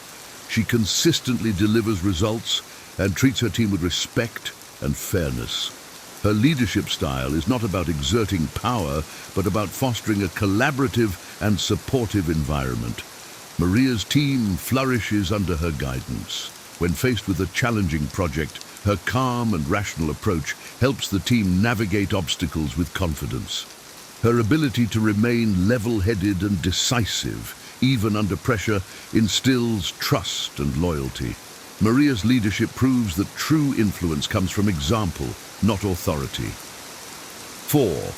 Self-confidence, an inner compass. A Stoic woman's self-confidence is rooted in deep self-knowledge and acceptance. Take Anna, who, despite facing numerous rejections in her career as a writer, remains confident in her abilities. She understands her worth and is not swayed by external opinions. Anna's self-assurance stems from her dedication to honing her craft and her belief in her unique voice. When Anna finally publishes her book, it receives critical acclaim. Her journey illustrates the self-confidence, when anchored in genuine self-awareness, becomes an unshakable foundation that guides one through life's uncertainties. 5. Non-judgmental approach, listening and understanding. Stoic women listen and understand without haste, making them valued confidence. Imagine Lydia, who is often sought out by friends and colleagues for her ability to listen without rushing to judgment. When a friend confides in her about a personal dilemma, Lydia listens attentively, offering empathy and thoughtful advice without imposing her own opinions. This non-judgmental approach creates a safe space for others to share their thoughts and feelings. Lydia's friends appreciate her ability to understand complex situations without jumping to conclusions, fostering deeper and more meaningful relationships. 6. Strength in adversity, accepting and growing. Stoic women accept and grow from struggles, demonstrating resilience. Think of Emily, who faces a significant personal setback when her business fails. Instead of succumbing to despair, she views the failure as a learning opportunity. Emily analyzes what went wrong, learns from her mistakes, and starts anew with greater wisdom and determination. Her resilience becomes a source of inspiration for others facing similar challenges. Emily's story highlights that strength is not about avoiding difficulties, but about embracing them and emerging stronger. 7. Compassion and empathy, balancing emotional strength. Stoic women balance emotional strength with a deep sense of compassion and empathy. Consider Jane, a nurse who works long hours in a busy hospital. Despite the emotional toll of her job, she approaches each patient with genuine compassion. Jane's empathy allows her to connect deeply with those she cares for, offering comfort and support.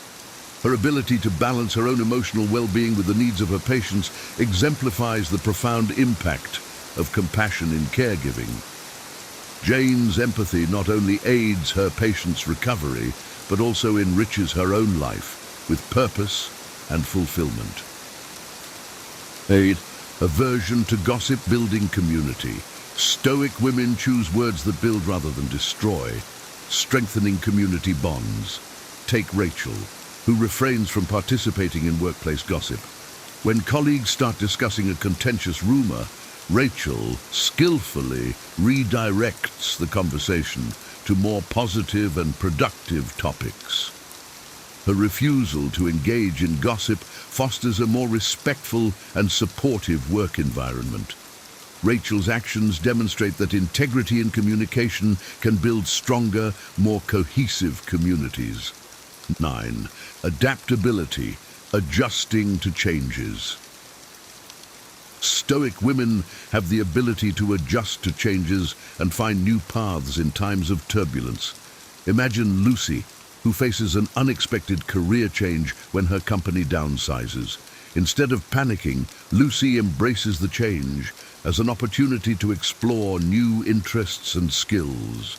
She takes up online courses and eventually transitions into a new field that she finds fulfilling.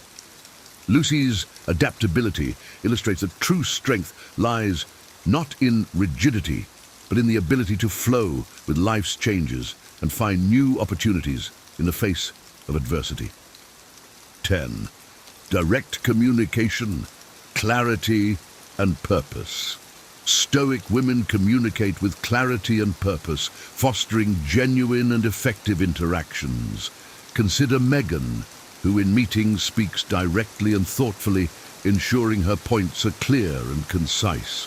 Her colleagues appreciate her straightforwardness, which eliminates misunderstandings and promotes efficiency. Megan's direct communication style builds trust and respect, as her team knows they can rely on her to be honest and transparent. This approach not only enhances teamwork, but also drives progress and innovation. As we wrap up our exploration of Stoic women, their unique virtues stand out as powerful tools for navigating life's challenges. These women, from their enigmatic aura to their unwavering resilience, offer lessons that can profoundly transform our lives. Mindfulness and inner peace help us stay calm amidst chaos. Natural leadership inspires and uplifts without exerting power.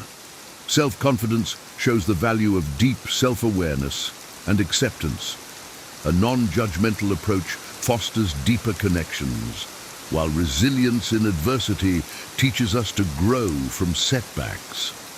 Compassion and empathy highlight the importance of caring for others while maintaining emotional strength. An aversion to gossip strengthens community bonds, and adaptability helps navigate life's changes gracefully.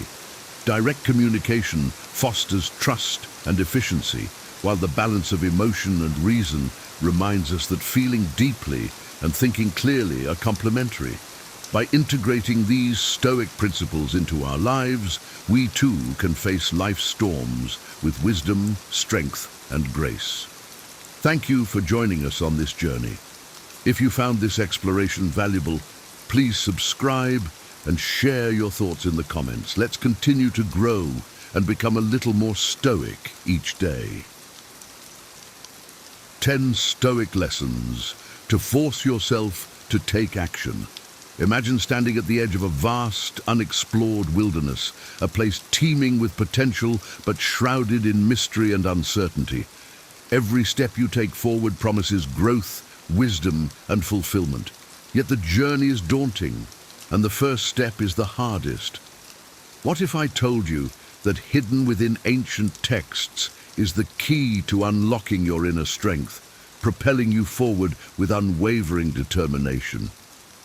Picture this: emperors and slaves, soldiers and scholars, all guided by a philosophy that transformed their lives: Stoicism.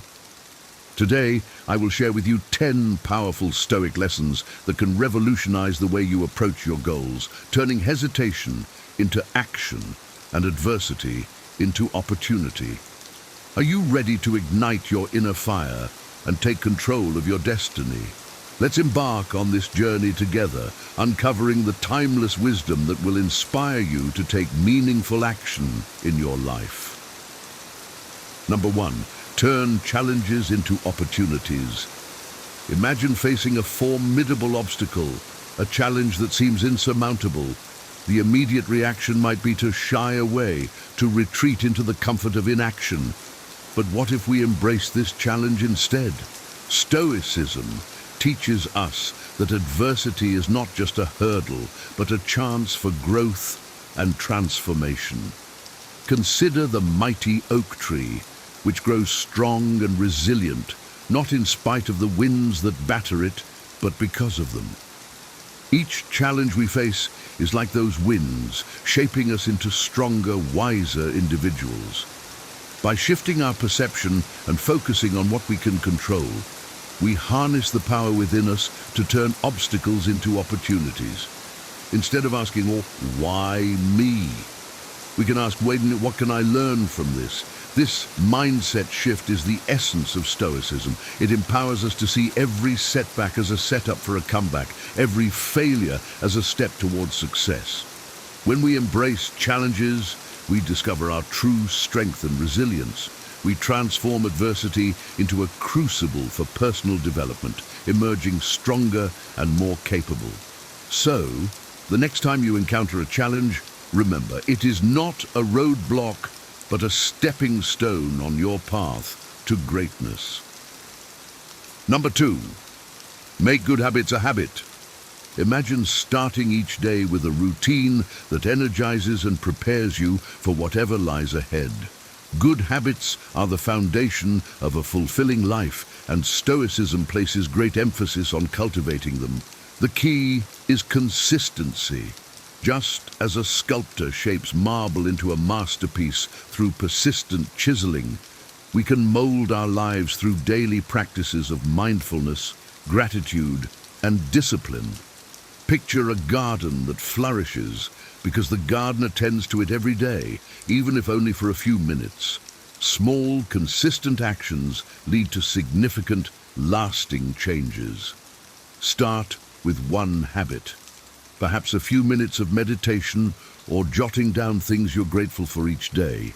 Over time, these small acts accumulate, transforming your mindset and your life. The Stoics believed that by integrating virtuous habits into our daily routines, we align our actions with our highest values, leading to a life of purpose and fulfillment. So, commit to your habits with patience and perseverance, knowing that each step brings you closer to the person you aspire to be.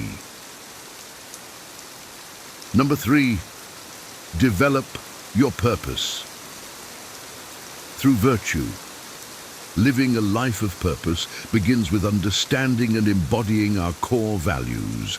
The Stoics taught that virtues such as wisdom, courage, justice, and temperance are the pillars of a meaningful existence. Imagine your virtues as the North Star, guiding your decisions and actions. When we align our daily activities with these principles, we find a deeper sense of purpose and direction. Think of Marcus Aurelius, the Roman emperor, who ruled with wisdom and justice, guided by his Stoic beliefs. His actions were not random, but purposeful, driven by his commitment to virtue. By reflecting on our values and ensuring our actions reflect them, we cultivate a life rich in meaning. This alignment empowers us to make choices that are not only beneficial to us, but also contribute to the greater good. Embrace the Stoic principle of living according to virtue, and you will discover a profound sense of fulfillment and purpose in every endeavor. Number 4, begin with small steps. The journey of 1,000 miles begins with a single step. This ancient wisdom resonates deeply within Stoicism. Faced with daunting tasks or overwhelming goals, the Stoics teach us to break them down into manageable steps. Picture a mountain climber focusing on each handhold and foothold rather than the daunting peak. This approach combats procrastination and builds momentum.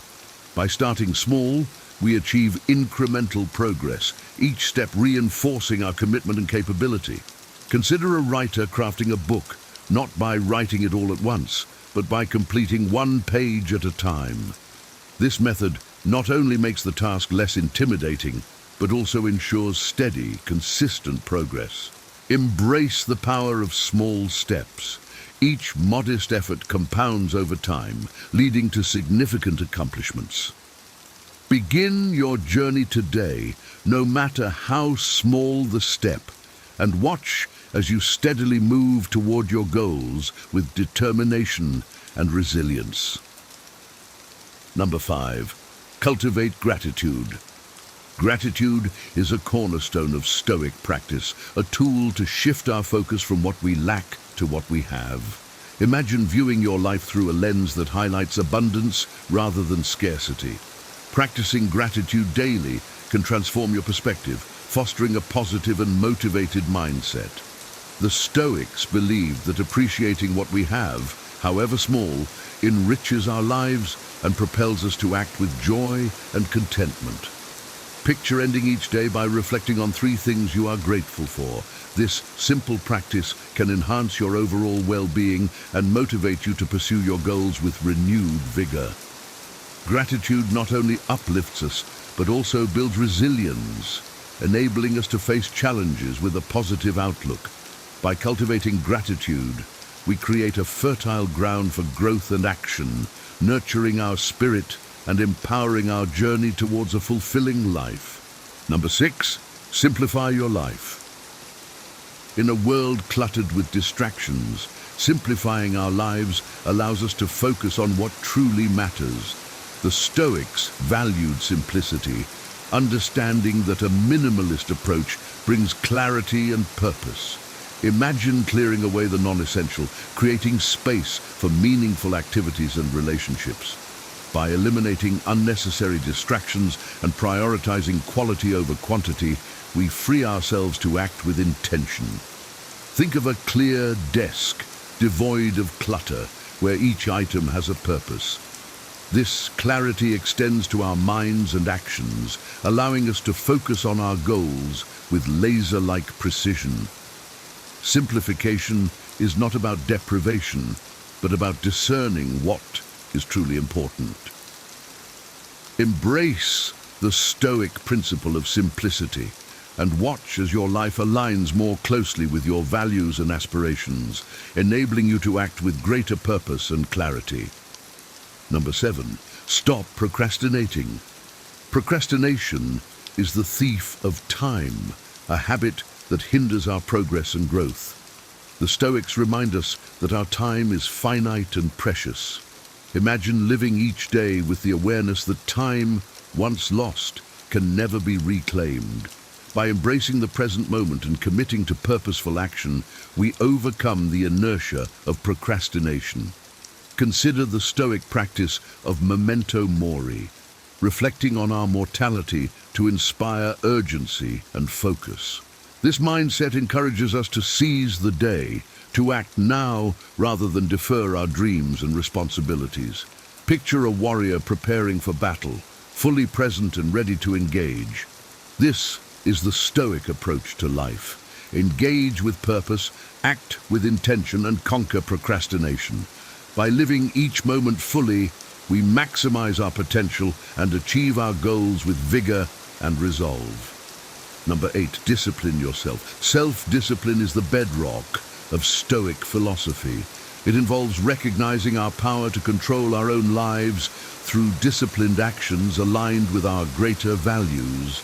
Imagine a ship navigating stormy seas, steered with unwavering focus towards its destination. Discipline keeps us on course, even amidst life's challenges.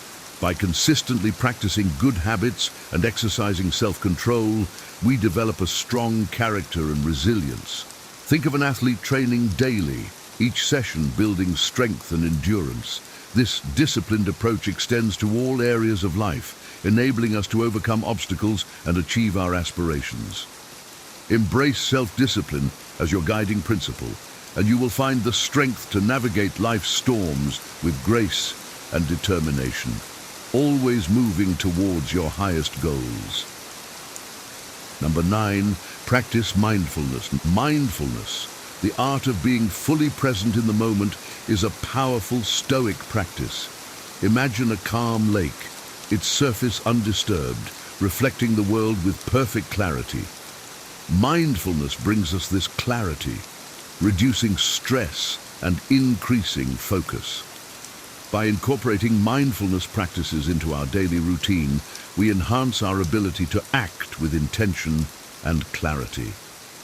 Consider the Stoic exercise of reflecting on the day each evening, assessing our actions and thoughts with a clear, objective mind. This practice fosters self-awareness and personal growth. Mindfulness helps us navigate the present with grace, ensuring that our actions are deliberate and aligned with our values.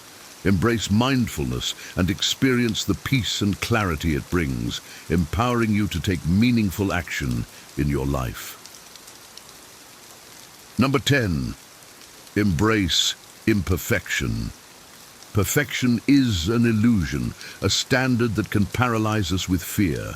The Stoics teach us to embrace our imperfections and see failure as a natural part of the journey. Imagine a potter shaping clay, each mistake guiding their hands towards a more refined creation. Accepting that we are not perfect allows us to take risks and act without fear. This Stoic principle encourages resilience and continuous improvement. Think of a scientist conducting experiments, each failure a step closer to discovery. By embracing imperfection, we learn and grow from our experiences, becoming stronger and wiser. This mindset frees us from the fear of failure, empowering us to act boldly and pursue our goals with confidence. Embrace your imperfections, and you will find the courage to take action and achieve greatness. These Stoic lessons are not just ancient wisdom, but practical tools that can profoundly transform your life. By embracing these principles, you can unlock personal growth, resilience, and a deeper sense of purpose. Imagine living each day with clarity, strength, and unwavering resolve, empowered by the timeless teachings of Stoicism. This is not just philosophy, it's a way of life. I encourage you to start integrating these lessons into your daily routine and witness the transformation for yourself. Now, I'd love to hear from you. Which of these Stoic lessons resonates the most with you? How do you plan to incorporate it into your life? Share your thoughts and experiences in the comments below. If you found this video helpful, don't keep it to yourself. Share it with others who might benefit from these powerful insights. Let's continue this journey together, embracing the wisdom of the Stoics and taking meaningful action towards our goals. Thank you for watching, and remember, the power to transform your life lies within you.